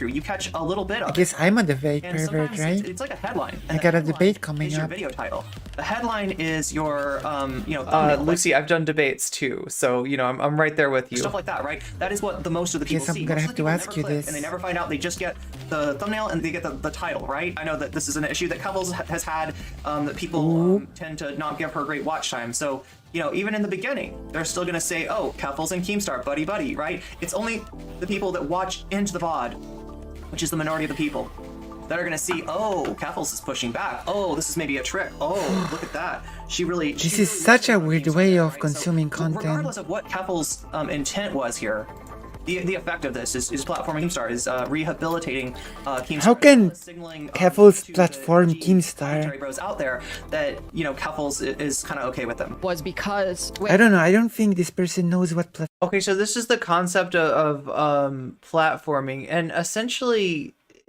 the way that I think of platforming is like the effect that doing content with somebody has on their platform, right? So there's one way of thinking of it in that, like, if I go on if I were to go on Hassan's stream, it would be Hassan platforming me. He's a bigger streamer, right? Like, I'm not necessarily going to, if I go on Hassan, there might be some people in my audience that say, okay, I'm going to watch Hassan now, possibly. But one would expect there's going to be more people from Hassan's audience that are going to say, okay, I'm going to watch nocommentchick now, right? Because there's just more people in Hassan's audience. So that's one way of thinking of it. But that misses a very important phenomenon of audience bifurcation. Not all audiences are the same, right? Audiences have different demographics. And sometimes different ideologies too, right? And there's a sense that doing content with somebody in certain ways gives your audience maybe a different impression that they had of that person. So, right, with Keemstar, Keffel's audience, I would assume, in fact, I'm pretty damn sure about this, right? Keffel's audience doesn't like Keemstar, right? Especially, going back, before she platformed Keemstar, even though he's bigger than her, right? So they didn't have a good impression of him. But if Keffels goes on with Keemstar and kind of treats him like a human being, and they're not, regarding him as that already, they have like they're looking at Keemstar sus, right? Then there might be a different idea of Keemstar that her audience has coming away from that. What's up, Disastrocyte? Thank you for the follow and welcome to the stream. So yeah, like I think it's more complicated than people are giving it credit for. And when I talk about platforming, I like to look at audience bifurcation too, right? If you've got more of a certain demographic, if you've got more of a certain kind of audience than the person that you're on with, there is a platforming effect. But yeah, this is getting very in the weeds. This is getting very nuanced. And I think I understand what Lucy's saying too, is she's thinking of the big picture, right? Is Keffels platforming somebody that's much bigger than her? Or is it more likely that more people from Keemstar are going to notice Keffels rather than more people from Keffels who has a smaller audience ostensibly than Keemstar are going to notice Keemstar, right? That it makes sense what she's saying, but yeah, like that, I'm trying to add a little nuance here is all. Platforming means, how can you platform someone who's a lot bigger than you? And given the circle that... How do you platform someone who's... Given the circles that Lucy runs in, it's completely understandable that she would have, this kind of limited understanding of platforming without the additional complicating factor of audience bifurcation, right? It's totally understandable. A lot bigger than you.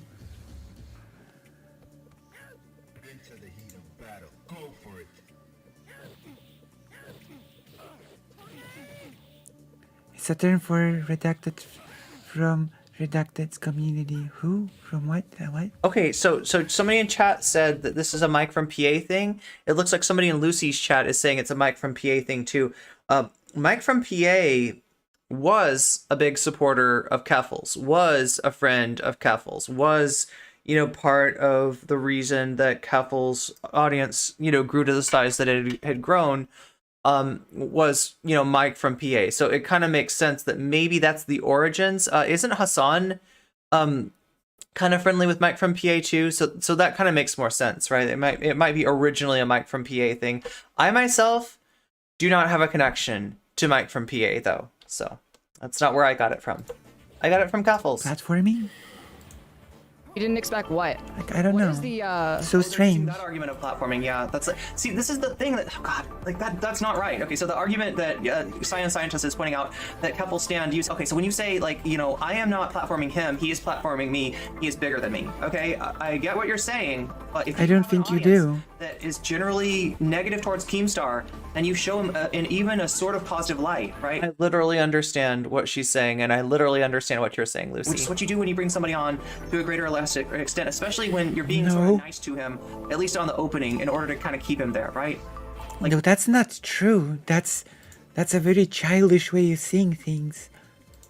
You can be very courteous, etc., but be actually fairly, you can be nice, you can be very, how should I put this? You can be aggressive in a very nice way. Okay. Yeah, of course. Yeah, no, I get what she's saying, right? You can be aggressive in a very nice way, but you got to realize that not all your audience is going to pick up on that, right? And the effect of appearing, nice with another person on stream in a way that's not super obvious. Now, to really know this and to really kind of adjudicate this question would require a deep dive into Keffels versus Keemstar. And is that something that people want? Is that something that would be interesting to people? I'm not sure. I'm not sure if my chat's terribly right. And I'm not trying to cover a lot of Keffels stuff, going forward, right? I put out this video. I did this video before Keffels, took a break from the internet, and I'm kind of trying to not, I don't really Keffels did a lot of stuff. She left a lot of destruction in her wake, but I get that she's taking a break from the internet, and I am trying to, unless it's absolutely necessary, not cover her on stream for now, right? Speaking about courtesy, childish isn't a good word here. Well, I get what she's saying. What she's saying is she thinks that I don't get the fact that Keffels might have just been pretending to be nice, right? So, that's true. You can be nice, appear nice, but still kind of have a a dagger under your cloak. You can still kind of have claws out for something. So for someone. So I got what she's saying. Yeah, it's valid. Yeah. But again, like, to really adjudicate this question, we'd have to look at the entirety of Keffel's debate with Keemstar, and I think that's like a 2+ hour debate. So unless people are really hungry for that content, I don't think I'm going to cover it.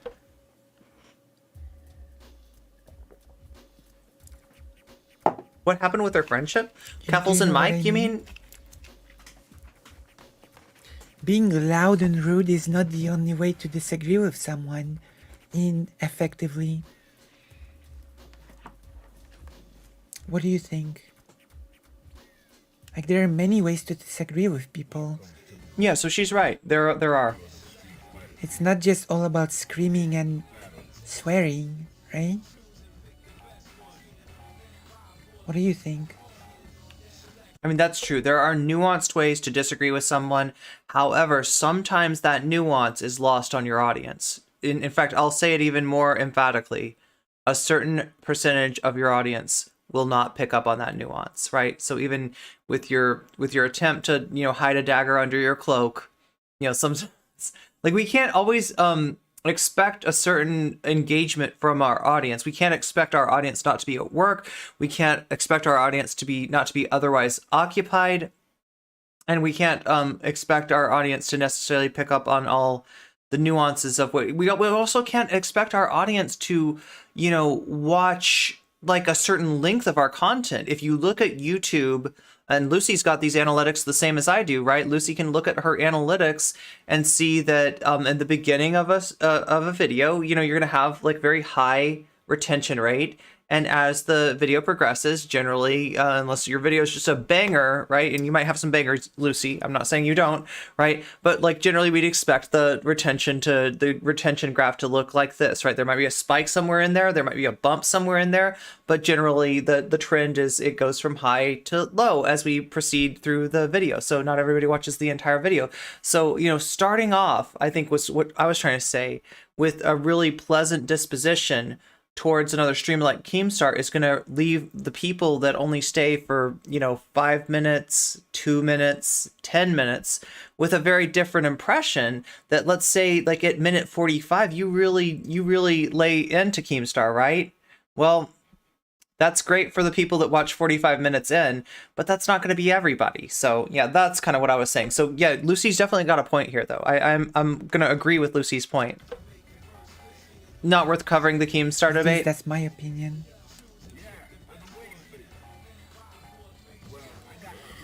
I don't know. You can, but... Oh, wait, let me give an example. I don't think having someone on itself is enough to do it. I think it's... Let me give an example, right? So this react that I'm doing right now, right? This react to Lucy. Assuming that I make a video that starts with the beginning of this react, right? So right now you got Lucy being really skeptical about me, right? Disagreeing with what a lot of what I say, confused about some other stuff that I say, right? If I put out this video and let's say later in the video Lucy has a very different disposition towards me, I would expect a certain percentage of my audience not to ever get to that point, right? Because if the video is like, 2 hours long or maybe even more than 2 hours long, right? Some people are going to drop off. And if Lucy changes her disposition later in this video, they're not going to see that. And if you ask them about it, hey, did you see nocommentchick, did you see Lucy react to nocommentchick? Did you see nocommentchick react to Lucy reacting to nocommentchick?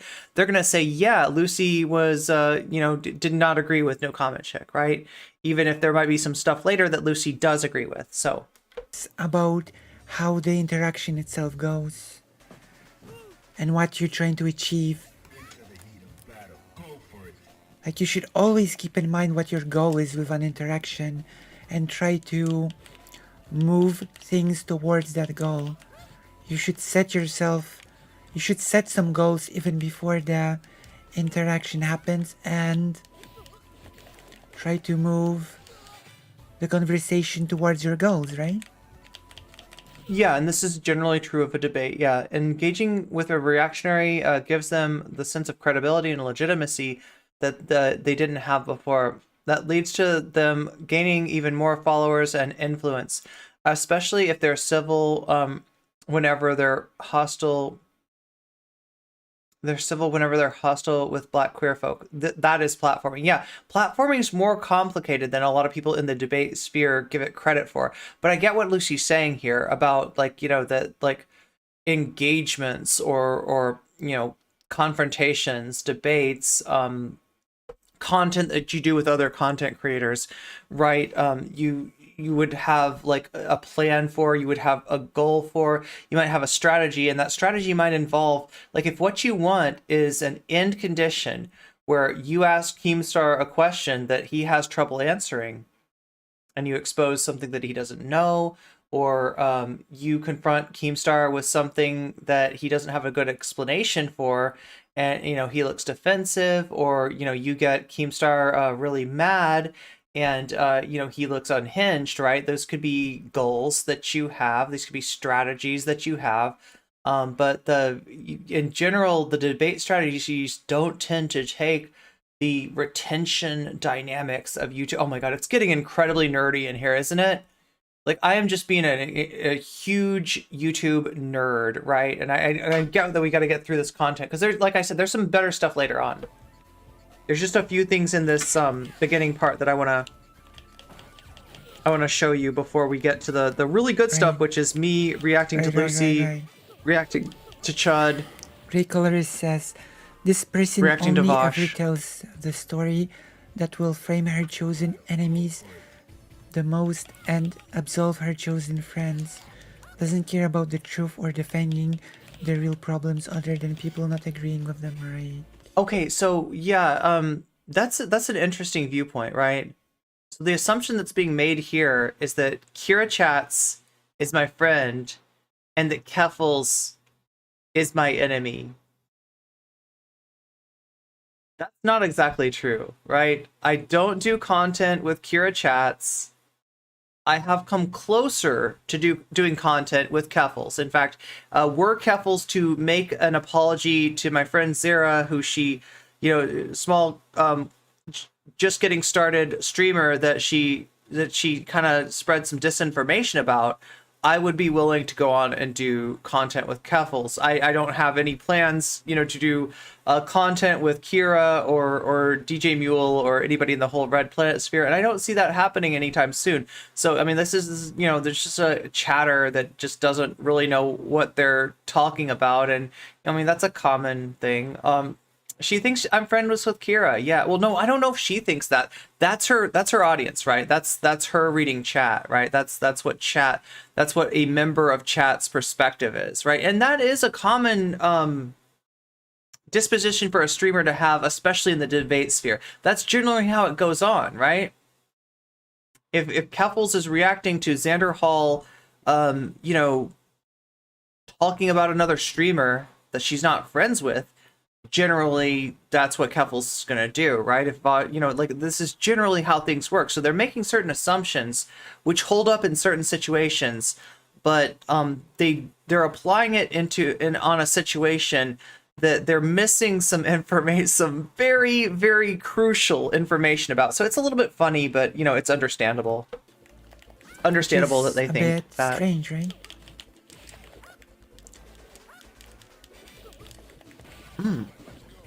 Well, like, the effect of Lucy, I'm eating a banana dipped in tahini. Yeah, I think I'm kind of strange. That is taking an audience that is like Keemstar, moo, and making them say, Keemstar maybe is not as blue as I thought, right? So no, you absolutely did platform him. That's a ridiculous argument, and I don't think it's well thought out at all. I think it's just an excuse on Keffels' part. I don't think so. Co-tweeted him with. I don't think so. Wait, you can co-tweet now? Oh my God, I need to. Demon Mama didn't want to say that Keffels didn't push back because she likes Keffels. So she said that Keffels was new to this and still unprepared. Oh my gosh. Well, I don't know. I feel like Keffels and Demon Mama are starting to occupy the same real estate, right, on the Vaush Cloud Network. Yeah. They serve a similar function. Okay. Although, like, they might be nice to each other's face, nice in public to each other, I anticipate at some point there might be a struggle, especially as Couples loses relevancy and becomes, you know, not as big of a deal as she was earlier in this year, and she's really within Demon Mama's sights. Just like No, I think the chat interprets this as me saying that because Demon Mama and Couples are both trans streamers, right? I didn't get into it in this video, but it's a little bit more complicated than that, right? It's not just that they're both trans, it's not just that they're both women, okay? It's also that they're not afraid to be confrontational, right? They're not afraid to be edgy. They're not afraid to say slurs, right? There's some deeper similarities to between Demon Mama and Couples than just their identity. So, but I mean that's how the chat takes it. They think that I'm talking about their identity, and they accuse me of being well, I mean, you'll see. Let me react to it after it happens.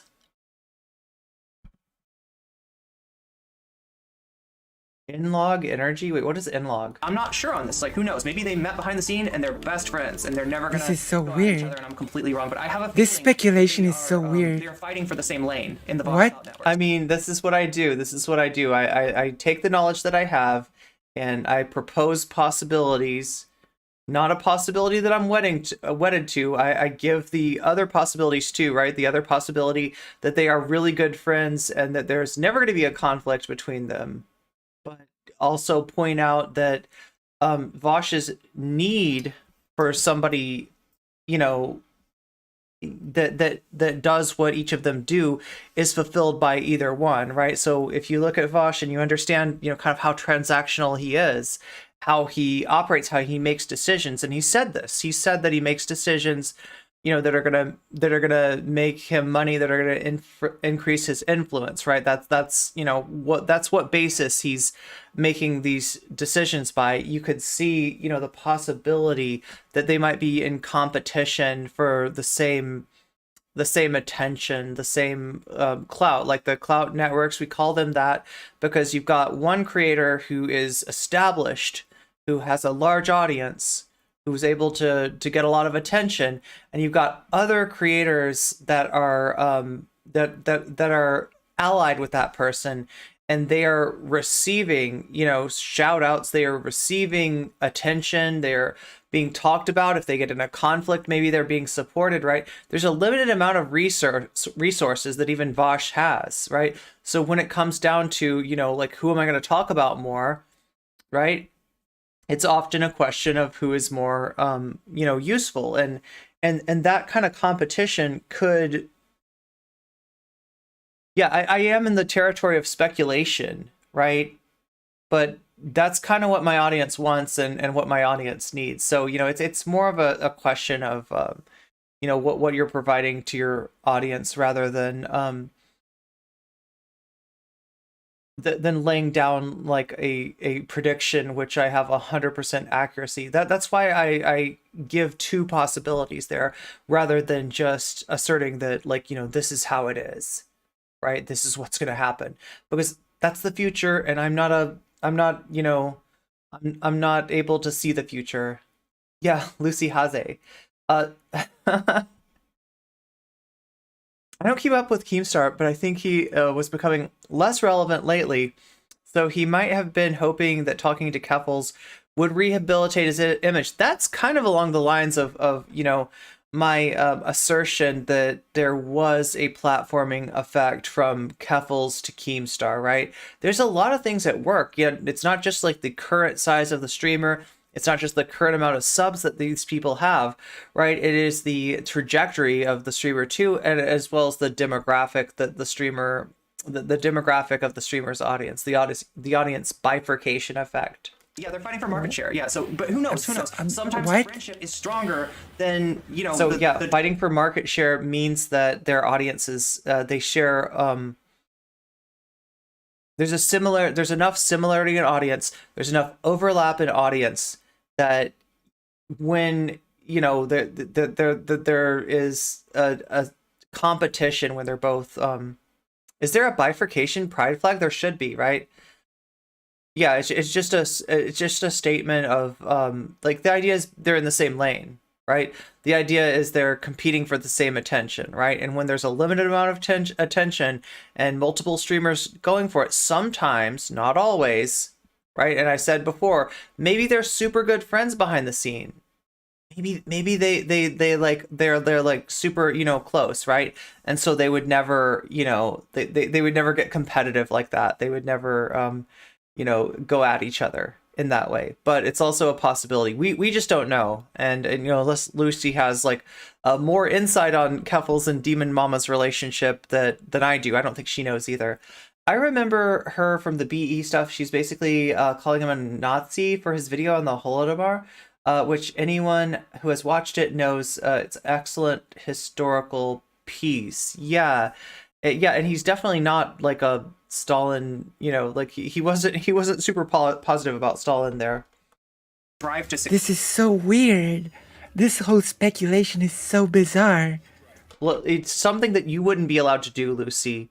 It's something that might, if you were to speculate like this, you might risk your relationship with the people that you're talking about, right? So I get what she's saying. It's something that she would never do. That's understandable, right? It's something that my audience appreciates. It's something that, like, I mean, there are no strings on me, right? I'm independent, so I get to do this kind of stuff. It would be weird for somebody, you know, that was tied into Vaush, Demon Mama, and Keffels, you know, the way that Lucy is to do something like that. So that's why it seems weird to her. What? I'm sorry, what? This is so weird. Come on. You're not allowed to do Fighting that. for the same lane. Don't you understand? Fighting for market share. They're bigger content creators. They're supposed to kiss their asses. Okay. Is it just me or is this like really weird? Please tell me I'm not the only person that thinks this is really... You're not the only person who follows the kind of streamers that you know are Vaush adjacent that thinks that. No, Lucy, there's nothing. You're not the only one who thinks that. Strange.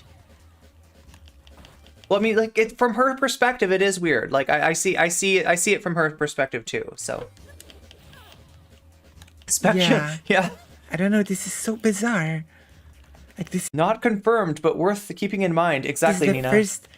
I haven't She's not part of Whiteleaf. She's not part of Whiteleaf. Describe things like she's not part of Whiteleaf. She's just friends with some of the Whiteleaf creators, if that makes sense, right?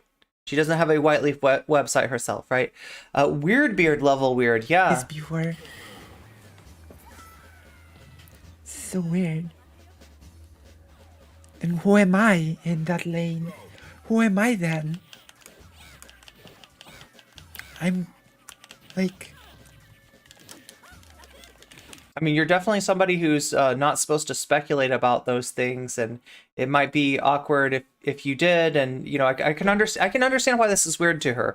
I can understand why she'd be uncomfortable like speculating on these kind of things. But this is the kind of analysis that my audience, you know, expects from me and appreciates from me. And I don't have. There's no drawbacks for me. Like, right, I don't lose anything by talking about this. Right, I don't have to. You know, kiss. I don't have you know, the kind of relationship with Keffels or Demon Mama that would make this most good faith Vaush orbiter analysis. Yeah, we're trying to get to the good part, Polly. Who am I? It's in coming this up here. Sphere, quote unquote. Maybe I should be waiting now for like a video made about me by nocommentchick so I can be assigned a lane. You know. Lucy, you kind of get to choose your future, right? You know, you know some of these people, you have relationships with some of these people. You're obviously aware of, you know, what would be considered inappropriate for you to do, right? I at one time had a certain relationship with the Vaush Clout network. I was on friendly terms with Vaush, was on friendly terms with Demon Mama, friendly terms with Xander Hall, although I didn't like always agree with what they said. But yeah, you're you, and you get to make your own choices, and you get to, you know, feel out this network, and if it's, you know, something that you like, if it's something that you want to be a part of, that's an option that's open to you. You could still, you know, be independent. You haven't signed a deal with Whiteleaf yet, right? So once your website is dependent on your relationship to these people, then you have a little bit less of a say, right? But yeah, like yeah, it's really up to you. I might speculate on Lucy's support for Mr. Girl and Keffel's racism and ableism. Kind of weird, is all I'm saying. She talks about that later. I don't think she's a fan of Mr. Girl. And like, as far as Keffel's racism, I don't get the sense that she's super aware of that. It's the NCC sorting hat. Yeah, there we go. There we go. Maybe they made friends. Who knows? I can say slurs. Those are fine. Those are reclaimed slurs. Those are the slurs that I'm allowed to say. Sounds probably okay. Let me do my. Yeah, that's a good point, and a bit sexist. Yeah. Giving... Well, let me also say that, like, put a pin in that, okay? As far as her question about who is she according to the NCC analysis of things, right? Because, you know, like I think I might have made some assumptions of her. So she watches this for a second, but then somebody's like, "Oh my gosh, NCC made a video about you," and then she's like really excited to, you know, just like, I'm excited to watch this video about me, right? She's really excited to watch a video about her, and, you know, I go over her video with Chud Logic, and she, you know, kind of has some different ideas about things, right?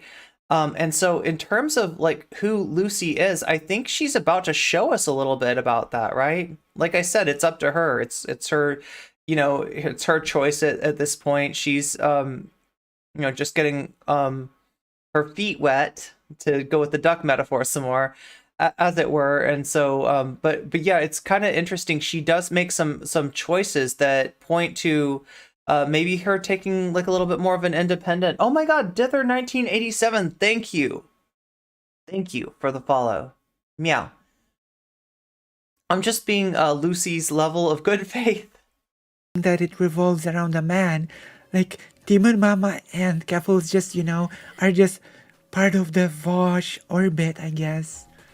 They don't have anything on their own, right? Okay, not because they're women, but because they're at a power disadvantage to somebody with as much size, clout, and influence as Vaush, right? That's just like, you know, it's like gravity, right? Like a larger planet has more gravity than a smaller a planet. We all make our own choices, right? But sometimes those choices are affected by gravity. So and also I want to point out that it's not so much that, like, I think that this is how it should be, right? This is not me making, as the Debate Bros would say, a what is it, like a prescriptive or normative, descriptive. There's the descriptive claim. Yeah, this is a descriptive claim, not a normative claim. I got it. I remember my Voshisms, right? Yeah, it's descriptive, not normative. I am describing the dynamics of the you know, apparatus known as the Vaush Clout Network, right? I'm not saying that this is right. I'm not saying that this is good. I'm not saying that this is how trans femme streamers should be used, right? But I am saying that in my experience, this is how I have seen them used, right? That like, you know, like I said, Vaush is the big person in this network. Vaush has got the most views. Vaush has got the most influence, and you know, he's kind of calling the shots. And these people are not here, you know, by accident. They're here because they serve a purpose for what he's doing. Right, and that's what I'm trying to describe, is that like they're both kind of close to serving the same purpose, and as such, there's, you know, a natural competitive dynamic that could develop. But I also said that some people operate not by transactional sort of means, but by like human beings, like with friends, right? And that Demon Mama and Keffels, for all I know, could be super good friends behind the scene, and some people prioritize their relationships over their career. So, you know, that's a possibility too, right? I'm just laying out the possibilities.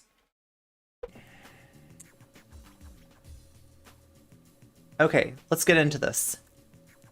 There's one more thing I want to show you, right? There's one more thing I want to show you that's kind of funny. She gets a dunk on me. That's pretty interesting. Wait, she has when?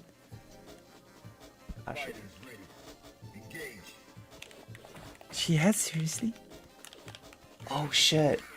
Wait, now I'm curious. What are you referring to?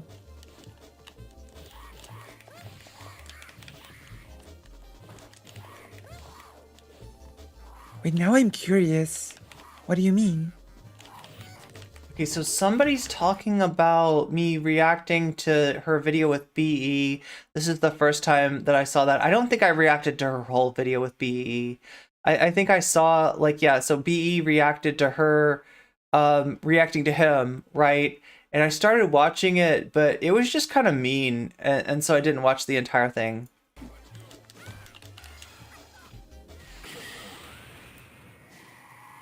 When has none... Are you ready? Go.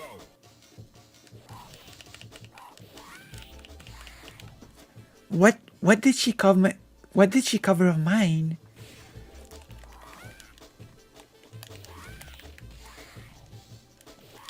So there's two things. There's a Bad Empanada. Bad Empanada's reacting to Lucy Haze reacting to Bad Empanada. And I started to cover that. I kind of didn't complete that one, right?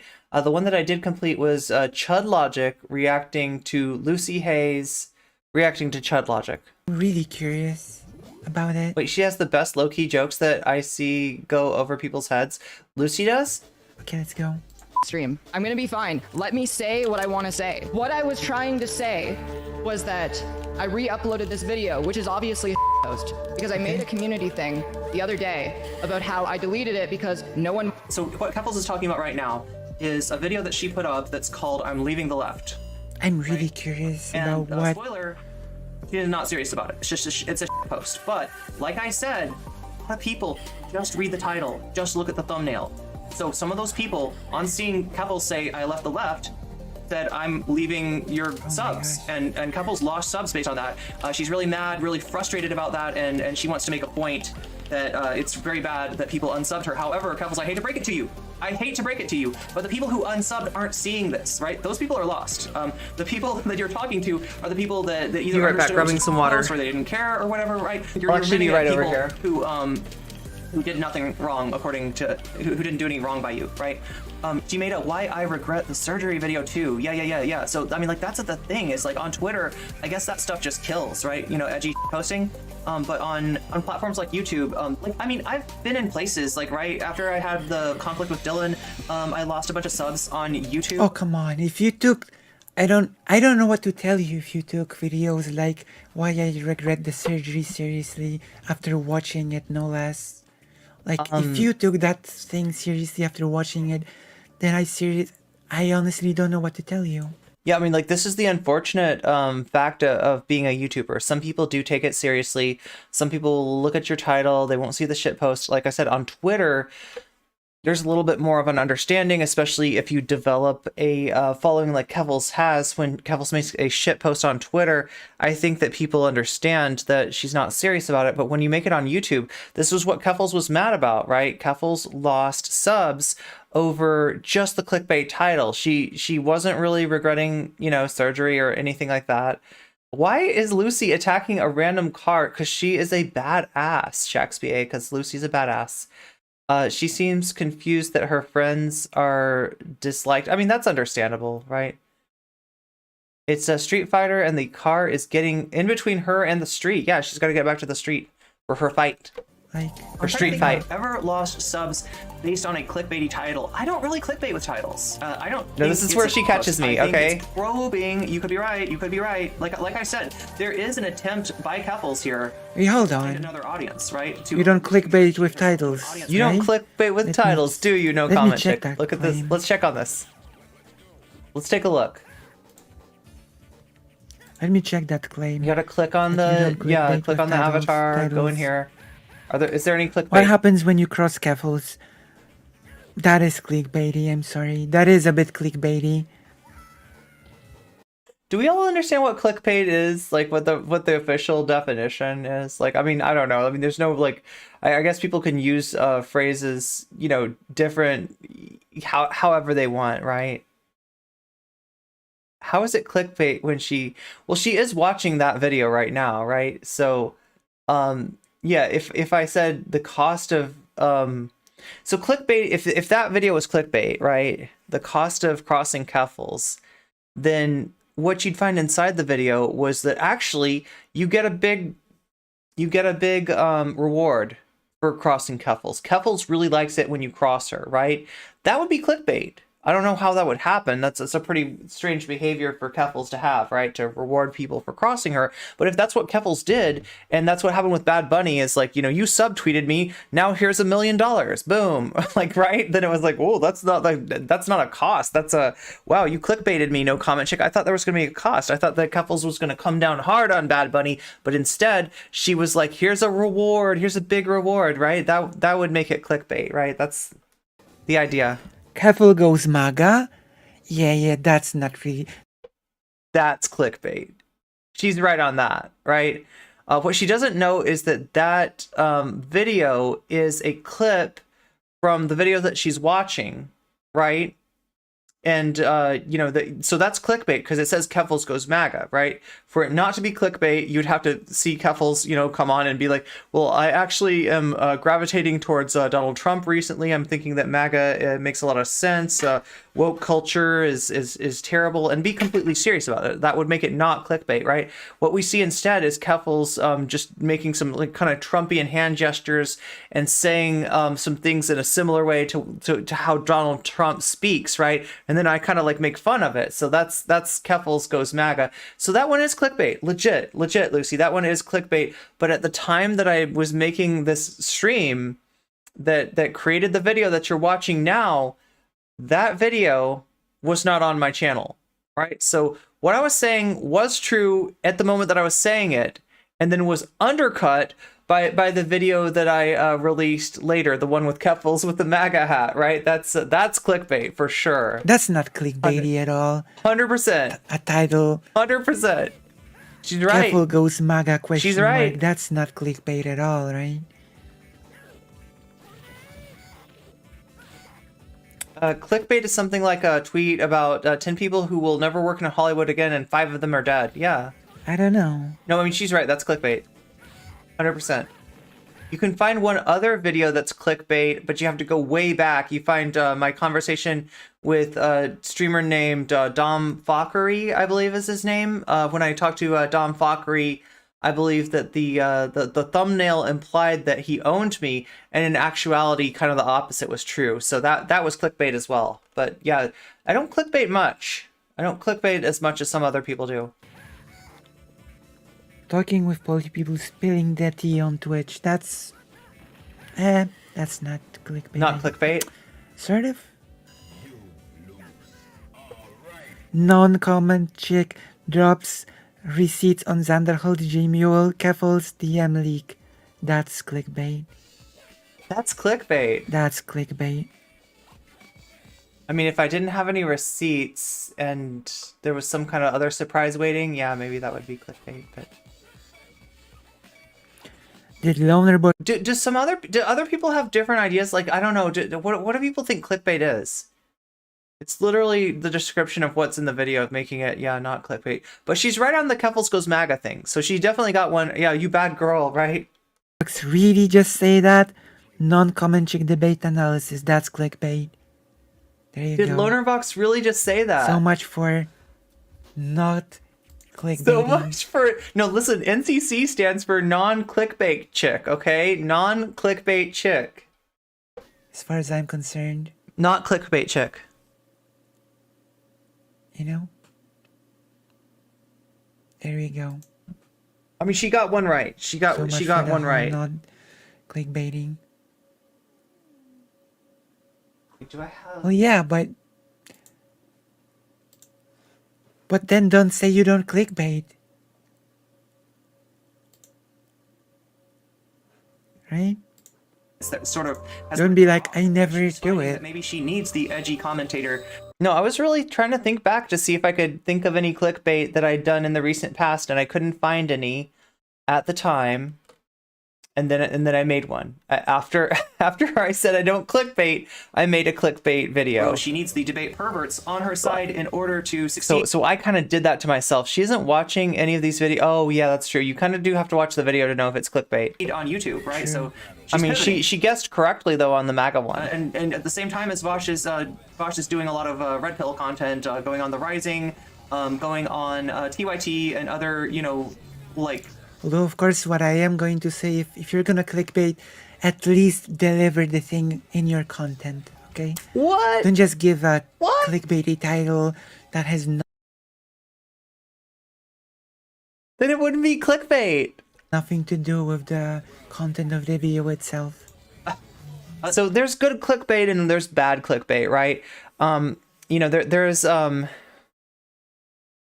if you present something, if you imply something is going to be in your video and then it's not in your video, but there's something of equal value, that's usually considered okay clickbait, right? Because, like, you know, I didn't give you what I implied in the title, I didn't give you what I implied in the thumbnail, but I gave you something that you're just as interested in, if not more interested in. That's the good kind of clickbait. And then the bad kind of clickbait is when you imply there's something in the video that people really want to watch, and it's just not there, and you were just lying to them, right? That's bad, and that can be really bad, right? So somebody in her comments, I think, suggests reporting me for deceptive titles, right? And you're like, I mean, that can happen, right? But it's more like, you know, if you said something like, I am going to, you're like, if you made a thumbnail that said you were playing, what is this game called again? Third Strike, Street Fighter Third Strike. And then what you're actually playing is like Scott Pilgrim Saves the World, right? That's the kind of clickbait that's really problematic. You're literally lying to your audience, right? That's bad. I gotta say, I don't know, TYT seems like a reactionary platform now, I gotta say. Yeah, it's like bait and switch in some way. But it's true. Watch the Female video. chud logic. Oh my god. Still a leftist. Okay. Stop, seriously. The Young Turks is reactionary, I guess. Constantly. Stop backseat gaming. Do you see that? Her audience just called me female chud logic. Chat, how good is that? How good is that? Chick logic, yes! Oh my god! Oh my god! No, I love this. I love this. Her chatter just called me chick logic. Chud, what do you think about that? What do you think about sharing a lane with chick logic? Are you happy about that? I know your audience is. Like, Chud, we've got more crossover than I think you'd like to admit. Your audience, they've got something for me, right? Your audience likes to watch me. My tech. Let me do the stream. This is getting insane. Okay, I'm gonna do my stream. Let me talk. That's your white. Shut up. Okay. That's actually pretty good, isn't it? We all know who Bad Bunny is. Is there anyone Chick here logic. who doesn't know who Bad Bunny is? Why call her by her old name? Kind of weird. Yeah, it is kind of weird, right? And like I said, I don't think that Kira changed her name to hide from her past, right? Part of Kira's brand is letting people know that she was a very different person a few years ago, like politically. What is that super very different, right? And I don't feel like she's trying to hide that or anything like that. I think she changed her name because Bad Bunny is an enormous, hugely popular rapper, right? I was almost gonna show you, right, like I was like, all right, we're gonna show you the Bad Bunny hate stream right now, and I was gonna tease you by bringing on Tekashi 69. I snitched. Where Tekashi 69 is complaining about Bad Bunny. But who was I supposed to be loyal to? But that would have been mean. It's disrespectful to call her by her old name.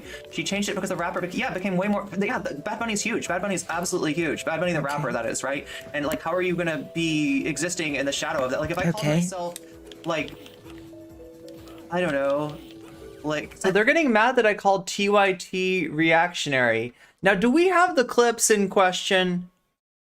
Does anybody have a clip of Jink and/or Anna being reactionary, right? Now, the ones that I've got in mind are, like, there's a clip of Jink saying that he can't go outside of his door in LA without seeing an unhoused person jerking it, right? And then Anna, oh my god, what did she say? Yeah, they've been legitimately reactionary, and this is surprising to me because, like I said, I was a big fan of Anna.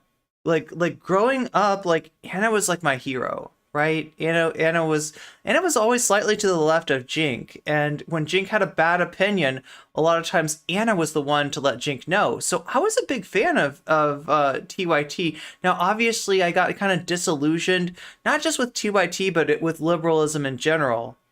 Right, growing up, and in the time since then, TYT has veered to the right. All right, you may be the reactionary. Like, if you think I'm calling TYT far right, then yeah, no, that's more than I'd feel comfortable saying. Right, the crime wave news arc, yeah, exactly, right. Kira became the Bad Bunny became the first non-English musician to make it to the top of the Grammys and have his song be the top song,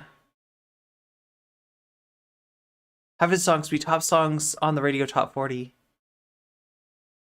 I have to say, I've never really watched TYT because they always came off as hoggy. I mean, they were never, leftist or anything like that. They were like, they were liberal, but they've become more hoggy as time has gone by. Ben Shapiro seduced Anna. Oh no, Ben Shapiro seduced Anna to the dark side. Yeah, that's that. Oh yeah, that's right. I forgot about that. Anna goes on Ben Shapiro. So I'm trying to think of a very famous. She most definitely did. If I called myself Grimes, right? Even if I spelled Grimes with a 1, I see. I would probably get mixed up with, like, people would, like, that wouldn't be good for me. Katy Perry, there we go, Katy Perry. Yeah, I guess the Young Turks are reactionary now. Grimes. I'll take that. That happens. She changed it because the rapper, happens to the best of Bad us. Bunny got cast in the MCU too. He is still growing. Yeah, he's huge, absolutely huge. She literally says her old name is Bad Bunny in all of her go live notifications. Yeah, and there's a reason for that, like, right? Yeah, so if I was to rebrand, right, I would have to go out of my way to let you all know that the name popping up on your screen that you don't recognize is actually me, right? That's a thing about rebranding. Wait, when did it's she? really hard. Even when I Oh my gosh. So somebody in your chat is trying to find my video where I react to her reacting to Chud. Now I want to check it out. Wait, the question is, do you want to check it out? And Paul, do you want to check it out?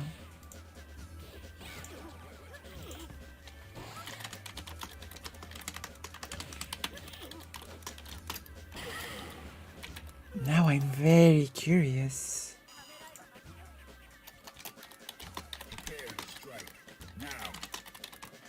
X crosses Keffels. What happens next will shock you.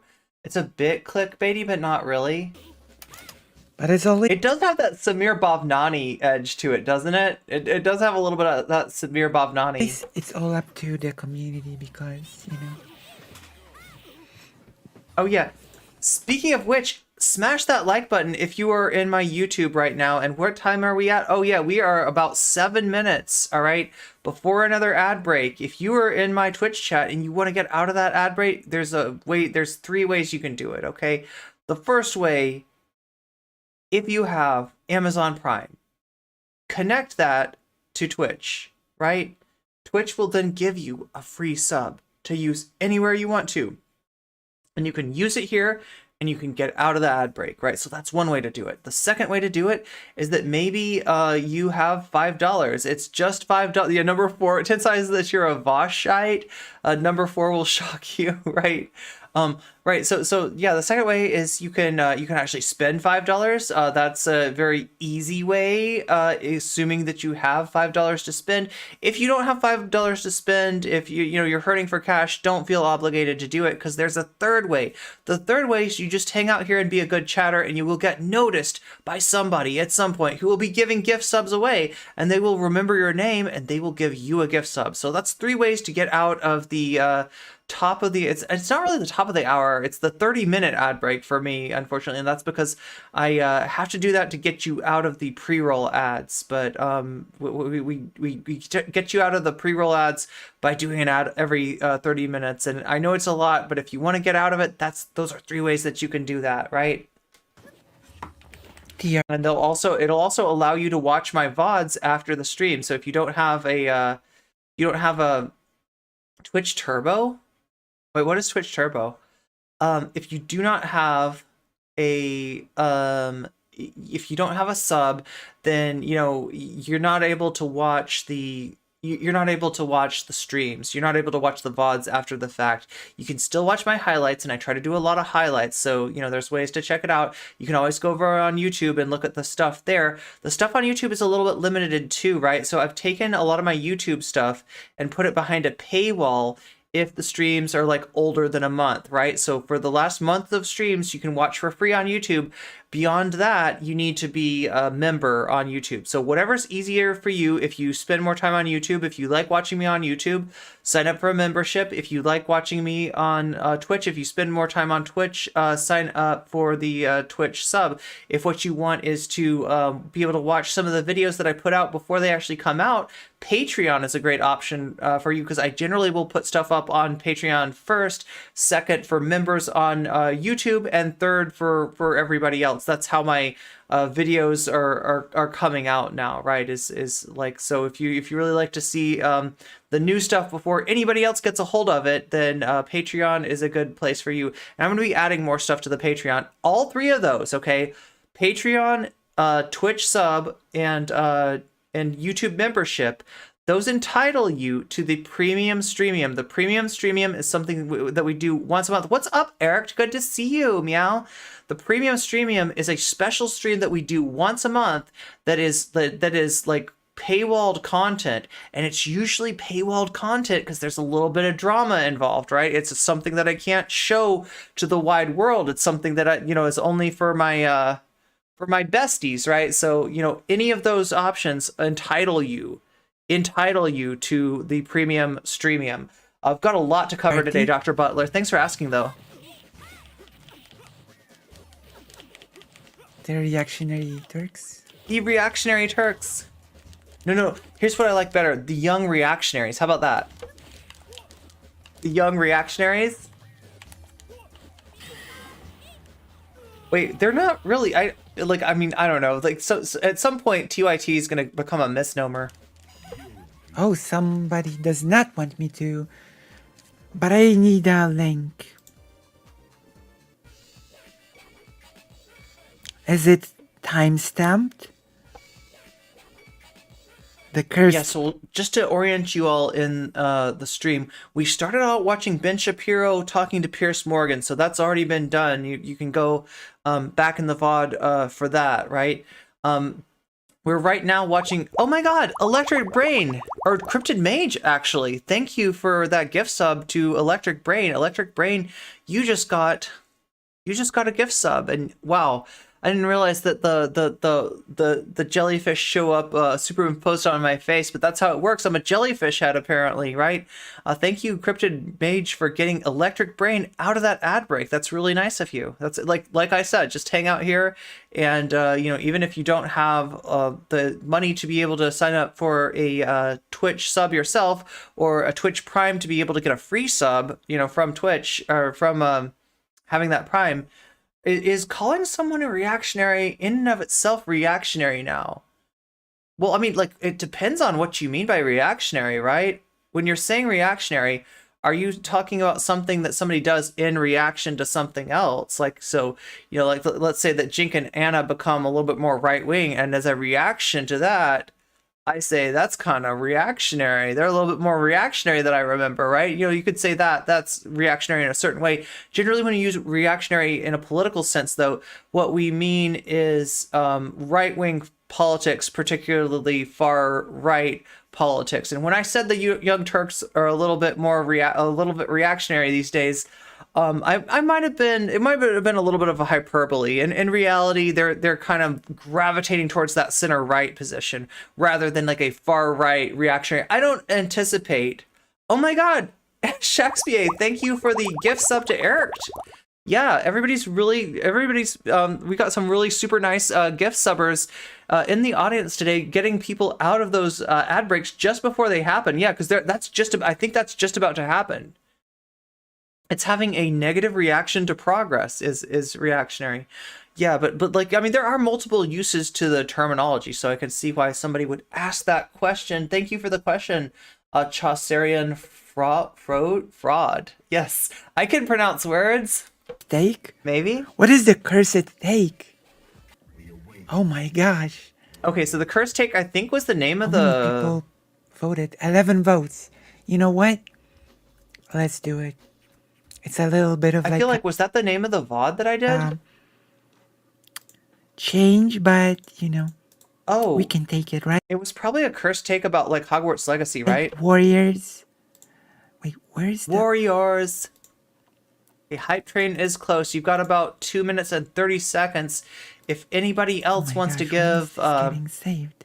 either a gift sub or bits or sub yourself or use a Twitch Prime to sub, you will be activating the hype train, and that means that we're going to be doing some Weasel. We're going to get into that Weasel nonsense, right? Just politically is what you meant. Yeah. Yeah, somebody was asking in YouTube chat too. But yeah, I was probably engaged in a little bit hyperbole when I said TYT is reactionary. I don't know what Young Changed my Turks have branding done. when I changed my. Okay, let's go. I hope it's timestamped though. Is it timestamped? Oh, she's watching it on YouTube. There you go. What is it? Oh my gosh. Okay, let's go. Okay, did you hear that? Where there's a That's a quack VOD. there? Because it's Ducky Gang. A battle queer. Is Duck- that what they're calling themselves now? That I was overly cruel to a scared trans Hey? person when only asking for my empathy. That you don't have to. Hey, hold on. Remember is a she, right? Not a they. Oh yeah, I really appreciated your translation of the German song last night. Understand? You can just believe. Hey, but this is the reaction to Chad Logic reacting to me. Is there not a reaction to our talk? Because you said she reacted to our talk. So I wasn't even aware that Lucy had talked to Chud Logic, right? I mean, I don't recommend talking to Chud Logic. It's I don't know. Polly, are you still here? Polly had a conversation with Chud Logic and a whole bunch of other people on Chud's stream. So Polly can maybe speak to what it's like to be on Chud Logic's stream better than I can, but it's not something that I would recommend to a friend. I used to be a Pentecostal Christian. I am having to unlearn a lot of bad stuff. I miss Lucy's character voice. Yeah, she talks about that, right? She did talk to... Oh, again, maybe. I don't know. She said something about a debate. Wait. Maybe that's what... Okay, 15 seconds if you want some kind of a palate cleanser. Is there gonna be like a Weasel song? reaction to You can the activate talk a hype proper, train or- to unlock that. or not 5 more happening? seconds. Okay, we're gonna continue the content. There we go. What we're telling. Let's get to work. God. This is Polly's whole thing. She's terrible at making arguments, so it's just, you think I'm wrong? Polly's whole thing? Why is he talking about Chud Polly? Logic, Reacting to Polly versus Lonerbox. Obviously, Oh. Chud is not a big fan of Polly's. He's kind of standing Lonerbox Alright. here. It looks like here's Lucy coming on screen as a VTuber, right? It's me. So this is Lucy Haze. Haze. Exciting the vampire castle. We've seen her before a little bit, okay? And he thinks We watched her go back and forth with Bad Empanada, and you know, you have a few bad takes, but overall, like she made Bad Empanada really mad, and it was kind of funny. that he's abandoned fish. Wait, what were my bad takes? Is she referring to my back and forth on Twitter with Bad Empanada? To answer your question, Lucy, no, I wasn't aware there was a back and forth on Twitter, and I wasn't commenting on that. I don't remember what Lucy's bad takes were on that one in particular, and I do realize that I'm probably like too nuanced for my own good. So like I feel compelled to when I'm praising somebody to be like, no, I don't agree with everything that they say. Like, right? So there's some bad takes out there. Maybe there's some things that I don't agree with, but I get that, like, you know, to somebody like the person in question, maybe that comes across as like I'm saying that you're a bad take machine. That's not what I get from Lucy, though. I don't think that Lucy is a bad take machine by any means. But yeah, I think I was just saying that there's like some things that I disagree with. I love these nested response videos. It does get kind of wild, doesn't it, Electric Rain? Yeah. If that's the case, then you really need to look for that one, because that one is really funny, okay? I'll have to look. Does anybody know what she's talking about? There's an exchange between If you Lucy can and Bad find me Empanada. her reacting to my little back and forth with Bad Empanada on Twitter, then you're in for a treat, okay? That's a thing that is really... Look, if she gets some that is sody gonna pop, be then I got some really sody pop too, interesting okay? to react I gotta to, have okay? my drink enhancer at hand. Like, that one's really interesting. And I'm really curious what were the bad takes I gave there. So if someone can find that, then I will be extremely, Oh my extremely God. thankful, okay? But for now, let's continue. Also, as you can see, my current voice is less... Young Black Economist, thank you for the gift sub to Olakala. Olakala, you are getting out of the next ad break, which is coming up in what, like looks like 25 minutes or so here. Falsetto. I love Lucy roasting Chud logic. It was so good. And the best part of it was that Chud got like seriously mad. Like Chud was so frustrated with Lucy. And there was even things that Lucy was just like doing that were pissing Chud off that she couldn't have even realized like how it was going to end up. But it was so delicious. So good to watch. One, because I'm always practicing my voice. Okay. This has been bothering me so much. Disagreeing with someone on the opposite team is completely different than disagreeing with someone who's supposed to be your ally. True. Like, I'm not sure why I think she's reading chat. people try doing this argument that Polly people is combative. Therefore, she cannot be afraid for her own well-being about a genocide. So again, like You know? This makes no sense. Like, it doesn't matter if she's combative in debates. Like, I still stand by this, by the way. You can be very combative in debates and also be afraid for your life in real life, right? That's like, of course. He seemed to have a really hated her character voice, but I hate how that now she feels like she can't talk like that anymore. Like, I kind of understand that, right? As somebody who used to, like, you know, not a character voice, but like I did cosplay at you know, in every stream that I did, right? I was you know, cosplaying you know, like I had a blue wig that everybody remembers, and I just don't do that. I just, you know, kind of stopped doing that based on sort of like how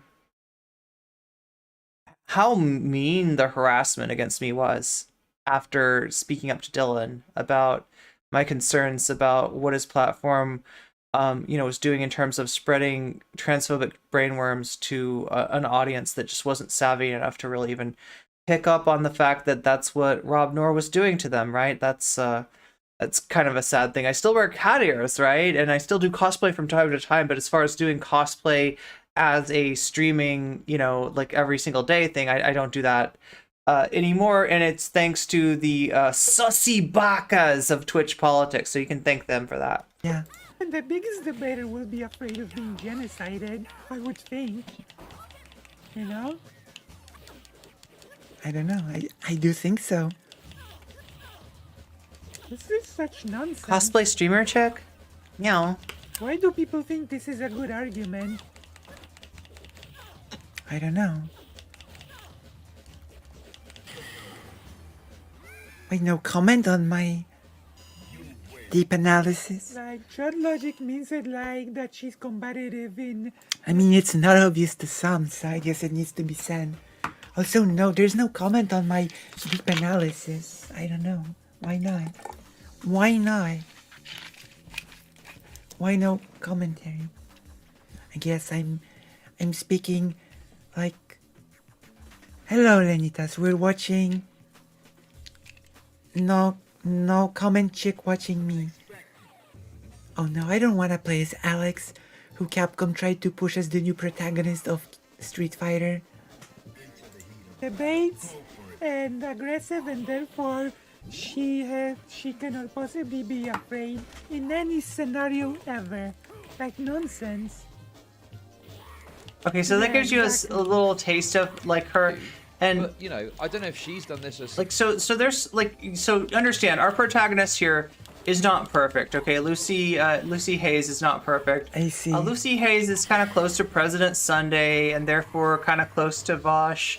We're gonna see her Oh no. So Chud, and that's the one thing that I regret saying. Like, I don't want to paint her with too broad a brush and make assumptions that because she's friendly with Sunday that she's like part of this whole Vaush thing. She's obviously not like consciously part of it, right? And there is a certain degree of guilt by association that goes on. I think what I was saying at the time, what I was concerned with the time was that that the audience like understand that I'm that I come at this with that there's like a little bit of nuance, right? That this is support for Lucy, but this is not like this is not like a rubber stamp for like everything that Lucy does, because like obviously doing like one video of hers, I don't know everything about her, so many layers, right, to this react. Yeah. Wait, I have been already boxed in a lane. Oh no. Oh no. And I apologize about boxing you in the lane, Lucy. I was joking about being boxed in a lane. Oh no. Ay ay ay. Ay ay ay. But I didn't even know, and it has already happened. Oh no. Well, thank you for that, Somniostatic. I had no idea that a lane has been already assigned to me. Oh gosh. Oh my gosh. Okay. Alright. I'm close to Vaush. I guess I'm close to Vaush. I should actually contact Vaush because there's a VTuber already going on, and I'm a VTuber.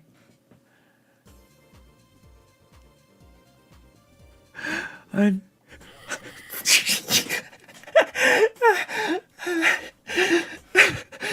lunchroom politics. Oh, okay. Yeah, that's sorry if I implied that you can't sit with us, Lucy. Okay, that's a bit funny. Lunchroom politics. Lucy's not perfect. What the quack? It's not what you know, it's who you know. It's true. Logic did a video, so you saw her. She's a VTuber, you know, kind of a smaller channel and stuff like that. Adorable. Yo, you've got her chatters calling me reductive. Now that's funny. That's really funny. I need to be more reductive. I feel like the reason my streams are way too long and go on for hours and hours is because I have like way too much to say. Much to the contrary of my moniker, No Comment Chick, I have All Comment Chick, right? And I probably need to keep it a little. How big was I when she reacted to me? Bizarre Lefty must reports me. Bizarre Lefty, my god. I mean, at least someone reacted to that Chud Logic video about me. Ducks and awesome little VTuber, right? Obviously a little too close to the Vaush Clout network for my liking, but whatever, right? I see. Vaush Clout network. That is so mean. Vaush has helped me a great deal. So Chud Listen, Logic this person needs another. straight up did a video on Lucy. Yeah? This is Chud Logic. True. Like, I mean, that is true. I also wear I wear glasses in real life as well. So we can probably turn the speed up, right? Because she's not. Before she was reacting to.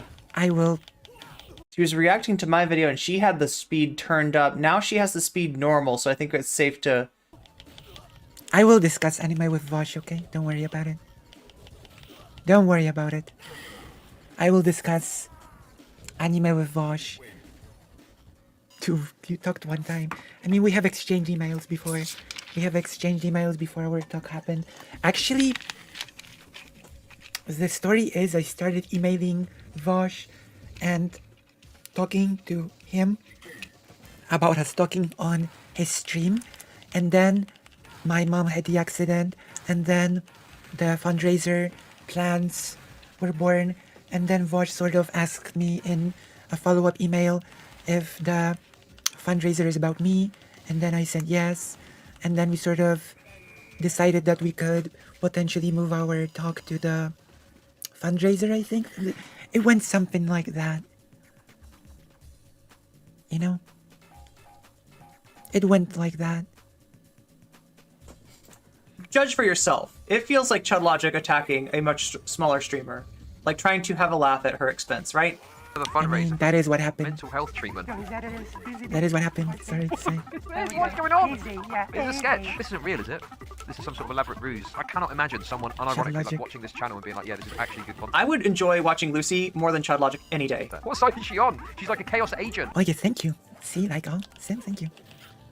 I mean, I don't know how much of it was started. Every time you see Chun-Li, you get Nicki Minaj song playing in your head. Because somebody did sort of walk it back, I guess.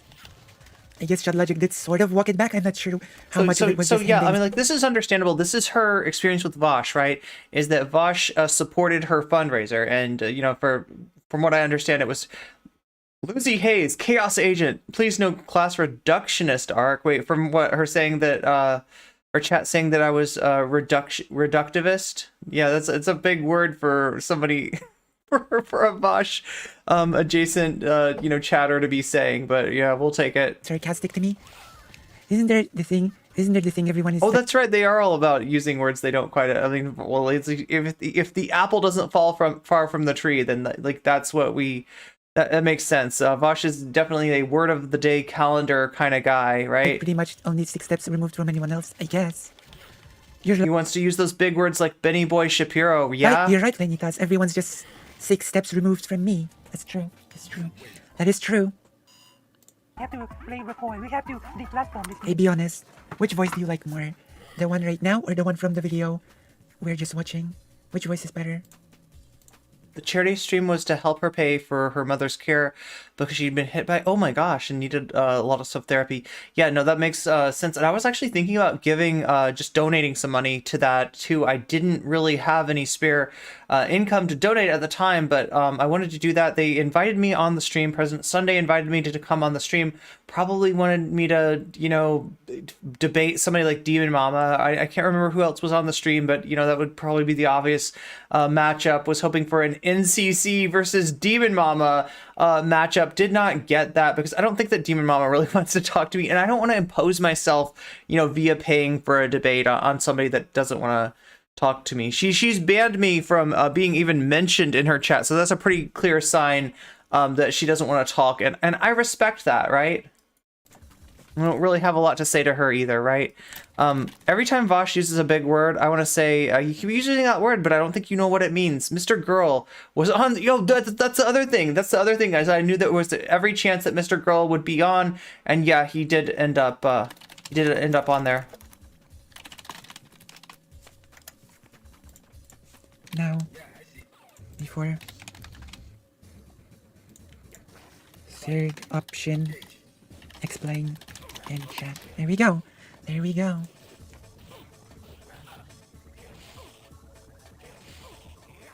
Yeah, that's true. That is true.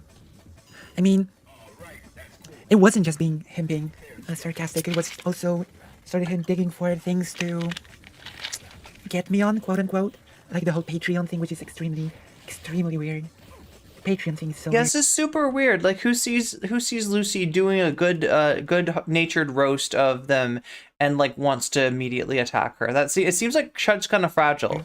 I still can't get over the Patreon thing, which reminds me.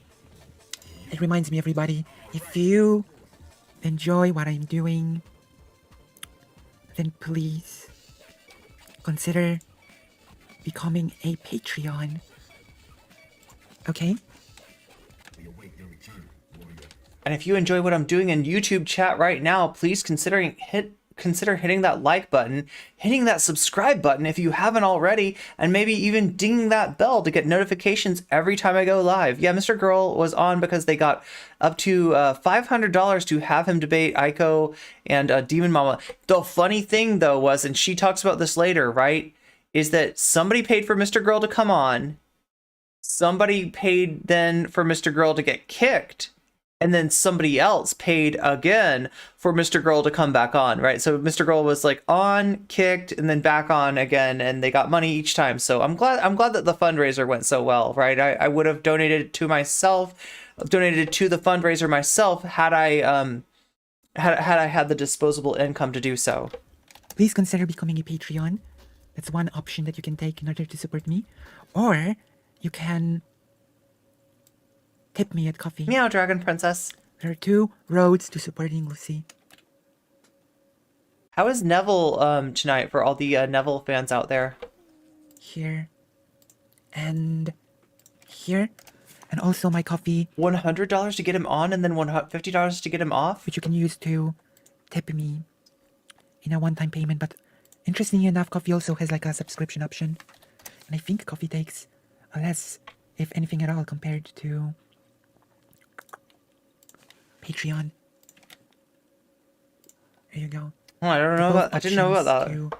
So if you have any chat, should I get coffee? Should I add coffee to, like, I don't know. Is coffee easier for some people to use than Patreon? Also, I was thinking about adding a throne. I could use a better microphone, right? I'm a big audio, like, not snob, but like I can tell the difference between a USB mic and an XLR mic, and I would love to move up to an XLR mic if anybody was willing to finance that. You use Throne, nice. Pity, if you pity me, because those are the only options. Either you like, I wouldn't go near Mr. Girl with a 30-foot extension ladder. Meow. Either you want to troll me or you want to pity me, then of course by all means these are the links. I should write on Twitter. I should add Chad Logic, and I should ask him to troll me with some money. You know?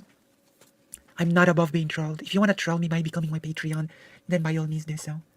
You know? I really do not mind being trolled in that way. My name's Chad Logic. I do not mind This this channel sort of... apparently got some videos about me and True.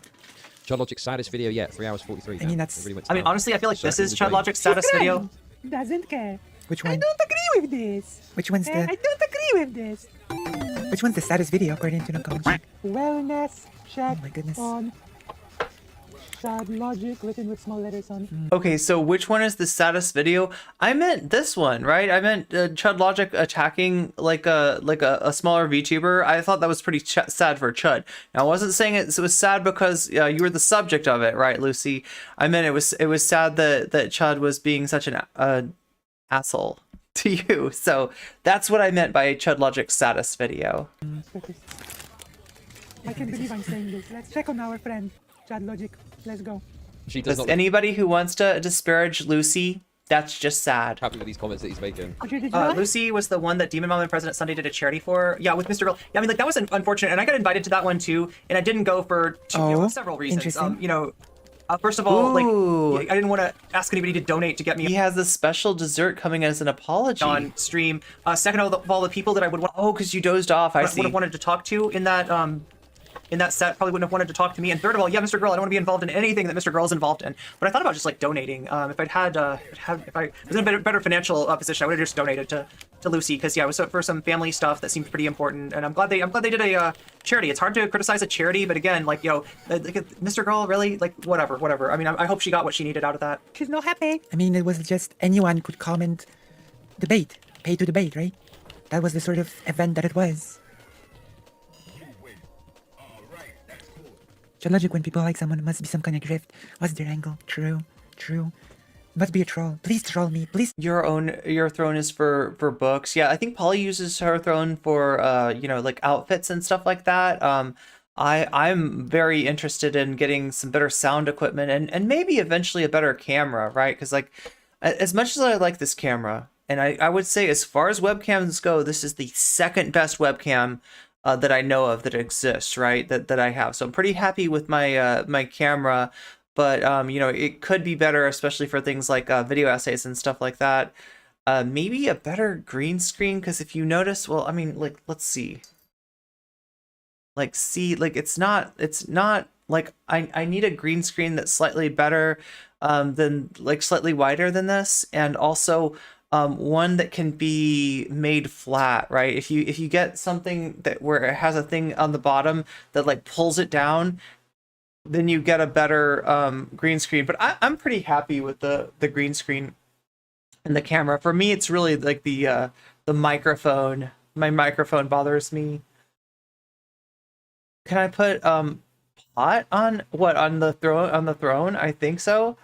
Would now be a good time for advertising HelloFresh? Yes, thank you for reminding me, ShaxBA. So ShaxBA is reminding me to do something that I hardly ever do, which is a call to action. Right? I have a sponsor. It's HelloFresh, and I actually made a made some of their food on stream recently, right? So and was actually really surprised, and I'm not even kidding, right? I was really surprised with how good it was. Right? My big surprise, right, was how delicious the food is. Given that I don't have a lot of time, generally when I make food, it's just like throwing a bunch of rice and maybe some beans and maybe some vegetables into a pot and then cooking it and then, eating the mush that comes out of there. But HelloFresh, it was so much more fancier than that, right? They gave me there was like elements, there was taste elements to it, right? There were different flavors mixing together, different like in terms of like the raisins. They actually gave me raisins and then lemon in order to soak the raisins in the lemon, so you have raisins in your dish that are like super super tart, right?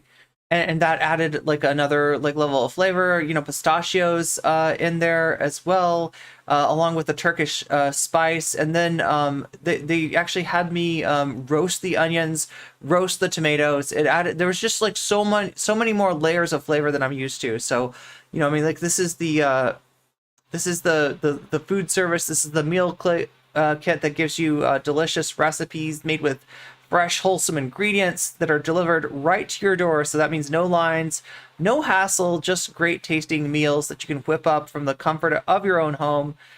With the cost of groceries going up every day, it seems like, right? Really, really expensive. It's the perfect time to get started with HelloFresh. It's cheaper than grocery shopping by 25%. So in addition to the convenience, in addition to the taste, in addition to having these recipes, like that, if you're like me, that's what you need, is the recipe to tell you actually how to make tasty food rather than just making whatever, which is usually what I make, right? You get really tasty recipes. You also get to save 25% over groceries and 70% over a restaurant. So yeah, a lot cheaper than either of those. There's 40 weekly recipes to choose from for all your meals, lifestyles, and preferences. Also 100 or more seasonal and convenience items. So there's extra items you can kind of add on to. Like, I'm a vegan, so I ordered the Turkish chickpea vegan bowl, right? But if I was a chicken eater, I could have added chicken to that. They also had some fake meats, some plant-based meats that they had some options for that too. So you can kind of add, you can customize it. You can go, you could also scale it too, right? Anywhere from 2 meals a week to I think way more, right?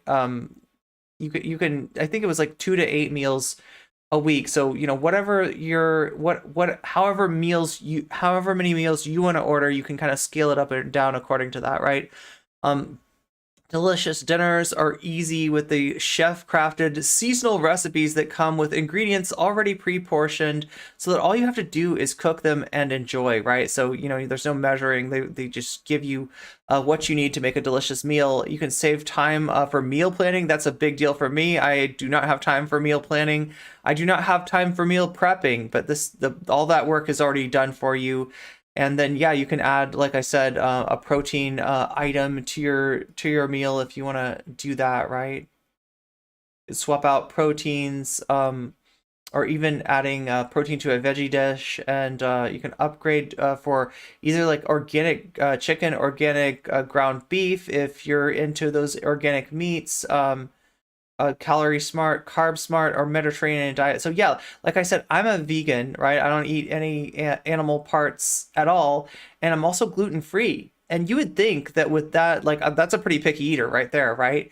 But I was actually able to find something that was delicious for myself. So I think if I can find stuff that you can too. Yeah, you're going to be getting seasonal ingredients. They're peaked at the peak of ripeness, and they get to your table in a hurry, less than 7 days, right? So that means that whatever you're getting is harvested less than a week before you actually get it. So it's pretty darn fresh, right? So yeah, that is our deal with HelloFresh, and if you want to check that out, hit !HelloFresh, one word, and it'll give you my affiliate link and the details. You can get 60% off of your first meal kit right off the bat and give it a try. And if that works for you, good, because like I said, I appreciate when people sub to me. You get something back for that, or give bits or whatever. But with HelloFresh, I feel like I'm able to give you something that's actually food. Right, so you're not just donating to me. You're kind of buying from me in a way where some of the money goes to support me and what I'm doing here, and it keeps me streaming, keeps me sustainable for longer. So if that's useful for you, then it's there, and you can check it out. Right, I don't want to push this on anybody who doesn't need that. If your needs are already taken care of, or if it doesn't appeal to you, that is cool too. But it's there if you need it, and it definitely helps me out a lot. So that's make sure to use the coupon code for that 60% off. Troll me with money. Okay, there we go. My gosh. Yeah. I don't know. Wow. And now we're having an oncoming debate for which I have to prepare, which makes me officially a debate pervert.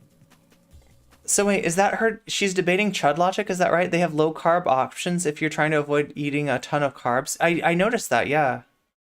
Gonna order some this week. I just been eating too many $8.50 frozen dinners. Yeah. I think HelloFresh is definitely cheaper than that. I think they paid to get Mr. Girl on, then someone counterpaid to get him off, and then someone counterpaid to have him on still.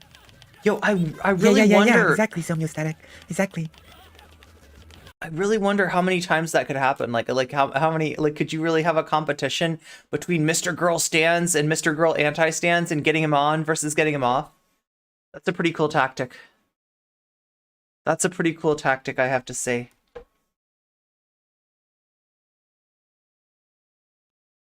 Somebody did pay to get him off, and then somebody paid even more to get him back on again. Like, that actually happened, which was pretty funny. And second of all, it was not a nice conversation, okay? It became a pretty heated debate. And at the end of the debate, Mr. Gill just came out as, threw the mask away and went full transphobia. Which makes me still ask myself, does Mr. Girl know that he came to a charity stream for a trans person? Does he know?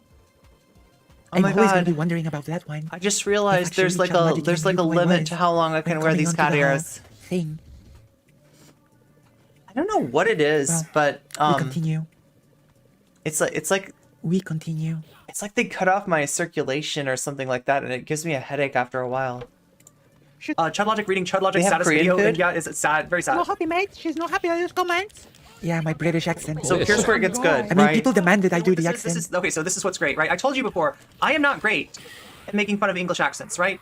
I'm not super knowledgeable. I cannot tell you like a northern English accent from like a southern, like a London. Like there's people that can tell you what part of London somebody's from by their accent, right? That's not me, okay? I can't tell the difference. I have to ask British people. And Lucy, though, Lucy does a good Chud Logic. We really do. Watch this, okay? I donate money to this person's charity fund if it's who I think it is. Are you regretting that decision now? Political now. Oh, politics. Oh, politics. Mate. I don't agree at all. I do not agree at all. It is. I'm not buying this, mate. Mate. Agree at all. Hey, I just responded to the demand of my audience, right? With the accent. Sorry, don't care. I don't care because they got the wrong thoughts in their heads. It's kind of funny how sensitive Chud is about his accent. I know that President Sunday did his accent too, and he really didn't appreciate that either. I don't think HelloFresh has. They don't have kosher options. I thought they did. I thought I saw something about that. Let me look and see if I have information on Logic that. doesn't even do timestamps, and he has an editor. I have to do everything myself, so I have an excuse. Chad Logic doesn't even like. You know what? That video of mine might have been just me doing a funny voice, but that criticism I will stand by, okay? Chad Logic has an editor, probably pays him a lot of money, and the editor cannot even be bothered to do timestamps on the video. That's pretty weak, isn't it? Isn't DK supposed to be some great editor that makes or breaks creators? I don't know. Isn't, like, I stand by that, like, comment. I stand by it, okay? I will stand by it forever. I can walk anything back, but I'm not gonna walk back the comment about the editor being lazy with the whole timestamp thing. Why are they this like? Why are they just pausing in like the sizzle of fucking real shit? Why are they? I don't understand. Chud, you just have to like look. There's like it's funny because it's you're funny. not gonna That's the win, answer. okay, I'm just telling you. It's funny. I'm warning. Like I mean, I know I'm talking to Chud like back in time or whatever. There's no Chud can't hear me now, right? But I just know it. He's not gonna win. I'm not even. This is like the spiciest bits. You're not gonna win here, Chud. Because it's funny to react to your spicy stuff. You don't understand that you're up against the Ducky Ducky Literature Club, okay? This is the Ducky Ducky Literature Club, okay? And you cannot defeat Monica. And by Monica, I mean Lucy Hayes. Yeah. Sorry. Sorry. Look, Chud. Like you're. Hey, listen. Maybe I will be, like, I Okay, seem so to here be we in the go. graces of the non-comment chick. Maybe I will be the bridge to bring non-comment chick and the quote-unquote Vaush cloud network together. Maybe I'll be the one to. Maybe I will be the link to sort of bring the whole left together under a single banner. You know, maybe I will be the one to achieve the unachievable. So interesting proposition. Do you hear this? To do the interesting proposition, yeah. It's a character from the Doki Doki Literature Club, a game. I can actually play it on stream if you want. Well, you know, like that's what Monica's all about, is like bringing people together, right? That's definitely what Monica does in Doki Doki. But yeah, the link between worlds. Yeah, be the one to do the. Okay, there we go. Yeah, Monica is the link between worlds. That's actually true. That's actually canon for Doki Doki Literature Club, right? That's right. Well, can I do the British voice with the British accent with the new voice? I can indeed. I can indeed do the British accent with the new voice. It's true. You know what I mean? You know what I mean? I can do it. I can do it. I can do it if I want. But I must reserve my British accent for, you know, the... I can do the British voice for, say, I have to keep it for the Chud Logic, you know, I have to keep it for the Chud Logic reactions, though. I cannot just use it willy-nilly like that. I cannot just use it willy-nilly. I have to wait for reacting to Chud Logic. How do I have a muscle cramp? No. That's weird. Wait, really? Bicep cramp, nonetheless. Non-comment chick mocked Dylan Burns. Oh no, that's... Oh no. Okay, so... I remember when it happened.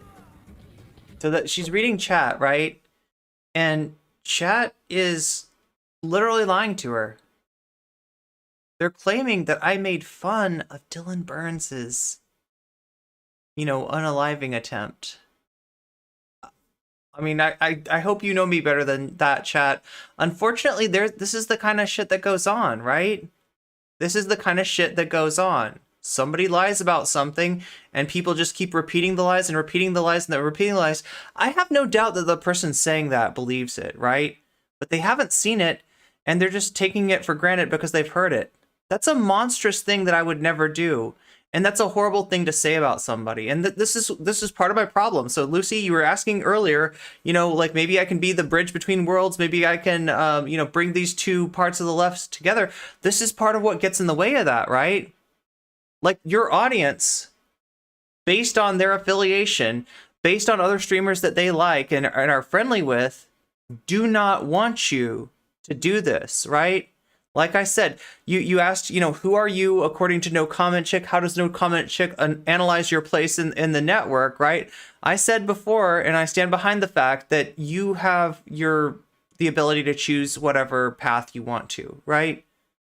But unfortunately, linking up with these kind of people means having this kind of audience, means having people that are either knowingly or unknowingly going to spread lies, going to misinform you on things that have happened, right? And so, that's the price, right? I know it's a good deal because I've done it too, right? I was friendly with Dylan. I was friendly, enough with Vaush and Xanderhall and all the rest of these sussy bakas, right? I did not get in their way. I did not criticize them, right? For a really, really long time until I felt like there was something really important that I needed to speak up about. And even doing that was too much for them, right? And all those people in my chat, right, that I got from being friendly with those people, right, that it kind of paved the way for me to grow as a content creator. Having those people in my chat meant that as soon as I was the slightest bit critical of one of them, that, you lose those people, right? So it's conditional. Yeah, that kind of support is conditional. And, that's the kind of people that she's got in her chat, unfortunately, right? That's a really horrible thing to say about somebody, and it doesn't even pass the logic check. Anybody who knows me, anybody who's listened to me, knows that not only do I not look down on, make fun of, have a go at people for something like an unaliving attempt, right? That's what the person in chat is saying. Right? Not only do I not do that, I don't make fun of people for any of their mental health issues, right? I don't think that Dylan should be looked down on for dealing with that issue, right? I don't think that anyone should be looked down on for dealing with that issue. Right? And even Dylan and his chat being ableist and speculating in some really weird ways about my own mental health would not justify that, right? I'm not even like a tit for tat person, like, right? I don't think that somebody going after, I mean, this is just who I am. These are the lines that I draw, and I don't cross those. And so for somebody to say something like that is just ghoulish, and it belies the fact that there is a certain desire in these communities to gatekeep people like Lucy, who, we can see Lucy's a really cool person, right? She should be able to, like whoever content she wants. She should be able to do content with whoever she wants, but they're not letting her, right? They're going to come in and lie to her about me rather than letting her make up her own mind. She looks at some of my content and her first thought is like, maybe I could help people on the left get along better. Lucy, I one day, right? I would love it if that could happen, but this is the kind of stuff that gets in the way of that, right? So unfortunately, you're in with a lot of content creators who have some very toxic communities. Things like lying about somebody, things like character assassinating somebody are way too common in those communities. And you're seeing that, right? If those tendencies could be weaned out, if something like that, like, okay, well, you just lied about nocommentchick, timed out, for 500 seconds or something like that, and second time, banned, right? If that was the answer, if we drew a line in the sand and said, and that's kind of what I tend to say in terms of spreading lies about other content creators. Somebody came into my community a long time ago and started spreading lies about other content creators, and my first impulse was to ban them, honestly. Right. And I just wish more people had that sort of, you draw that line. Like, I understand why they don't, because like a viewer is a viewer, whether they're toxic or not. So there's a lot of there's a lot of content creators that don't want to do that. They're like, well, they're not saying bad stuff about me, so let's keep them. Right. I don't know. I wouldn't do it. Right. I think that there's there's something you lose when you deal with when you I remember when put up with that kind of suicide attempt toxicity. happened. I'm really glad that Dylan is better now. I'm really glad that think about, let that sink in. If also Dylan pretending to be gay, okay? Let that sink in. Now that's another thing that some other people did say, right? So that could just be a confusion. In fact, if I read the if I actually look at the comment, let's see. Something about she was also, nope, they're lying. I thought that maybe that they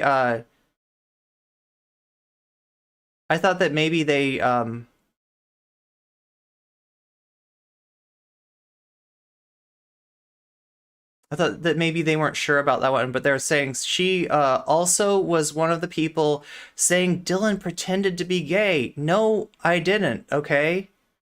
Dylan's sexuality is Dylan's business, all right? I'm not in the business of, like, I am a strong proponent of self-ID, right? Is this person Filipina? No, she's actually Polish, I believe. Yeah, she's actually, she's Polish, right? So, I mean, like, not only is this a lie about me, this is also something that I would never do, right? Dylan, you know, is allowed to, like, Dylan's orientation, how do you find that out? Like, listen to what Dylan says. If Dylan says he's gay, he's gay, right? I'm not gonna, like, police him about that. I'm not gonna gatekeep him and be like, you know, are you gay enough? How gay are you? Like, right? It doesn't fucking matter. That's Dylan's business. And in general, I'm not that interested in other content creators' personal lives, right? Alternate world in which there's an alternate world in which Dylan succeeded and was not able to do all the good work he did in Ukraine. Like I said, I wish that Dylan cared so much good things. I wish that Dylan cared enough about trans people to actually put his money where his mouth is, right? And actually do right by us when it comes to people like Rob Norris spreading transphobic tropes about us. I wish that Dylan was that person. He's not that person, right? He's way too fragile to take any sort of criticism. And that's a sad thing. However, like, that doesn't, you know, justify you know, being a weirdo to somebody. That doesn't justify, like, mocking somebody's unaliving attempt, or you know, making fun of their, like, mental, you know, health issues or anything like that. And it doesn't, you know, it doesn't, like, like, their sexual orientation is what their sexual orientation is, and they are the only one who can make that determination. There were people that were saying stuff like that, that were speculating about Dylan's sexuality, but no, I wasn't one of them. But yeah, Lucy, I'm sorry that you got toxic people in your community that want to spread lies like this. It's really too bad. Ahead of him. Like, I'm really glad Dylan is in a better place right now. Really glad.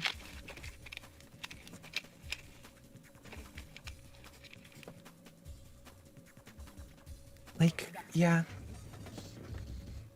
The wrestler? I guess. I think he was supposed to be the main character of the game. You're playing checkers, okay? Ken is strong. And Lucy is here playing, like, 11-dimensional chess on your ass, right? She has already mapped out this whole chess game, all right? She knows how this is going to go. And you are just a pawn. And I also want to make real clear that this is an element of Lucy's chat. This is not Lucy herself. If you see how Lucy reacts to some of this stuff, right, that her chat's saying, you can kind of see that she's a little bit too smart for this. Maybe she's already aware of, you know, how these lies spread, and that she, you know, without, you know, getting the receipts that, you know, one should have to back up such claims, she's not going to buy into it. Because I get the feeling that she doesn't buy into this. Like, this is just somebody in her chat that really is bothered by Lucy saying, I want to build a bridge. And like I said, like, a bridge between me and Vaush, that is a far off dream, right? Vaush would have to be a much different content creator than he is now for that to happen. But I want to be open to that, you know, like, I mean, I don't know about Vaush, you know, given what he's, you know, done to people on Discord, but, like, I'm not closed off from the idea of working with other content creators, even if we've had, you know, disagreements in the past, right? So, you know, like I said, you know, there's nothing wrong with Lucy's desire to see a left that's more functional, to see a left that has more solidarity. I want to see that too, but it's got to start with things like a content creator like Dylan actually recognizing that bringing on a transphobe and allowing him to gish gallop transphobic tropes is harming the trans community, and that he's got to be better than that. And that me bringing that up isn't like a condemnation of him. It's on the contrary, it's a chance for him to be better. It's a chance for him to acknowledge and improve who he is as a trans ally. Now, like, as I say this, you realize that a lot of people in the Clout Network, you say the words trans ally and they're like, definitely chuds communities like that, right? They think it's like a really funny joke of like, oh my god, trans ally, I don't want to be cucked out to a bunch of trans people, except they'd say the T slur instead of, you know, trans people, or probably the R slur with the T slur, right? Yeah, I don't know, like, you know, this is what we're dealing with. And like, Lucy recognizes I think, how toxic Chud is. She doesn't recognize that in a lot of ways, some of these debate bros are cut from that she's friendly with are cut from the same cloth as Chud. So in her hands, solidarity is always an option. Absolutely. Maybe I should talk to nocommentchick and ask her why she was. Maybe I should ask her why she said the things that she said about Dylan. Well, the first thing that you should the first thing that you should probably do is check to see if this is true, right? So you need to find a clip, saying that, and then if you're a part of the Vaush network, you'd need to find the VOD that the clip comes from, and then you need to go before and after and have like a really long section, right? So when it comes to Vaush, and Vaush says something sus, and you see it in the clip, and you're like, wow, that's really bad. What is the first thing that a Vaush network person does? They says, let's see the larger context of that, right? They claim that the clip is out of context, right? So there's no clip though. And you know why there's no clip? Because I didn't say it. And I wouldn't say it. And that's something that, I can stand firmly behind. That's not something that I would ever do. That's not something that I did do. I don't think that mental health is something to be joked about. And later in this video, I comment on the fact that Lucy says something about a wellness check for Chud Logic. So I was getting on Chud Logic about being ableist to Lucy, right? And then when Lucy says a wellness check on Chud Logic, I'm like, okay, well, that's a little ableism on Lucy's side. I think that she gets it, right? I think that by the end of this, she gets it, that the person that the chat is talking about, that's the person that this Dylan Stan is talking about, right, is not the person that she's seeing this reaction content from. Because if I'm that concerned about ableism, then something like making fun of somebody's mental health issues is just not something that would ever happen. So, yeah. I will say this, okay? Dylan is actually a really nice and reasonable person. Like, Keffels at one point mocked Dylan, saying that he's a war tourist or something like that. And I think Dylan was able to recently talk to Keffels and clear the air, right? So, yeah. I don't think Dylan is a person to hold a grudge, if that makes sense. Right? Yeah, he's also, in my experience, though, not a person to accept accountability either. So, not somebody I want to have anything to do with. I'm gonna be pretty open with this. The work that Dylan has done in Ukraine has earned a lot of respect and a lot of charitability from me. Dylan would have to do something really wacky for me to not be charitable toward him anymore, Something really extreme would need to happen.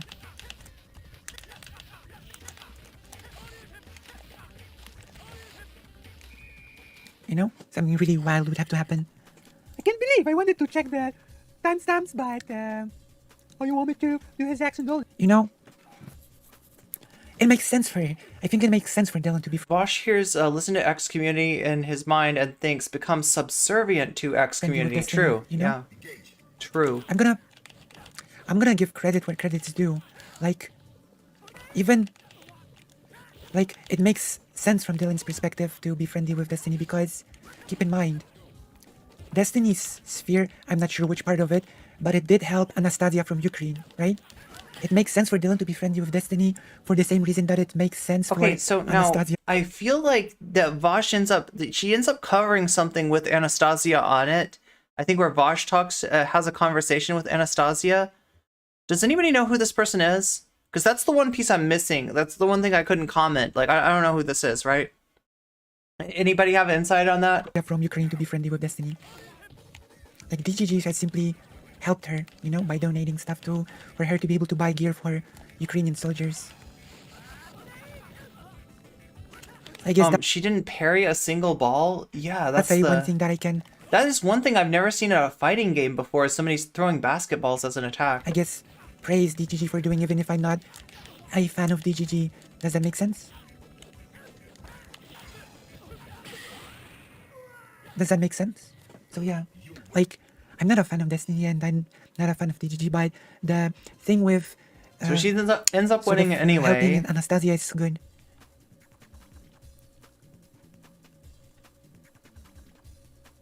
Why is it? I'm gonna read the chat a bit. Why is it so difficult for some people to keep suicide off the table to use against people? I don't know. I hope it's not difficult for people to do that, right? I haven't seen a lot of that in terms of content creators. I haven't seen a lot of people making fun of somebody's. I do see a lot of like digs at people's mental health, right? But I've never seen somebody go as far as to make fun of somebody's self-harm attempt, right? That's if that happens, it's probably in like edgelord communities. It's probably amongst different content creators entirely, right? I hope that people know that that's off the table, right? Because that's a ridiculous thing to say. But yeah, it's also a ridiculous thing to lie about somebody and say that they did it when they didn't. And, unfortunately, that's what she gets from being close to some of these creators is this kind of toxic community, full of dishonest people. So. Because she's an individualist moralist and is convinced that those who deserve in getting is the most important thing. Wait. Yeah, right. I mean, except that it's literally not true what you're saying, and it doesn't make sense with who I am. It doesn't make sense with the moral stances I take, which is like a hard line against ableism, let alone something as monstrous as making fun of that, right? It's really gross that she's got these she's having to deal with these toxic chatters here, right? Like, I think even if there's a really bad, like, even if there's a group that we know is not good and a person that has really bad views on many things, I think it's important to be able to recognize when a good thing is being done, Or at least I think so. Yeah, so just like I criticize both, Chud Logic for being ableist to Lucy and Lucy for that wellness check thing that she says like later on, right? Now, like a wellness check, I don't know if she realizes this, right? But a wellness check is the kind of thing that you'd perform if you were worried or ask for if you were worried that a person might have engaged in some self-harm. So without even realizing it, she's kind of engaging in the same thing that her chat is accusing me of doing, right? My sense though in her talking about that though is that she doesn't understand much like she doesn't understand what clickbait is, much like she has some interesting understandings of of platforming, right? Or not really. I mean, it's just a standard like debate understanding of platforming, right? But she also I don't think knows what a wellness check is like, right? Because like that is something that's related to self-harm. But I'll give her a pass on that one because I don't think that's what she was trying to say. I don't think she was trying to say that Chud Logic was like engaged in self-harm and that should be something to joke about, right? Was Anastasia the one who was defending the Azov Battalion Brigade? I don't know. Yeah, I mean, maybe. It sounds like something they were talking about the Azov Battalion. Okay. What do you think? We're gonna do. Listen, this person needs another fundraiser for some fucking mental health treatment. What the fuck is going on? Okay, so yeah, there is Chud Logic being ableist to Lucy, right? Chud. I'm gonna repeat it once again. If Chud Logic wants to start a fundraiser for my mental health and gather money, then he should do it. I'm not gonna stop him. Like that's the best cope you can manage? Okay.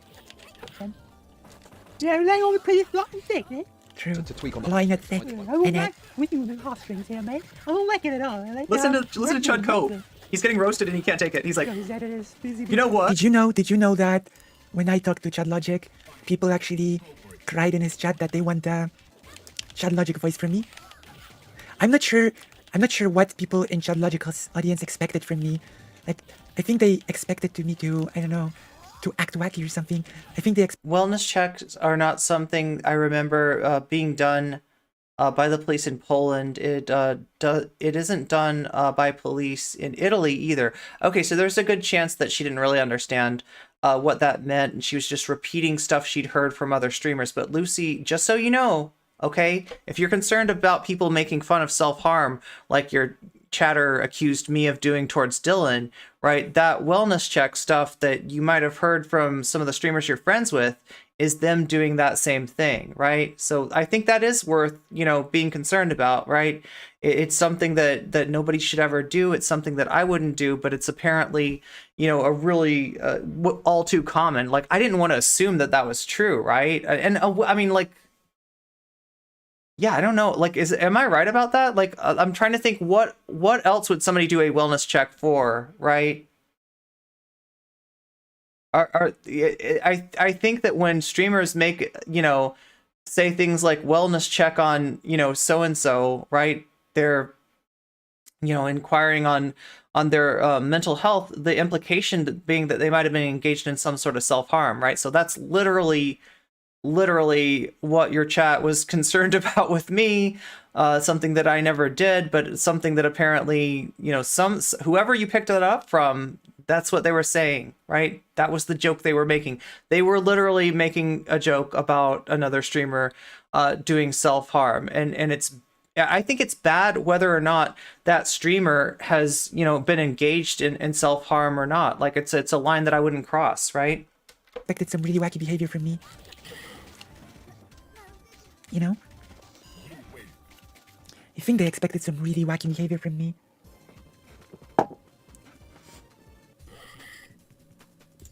Maybe she needs another charity event for her mental health, but shh. And it's just crickets. It's crickets. Nobody's laughing. Nobody's laughing, Chud. I mean, I think his audience laughed, to be I mean, fair. that's a fucking basis thing that this person said. That's just true. Yeah, his audience laughed, but they don't count. That's just fucking true. Is this real? This has got to be some fucking like. Look at that banana hammock. This is crazy. I hope y'all are here for this. Anybody right? else 'Cause impressed I by don't see this the love on banana chat, hammock? But I want you to know, regardless of the numbers right now, I want you to know that this is premium content. If you're seeing this right now, this is premium content. I will probably, we're probably gonna have to do the FD signifier thing another day. I'm thinking that's gonna happen Sunday probably. I guess I appreciate it. Okay. And this is contingent on getting me up to like 100 sub points, but like that's gonna be the next thing. When I get up to 100 sub points, we're gonna do. They expect you to be a person without any self-awareness and stuff like that in a one-on-one convo because they just like making fun of people, really. Yeah, I think that's it. Like, I think they just expected me to embarrass myself and don't know what's going on. Like, I think she was the one talking about her friend who was in Azov, who got Robloxed and demanding people to stop calling them Nazis. Random aside, but have you ever seen the Azov Battalion's weird Sol Invictus / Winter Solace rally? No, it was so weird. Very, very reminiscent of the Nazis. Well, I mean, that's their lineage, right? The Azov Battalion is like a like these are like Bandera stands, right? the funny thing is that after the talk, I watched the chat of ChatLogic and. Wait, Dr. Butler, is Urian that character? Is that Urian the character with banana hammock? Oh, also, before I say my bit, Lenitas from the Twitch chat says, it's important to be honest and give credit when it's due, even if we don't like those who we give credit to. Yeah, I think it's important because I think it's easy to just criticize anything a person does when we don't like them because we don't like them, but that's not really helpful, you know? Because at that point you can just dismiss what I have to say if I just said that everything that a person does is bad, no matter what it is, right? But yeah, oh, the last boss. Like, they expected me to just... I saw the chat of ChatLogic, and they were sort of divided into a couple of camps. Some people at some point started saying that it's boring, because they didn't really get from me what they wanted. They started writing in the chat that the conversation is getting boring. I saw that from a couple of people. Some people were confused and asked if I was eating something because they were hearing noises from my side. And that's because you probably are hearing the same noises from me right now. I was playing a game, I was clicking the buttons, and they were hearing the buttons and they were asking if I was eating something. You know? Those characters, like... Oh. Street Fighter 3 had a lot of original characters that didn't appear anywhere else. Well, okay, Street Fighter 3 also had characters that were in Street Fighter 1, but never appeared in any other Street Fighter game. So Street Fighter 3 has reoccurring characters from Street Fighter 1, I think. A sub-only stream, sub/member / Patreon, and we're gonna go over FD Signifier's new video because it's actually got some really interesting stuff. Sunday is a good day. That's good. It's a good day for me too. Sunday, like, I don't know. I love Sundays. What's going on? Good autistic, man. You know, she's obviously... Wait. Maybe I'm like the related distantly to President Sunday. Why? Oh yeah, Maybe okay. that's why. Okay, possible. It's entirely possible. On using autism as like an insult. Like, what is it? What is it? Like, I mean, seriously, Chud, what is it? What actually? Like, I would love to hear your answer. What's your preoccupation? ChatLogic. What's going on? got a lot of experience dealing with autism. In the intro alone, You're here for this? Okay, good. We're still in the Sizzler though. So you're I'm not gonna read off anybody's name, right? But like, yeah, there's people even in her chat that are kind of done with Vaush, right? You're seeing more and more of this, right? You're seeing more and more people just get fed up with his shenanigans. Okay, I've got my wacky as they're style. saying. Don't comment. He doesn't know what to say. Come on. This reminds me of I mean, like what's the guy's name? It's like anti-SAW guy. Oh, Undoomed. Yeah, I'm the new Undoomed. And they just go, wait. Oh yeah, you Vaush mocked Professor Flowers' self-harm. Fucking idiot. it's like the woke version. Here's the thing. Lucy's having fun, and Chud is taking this way too seriously. It's very funny to see. I mean, that's actually a pretty good observation. Yeah, that is like he is taking this strangely seriously. Yeah, that's like yeah. I have to admit, I was just having fun with that one.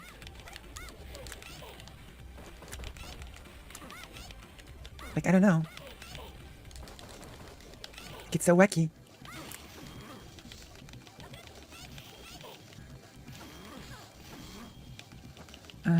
There's certain lines I draw, as I mentioned already. I'm tentatively not watching Vaush. Makes sense. Okay.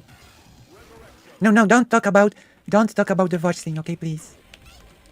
We've talked about the Vaush thing enough. Okay.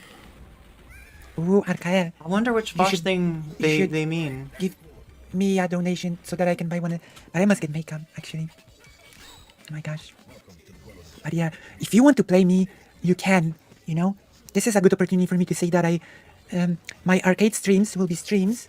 The nature of how this works allows me to play with my viewers on stream arcade games. We can play fighting games together. We can play walking beat 'em up games together. The sky's the limit during the arcade streams. You know, we can bond by playing games together. Isn't that cool? Isn't that nice? I'm looking forward to that.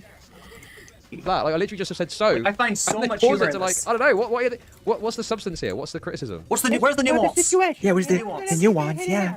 Let's see. I am gonna move so you can see.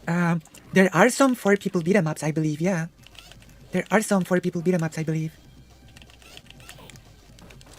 Yeah, well, I mean, like, yeah, this is a pretty deep video. Do you want me to go over the layers? Okay. So, hi, I'm Irene Geller. This is the Irene Prime on the outside, right? This is the Irene from the Alphaverse, right? And then next to me, like watching, you know, like playing 3 Strike, we have Lucy Haze. This is Lucy Haze. Lucy Haze is playing 3 Strike and watching nocommentchick watch Lucy. Okay. Wait. Let me just. Oh, no. Look, I said it wrong already, right? So, nocommentchick on the outside. Watching Lucy Haze. Watching nocommentchick. Watch Chud Logic. Watch Lucy. Watch Vaush. And Vaush is, I think, having a debate with. Is this Anastasia? Fightcade Streamception, right? Yeah, there's a lot going on here. There's a lot going on with here. This is beyond Baudrillard. This is way beyond Baudrillard.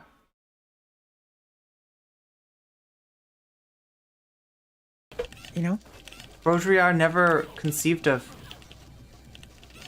this So yeah, I think we could get, and we can organize, you know, so people can get on stream and sort of play, right? We can play together and stream. We can even dedicate a day of. It needs to be like an infographic, right? Now, if Lucy reacts to this, then you're gonna have one more layer. You're gonna have one more layer. How deep can it get? Got him. Did you see what just happened? Right. So he moves himself. Wait, is Gil the one that's like red and blue? Is that who Gil is? To not be in front of her, and then immediately she moves herself to where he was. Right. Look at how annoyed he is. Look at how annoyed. Another banana hammock. Watch your love. You have a testimony. Oh my gosh. Bang you now. You know what? I did not think that I have annoyed Chud Logic that much. Like, okay, I have to ask now because nocommentchick is saying that I've annoyed Chud Logic a lot, so I have to ask the audience now. Does Chud Logic look mad in that video? Like, I've actually have not focused on that aspect that much. Also, Anastasia has a stress on the name Anastasia. Anastasia. Gil dies and then decides, nah. Oh my gosh. Oh, Gil's like the final boss. Okay. Oh, no. I'm gonna continue trying to... The thing? Yeah, she's Polish, correct. Yeah, she's premium Polish. content right now. This is premium content. I mean, not really. You're not paying for it, but I'm not liking this at all. premium isn't really good. That's what I'm trying to say. What's going on? Easy, yeah. It's a sketch. I mean, in a way, unironically, Sorry, yeah, it don't is. care. I don't care. He's super. So wait, when you beat him, he super reses himself. So you basically have to beat him twice. He resurrects himself if he does with a full meter, and then he builds meter like crazy. What's wrong with sketches? In their heads. Sketches are funny. Can't possibly care about this, okay? Maybe they shouldn't have been a fucking Nazi if they didn't want to kill them. Exactly. That's exactly what Walsh is saying and predicting, mates. The Walsh. I mean, that is what happens in the video, okay? And That is what happens. I'm sorry. That he's going to say it. I'm going to no sorry, mates. Don't care. Wrong thoughts in his head. They should have not been a Nazi. Alright? They should have not been a Nazi. So I am predicting now. True. The Walsh. True. Walsh, I have predicted it. Walsh and the I have predicted it. I have successfully predicted it. I'm sorry. What's going on? This is crazy. This is beautiful. The Azov video I linked is so weird. How did they find the time and place to do this huge weird rally with a burning Viking boat? Wait, should we watch that?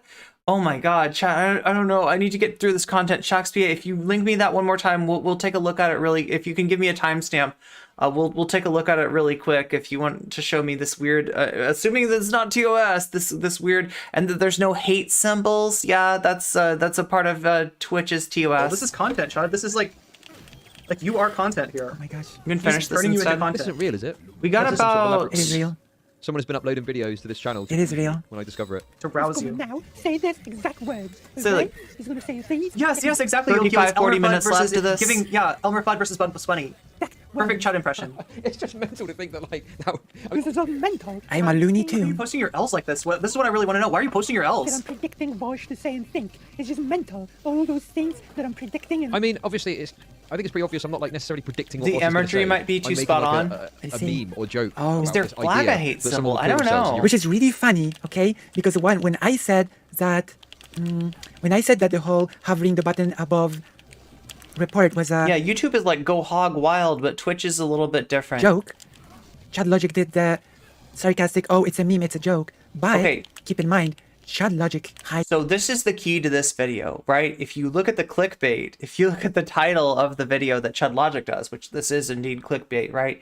It makes you think that Lucy was making a call to action to report Chud Logic. Now, what happened in the video, I think, is that Chud Logic said there's a lot of people, there's a lot of woke scolds out there, and they've got their finger hovering on the report button, so we got to be really careful, right? So, that's what he was saying. And then as a joke, Lucy said, I've got my finger hovering over the report button right now, right? That was a joke. That wasn't serious. Lucy was not making a call to action to get Chud reported. Now, granted, if somebody's doing something that's horrible, that's almost understandable. But according to the schoolyard rules of Twitch politics, you're not supposed to do this. Lucy wasn't doing this. Lucy wasn't doing this. There was no call to action. Nobody's trying to get you reported. Chud just has this huge persecution complex, right? Where all the woke scolds are coming after them. Chud, why would anybody come after you and try to get you off this platform, given the amount of ridiculous content that you provide to the rest of us, Chud? You're too funny. You're literally too funny. 40 minutes isn't enough time for her to beat Gil. He's behind the joke defense a lot. He does that nonstop. You know? I think she switches video games at some point. And I switch video games too. I start playing Minecraft. It's true. That is what it's all about. A lot of me. There's a lot of me. There's 3 Lucys on the screen.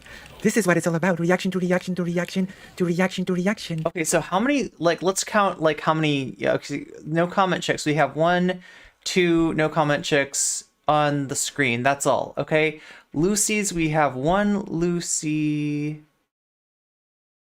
Wait, do we just have 2 Lucys here? Wait, Lucy. Yeah, 2 Lucys. Are there 2 Chud Logics on the screen?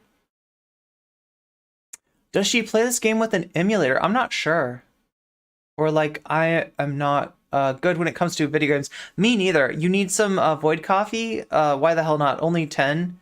Yeah, it's a good time. Like, I've been drinking my my caffeinated flavor drink enhancer. This is what it's all about. This is where the real content is. It really is. It really is. Don't care. And it keeps giving, doesn't it? I mean, the fact you've got to explain this. So this is Chud feeling sorry for Nazis. Cool, cool beans. Cool beans, Vaush. Cool beans. Lucy is very entertaining to watch. I agree. Did some sort of fundraiser or something. I agree. So, But that wasn't Vaush. Probably got other problems. Did she just say Vaush? Oh, Make an actual decent. thank you. This is Fightcade. So is Fightcade like an emulator? Yeah. Oh my, I mean, not that like, you know, not that I'm trying to dry snitch or anything, but Lucy's playing this on YouTube, so I think we're okay. Yeah, we're not dry snitching, right? Yeah, that's really I was wondering how she was playing all these, like, because she plays this, right? And then she plays like an older JoJo Part 3 Stardust Crusaders, right? So Lucy, Compelling content, I guess. well, we're not speculating too hard. Is this so mental?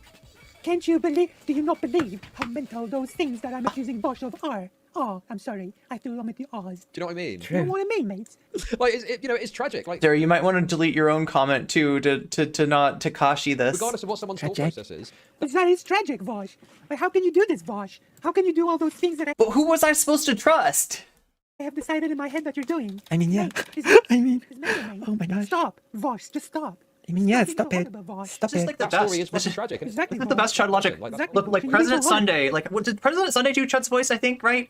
But this is way better. In my head. This is way better. things to happen, you know. True. And you know, Duck Butler, we're just trying not to say anything that might get anybody in trouble, right? Twitch We do has the best. Twitch has strict guidelines. Vaush is just Strict doesn't guidelines. care. Just doesn't care. I'm So sorry, I mean. have to omit the This is great And we're, content. Yeah, fair we're play. definitely not trying to apparently dry they snitch report me. anyone They here. report my So channel. Wait, so is it great content or is it just pity views all around? Is it a pity party all around?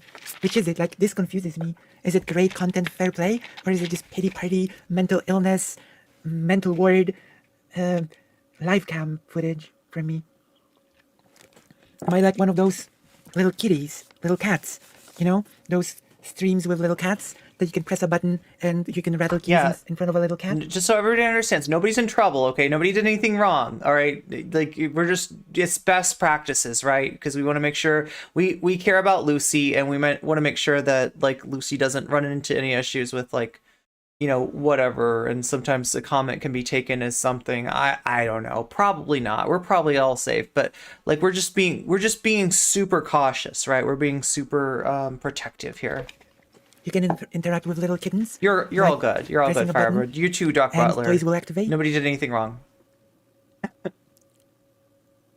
Okay, so this is that dinosaurs True, game. Cadillacs and dinosaurs. Cadillacs and dinosaurs. The I video. gotta We'll pee. have I'll to be go right back and back. finish out whatever this is. It's no as well. This is all as well. It's So like I said, she's having fun with him, and he's saying that, like, he said like, no, so get ready for this. He set us up for, like, him being the victim. Like, he wants to say this bizarre leftist is trying to report me. I'm just trying to be out here having my free speech, and she's going out here, she's going to report my channel. What a victim am I? You know, like, that's what Chud Logic's going to try to do. But watch what actually happens. Like, watch what he's calling, like, a call to action, right? That copium. Jesus, Vaush. And it was really strange, but that's How can you think all DK. those horrible things that I decided that you're thinking, Vaush? That's This DK. is mental. Classic. Yes, on so they got. It's mental. Es muy In bien. fact, we should probably point out they're only like a small YouTuber, but they've got some content under their belt. Demon Mama stuff. How Vaush can become a better ally. Careful. So you can kind of see Sonsol's in there with Chud Logic, right? And Sonsol's a little bit like, Chud, why are you bothered by, like, a smaller content creator? Like, right? It seems kind of like he's getting ready to punch down or something like that. It's even got Yeah, but Sonsoy, right? We all know Sonsoy. Sonso It's even also got like Sonsoy hates me. feeling like, I don't know about this. No, that won't last long. Like, I've seen what Sonso also, like, Sonso also has things to say about me and does say it in Chud's chat, okay? Also calls me ill, etc. So don't worry. Sonso will join in on the thing. Hey, creep, get away. About this. And the truth of the matter is that Chud Logic does indeed fuck around and find out, and DK makes the video. We can play the game together. Oh my god, please, Minecraft, don't break my, oh, come on, we can do this, pump through this. Oh my god, I just want to be able to play Minecraft while watching Lucy take down Chud Logic. I need that to be able to happen. And for the stream not to freeze too badly. But Lucy has power in her commentary. True. I didn't expect to be so praised. I wonder. Going. Fall from grace, I guess it's a meme thing. That's another video. I'm telling you, I'm gonna be the one. I'm gonna be the one to unite the. Haze's romantic date. I'm gonna be the one to facilitate a bridge building between nocommentchick and Dylan Burns and everybody. Come on, come on. I'm gonna be the avatar of the streaming world or something. Oh, come on. I'm telling you, can it's do gonna this. happen. You can do this. Please, just open. Like, cause it's like if it gets it open, it's gonna be fine. But like while it's trying to open it, it's like not fine. It's the opposite of fine. You know? Come on, we can do this. We can do this. I promise. I promise. I'm telling you, I'm the love and solidarity person. I'm gonna build love and solidarity across the board. Come on, come on, come on. I'm gonna do it. Come on, come on, come on. We can do this. Come on. Come on. Write in the chat if you think I'm gonna do it. If I'm gonna build the butchers hunting in the northern woods. Don't mess with him. That guy's really nuts. So yeah, write in Here the we go. chat We're what back. you think. We're back. Oh my god, if I that can was do it or ridiculous. not. One more thing. One more thing. Oh no, encoding overload. Encoding overload. Encoding overload. Just trying to open Minecraft up. Oh my god. Why is this such an encoding overload? I don't know, but it's an encoding overload. What do you think? Encoding overload. Encoding. Okay, there we go. Whack. It's the duckies. It's the duckies. Okay. The segment begins. Yo, Clara, you still up? Oh, never mind. Never mind. What's she playing? Final Oh, this is Final Fantasy 7, right? Yeah, so this, yeah, apparently this is the person that there was that big fundraiser for. But yeah. The dinosaur can not wake up. Probably ought to do another one to sort out this whatever fucking mental health issue is going on. Sorry, your jokes are falling flat. Your jokes are falling So flat, weird. Chud. Yeah, they got fucking tons of videos. Some stuff about Destiny. Loads of stuff about Loaderbox. We're back. We're back. I mean, The mama spitting facts about Trump. Yeah. boom, boom, boom. Let's do it. There we go, guys. True. Honestly, he did. Maybe he got taken. But it's also about doing the thing, right? This year is my year of solidarity. Have I told you this? I mean, you know, this is just like this is like That's the theme like a of my channel that year. gets pity views. Yeah, true. I cannot Pity imagine money. someone Like, it's like, you gotta be, like, for something not to be perceived as mean, it's gotta be, like, really funny. And the meaner you want to be, like, the funnier it has to be. And you're just, like, so far below that level, it's actually kind of funny, like, at Chud's expense, right? And ironically, like watching this channel and being like, yeah, this I mean, is actually good content. Like, it's all that is- pity views, isn't it? Yeah, sorry. Or someone being like, oh, this All person's done right. something. I hate Chud. So I'll I'm watch a video about it," hydrating. and they're like, You "Oh, should be great, hydrating weird. too. Oh, well, I'll try again another day. Oh, right, stupid.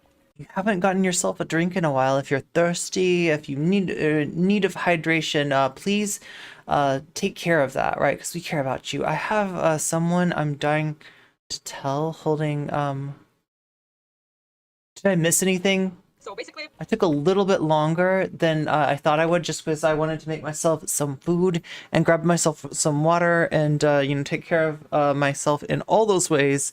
You're drinking Doritos? Nice. I love a good sody pop.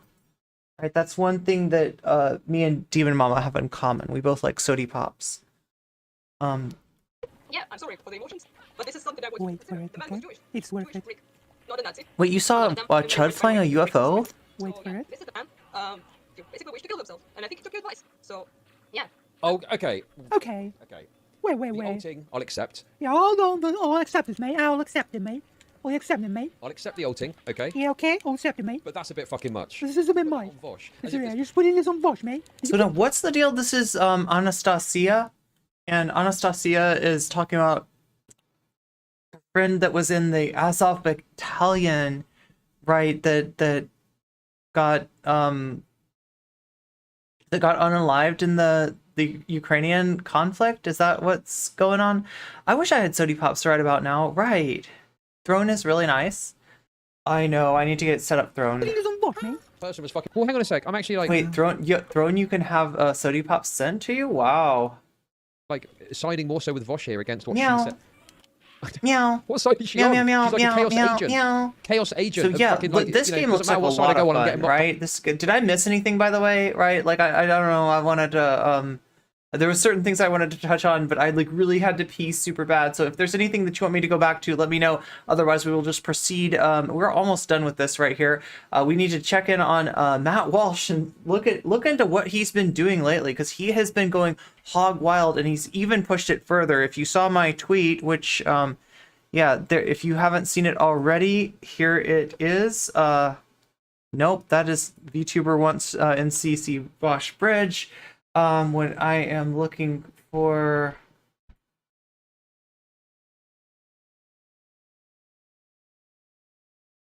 Here, I'll have to find it. Oh wait, no, I think I sent it to. I think I sent it to a mod. There we go. There is the tweet.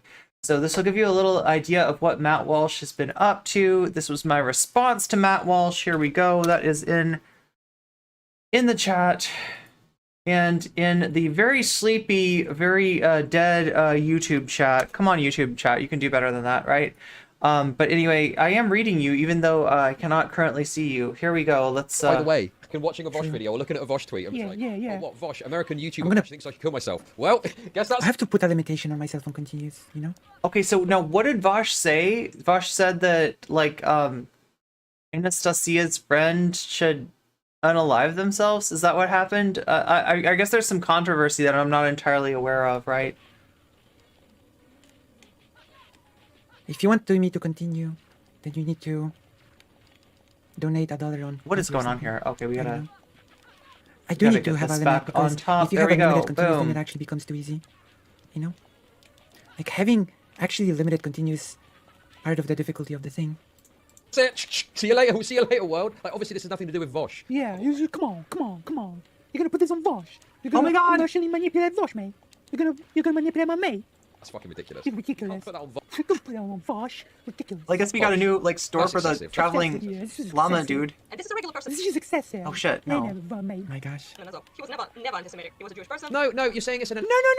No. Being excessive, mate. You're being excessive. Man, no. I love this. Ridiculous. Analogy. I know that she's not literally say- saying that. But come on, you're using emotion in a manipulative way at that point. Emotionally okay? Come on, that's too manipulative, much. okay. I get her getting upset. I get a story, and I agree with all of that. Okay, but she's laying it on pretty fucking. Hello, Obsessive4H. We're playing some arcade games while doing a reaction to a reaction to a reaction to a reaction inside of a reaction. And Also, I didn't realize this until now, but if you want to dunk on some chuds, that is an opportunity you have as well on this thread. I'm just saying. I'm not saying. I'm not telling you what to do. I'm just saying what you could potentially do if you went to see this thread. You might potentially see some chuds to dunk on. and I'm reacting to it. You know? If you're so This is what's inclined. going on. We're playing the dinosaur game while I react to a react. The While reacting to a react. dinosaur And it's all inside of a game. react I'm that I'm reacting playing the dinosaur game. Playing the dinosaur. Playing with the dinosaur. Dinosaur game. I'm playing the dinosaur game. Dinosaurs. I need to set up OBS. I tried streaming. Had some issues. Yeah, OBS can be tricky. Anastasia had a friend who Robloxed himself, I believe, and was mad that people called him a Nazi for being a member of Azov. Okay, and so what did Vaush say something that was controversial? Is that why Chud, because it's Lucy reacting to Chud, reacting to Vaush, right? Is like what I was covering. No, sorry. I was covering Chud covering Lucy, reacting to Chud, reacting to Vaush, talking to Anastasia. Oi, bruv, I went down to the pubs for a pint in Newcastle and some bangers. Bangers and mash? Because now I can't do the oi, bruv. I'm not reacted to proficient. Reacting to me, reacting to I'm not Logic, so I guess- proficient in oi, I guess bruv. I need to Oi, react, bruv. right? Oi, bruv. I'm not I'm getting a proficient. lot of praise. Here's where we at, Obsessive4H. Oh my god, chat, I got is, some good food cooking though. I praising can me so smell much it. that I have decided that I'll be the unifier, okay? There we I go, will there we unify go. the whole left in solidarity. I will unify no comment chick with the Vaush what was the Clout name? Network? Vaush Clout Network. Clout Network, And then yeah, everything that's will so be cool. united But like, under but look at this, like, so that's really sweet what Lucy said, right? You know, and coming from her perspective, like, I understand why she's saying that. Like, we all know that there's some roadblocks to that, and in some ways, like, Vaush himself is like the biggest roadblock to that. But I appreciate the sentiment. I appreciate that she wants to form solidarity. I appreciate she wants to, you know, that she wants to see, you know, streamers get along with each other. She wants to see leftists not fight each other. I totally appreciate that. Like, Lucy's awesome for that, okay? But here's what happens, right?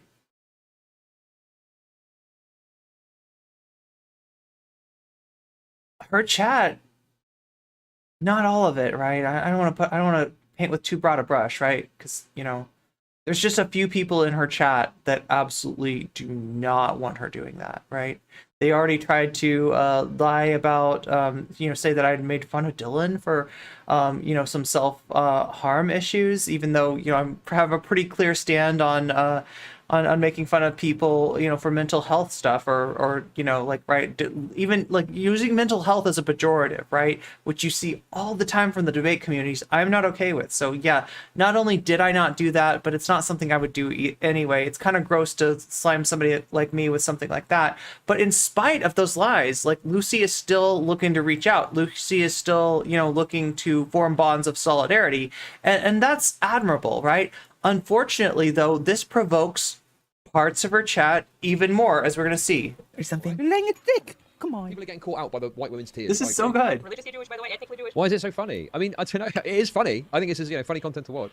I think it's just because there's it's irrelevant what I'm saying or what my points are. It's just every single thing I say is getting brutally mocked. He was. True. Brutally, poor Chud Logic. And What's up, Natalie Marie? Good to see you. Yeah, she. There was also the thing about Dylan being gay, and I have never questioned anybody's sexual orientation. That is absolutely their business, not mine. No trousers. Absolutely no bottom mug. Short, all mouth, no trousers. Guess I'm gonna fix the whole Absolutely no space. bottom mug. Yeah, there we go. I guess I'm gonna fix the whole space, Short, all mouth, no trousers. Absolutely no bottom mug. What's funny is they're memeing about the Vaush Cloud Network now, right? Now, that's not an official thing. That is that is how I describe the relationship between Vaush and his associated streamers, his orbiters, if you will, right? That's what I mean by the Vaush Cloud Network. But there was a real group of people within Vaush's community early on, and a lot of them still remain, that called themselves the Vaush Intelligence Agency. Yeah, pretty freaking LARPy, right? Pretty freaking LARPy. And I'm not even joking. It wasn't just memes, right? These were people that were trying to help Vaush get away with something really bad that he did to somebody in the Destiny Discord, right? Some sexual harassment that he did, and they tried to attack his victim. So, yeah, as silly as the meme is, Vaush Clout Network VCN, right? It's a little too on the nose, right? It's a little too on the nose. I don't know what she's saying there exactly. It's gonna be for this fragment. Yeah, the comic book look of the game. Just wait, because we're about to get into some manga-based games in just a second. For the short bit for the intro. We've done it. We've done it. Wait, chat. I just had deja vu. In terms of Ukraine, so very even pro LGBT, feminist, not feminist. Just remembered. Wait a minute. Okay, I gotta know. Is Chud Logic banned from my channel? I don't remember. I don't think he is. I don't remember banning Chud Logic, but that doesn't mean that it didn't happen. I don't think I've banned Chud Logic. It's an effective formula. I'm not sure. Okay, I just had deja vu where I'm watching some kind of super hyper meta Chud Logic reaction content, and this qualifies, right? This definitely qualifies. This is super ultra mega. What a wimp. Meow meow. Meow meow. You know what I mean? It's like meow, okay, so it is me watching Chud Logic, watching Lucy, watching Chud Logic, watching Vaush, and now I'm watching. That's how the levels work. And I remember, I have this. So it's No Comment Chick watching Lucy, watching No Comment Chick, watch Chud Logic, watch Lucy, watch Chud Logic, who's watching Vaush. That is the levels now. It's weird deja vu where that happens, and then Chud Logic comes into the chat. Because I think I have him banned, but he's not actually banned. What if he comes in now? So he's in the chat with his green name tag, and he's like, "What's this? What's this about? What's all this about? How many levels deep of content are you actually doing?" How many levels? I don't know. We are approaching the time that Chud Logic would be waking up. So you think this is a bit excessive? No Comment Chick. I tried to give Bad Empanada a gift sub, and it said you cannot gift this user. Oh no. Oh, I am struggling to keep up with all this. Well, the important part is me and Lucy, right? And I guess the me inside of there, right? So that's mainly what's being reacted to. She's reacting to No Comment Chick, right? And I'm reacting to her reacting to No Comment Chick. So if that helps you, if you don't really have to pay attention to the stuff that's deep in there, right? I don't know if that means that that's literally about to happen, but Chud, if you're in the chat, I had deja vu about you being in the chat before you actually said anything. So I think I win something based on that. I should win something, yeah. I mean, I don't know. I agree. I agree with NCC. Chud Logic came in the chat some other time. I don't know. It feels like I remember this. This is getting difficult. I agree with NCC too. Cool. It really feels like I I like remember this. I NCC Prime. Anyway, let's go on. Agree. If Ted Logic comes into with the myself chat, I don't think from the Ted past. Logic comes into the chat. I'm going to say things to be emotionally manipulative. Well, I think she's rather evil, mates. I just think Oh, wait, she's is that a the typical boss? manipulative woman. Is she at the boss now? I'm based. You know? I just think, mates. She's just being a woman. I just know what I think. But you know, and I don't, calling it manipulative is probably a bit of a stretch. My gosh. All I'm saying, All I'm saying, mates. Oh no, I'm sorry. is she's being Okay, so sorry, I got confused there. That's So, like I said, it's not all of her chat that is being toxic. You do have somebody in here saying that would be cool if nocommentchick becomes friendly with Vaush. Unification and solidarity. Like, right? Okay, so no, we know the problems with that. We know that why that's probably not going to happen. But it is nice that people want to see more solidarity. That they want to see more unity. Look, leftist unity would be great. Okay. I've got some conditions, right?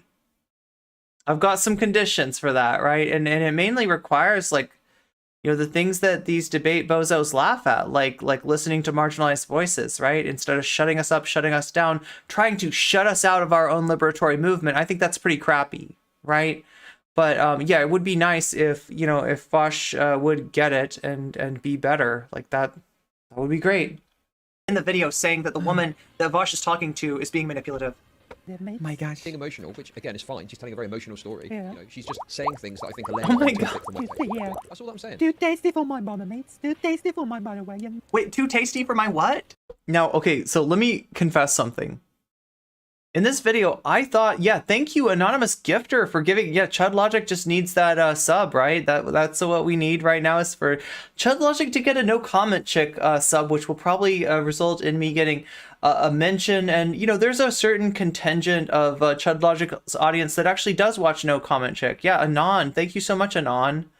Thank you so much for that gift sub to Chud Logic. But yeah, like at the time that I watched this, I don't think I say it in the video, but I thought she was saying too tasty for my bottom. I thought she was saying too tasty for my bottom. Maybe it's too tasty for my bonnet. Maybe it's too tasty for my butter. I can't really tell what she's saying, but I was like, wait, too tasty for my bottom? Wait, what's that? I'm making up. You must not be banned. I guess not. That's all I'm saying. Yeah, all right. Maybe not. My gosh, I think I banned him. Decent person in all accounts. So this is a regular person in Azov. My friend who went to defend their homeland, but you for some reason and many other people. You feel like she's judging you? Just because the original was dumped by a Nazi. So yeah, sorry. Not her, right? You don't Not like apologize for Lucy. crime. It's a perfectly reasonable thing to get emotional over. I do Damn, think issue I was with harsher than Vaush. He didn't take my advice. Never heard. Oh, I was harsher than Vaush. Oh, no. I made a mistake, mate. True. I made a mistake. True. I'm making up words, It was okay? so It's part of my emotional humor. when the French died in the midst of brutal war. Am I right, mates? Yeah, those birds. Am I right, mates? Take a This is so bird good. and it's like a emotional cry fest. Am I right, mates? Am I right, mates? I know this person. Of course I would. It'd be funny. Okay. I want to be clear. There we go. Bad Empanada is not banned, right? And Bad Empanada has received a gift sub for me before. There is an option in your Twitch to like refuse gift subs from from channels you don't follow or something like that, right? So if you don't want to get those gift subs that often get given, like right when somebody's like, oh yeah, Chud Logic doesn't like NCC, let's give Chud Logic an NCC sub, right? If you don't like to do that, Chud Logic, if he wanted to, he could opt out of that, right? There's a control in there, and maybe that's what Bad Empanada does. I'm not sure why you can't give the gift sub to Bad Empanada, but channels you don't follow. Okay, well that means that Bad Empanada doesn't follow me. What the fuck, Bad Empanada, right? You're in here all the time. A too big foreigner for a slightly too small kimono. Put your eyes elsewhere, lady. Oh, she's being rude. Damn. I feel like That sucks. Lucy, my don't God. go on Chud Logics, okay? Come on my stream, okay? I'm saying. Thank you, Shakespeare. Thank you for the 400 bits. NCC is queen of leftist unity. That's right. That's right. I'm open for it. I'm open for it. I got my conditions, right? And they are the same as they've ever been. My concerns are the same as they have ever been. Like, my issues with these debate bozos are the same as they have ever been. They are gatekeeping marginalized people out of our own liberatory movements, and I don't appreciate that. And they really got to stop doing that, right? I would love to be able to work with them, but yeah, again, conditions, right? Conditions apply. Okay. I don't want Chud logic. Sorry, well, I'm sure you can hold your own. It's really reasonable, Morris. He's got my. It's too late. I already went. He's got a little bit of seal proof or something. So she already talked to Chud logic. Awesome. It was a debate about the Azov battalion. Wait. Wait. So wait. Okay, I don't know if she's saying that the Vaush debate was a debate about the Azov battalion, or she's saying that the conversation with Chud was a debate about the Azov battalion, but something is a debate about the Azov battalion. Logic to get. Saying it's okay to cry, but like you're. Oh, they're complaining about the thumbnail. Yeah, as well. thank you for the 400 bits. Oh, people moaning about thumbnails. Fuck Oh, me. Hype Train is close. You got 50. You got 50 seconds. If anybody wants a palate cleanser, like a weasel, or like we can watch that German trans rights song.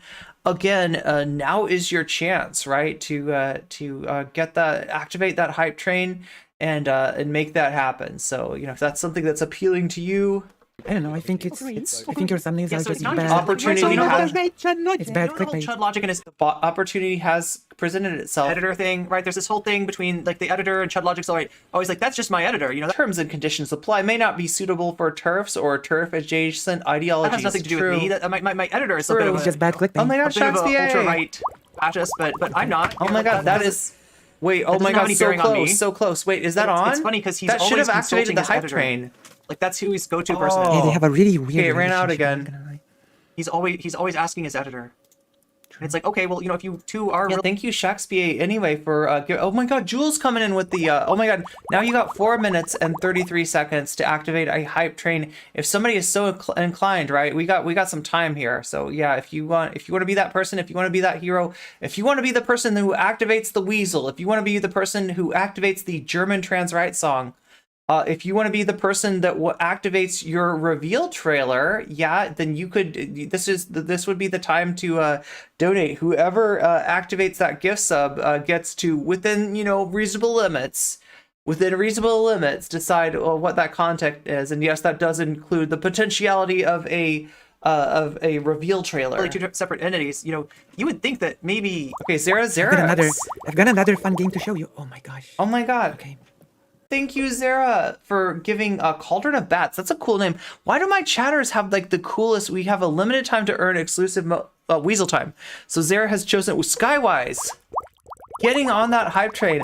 October 666th, the best day of October. Yeah, you just got on the Hype Train as well, thanks to Skywise 8. Thank you so much for doing that. All right, so we're gonna get. Let me kick this.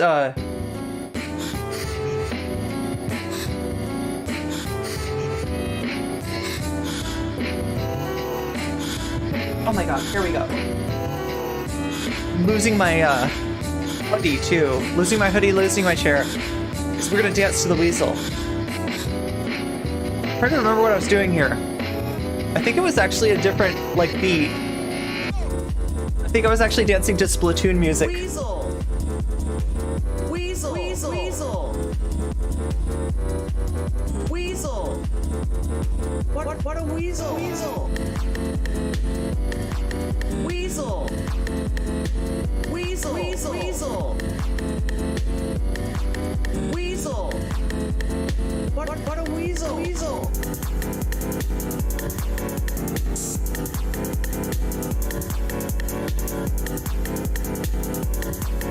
Dr. Butler with the tier 1 gift sub to Jessica Wakefield.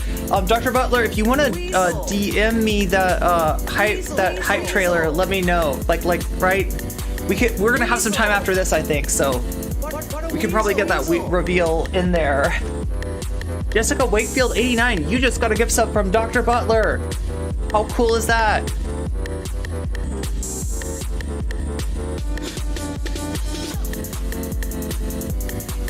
Weasel.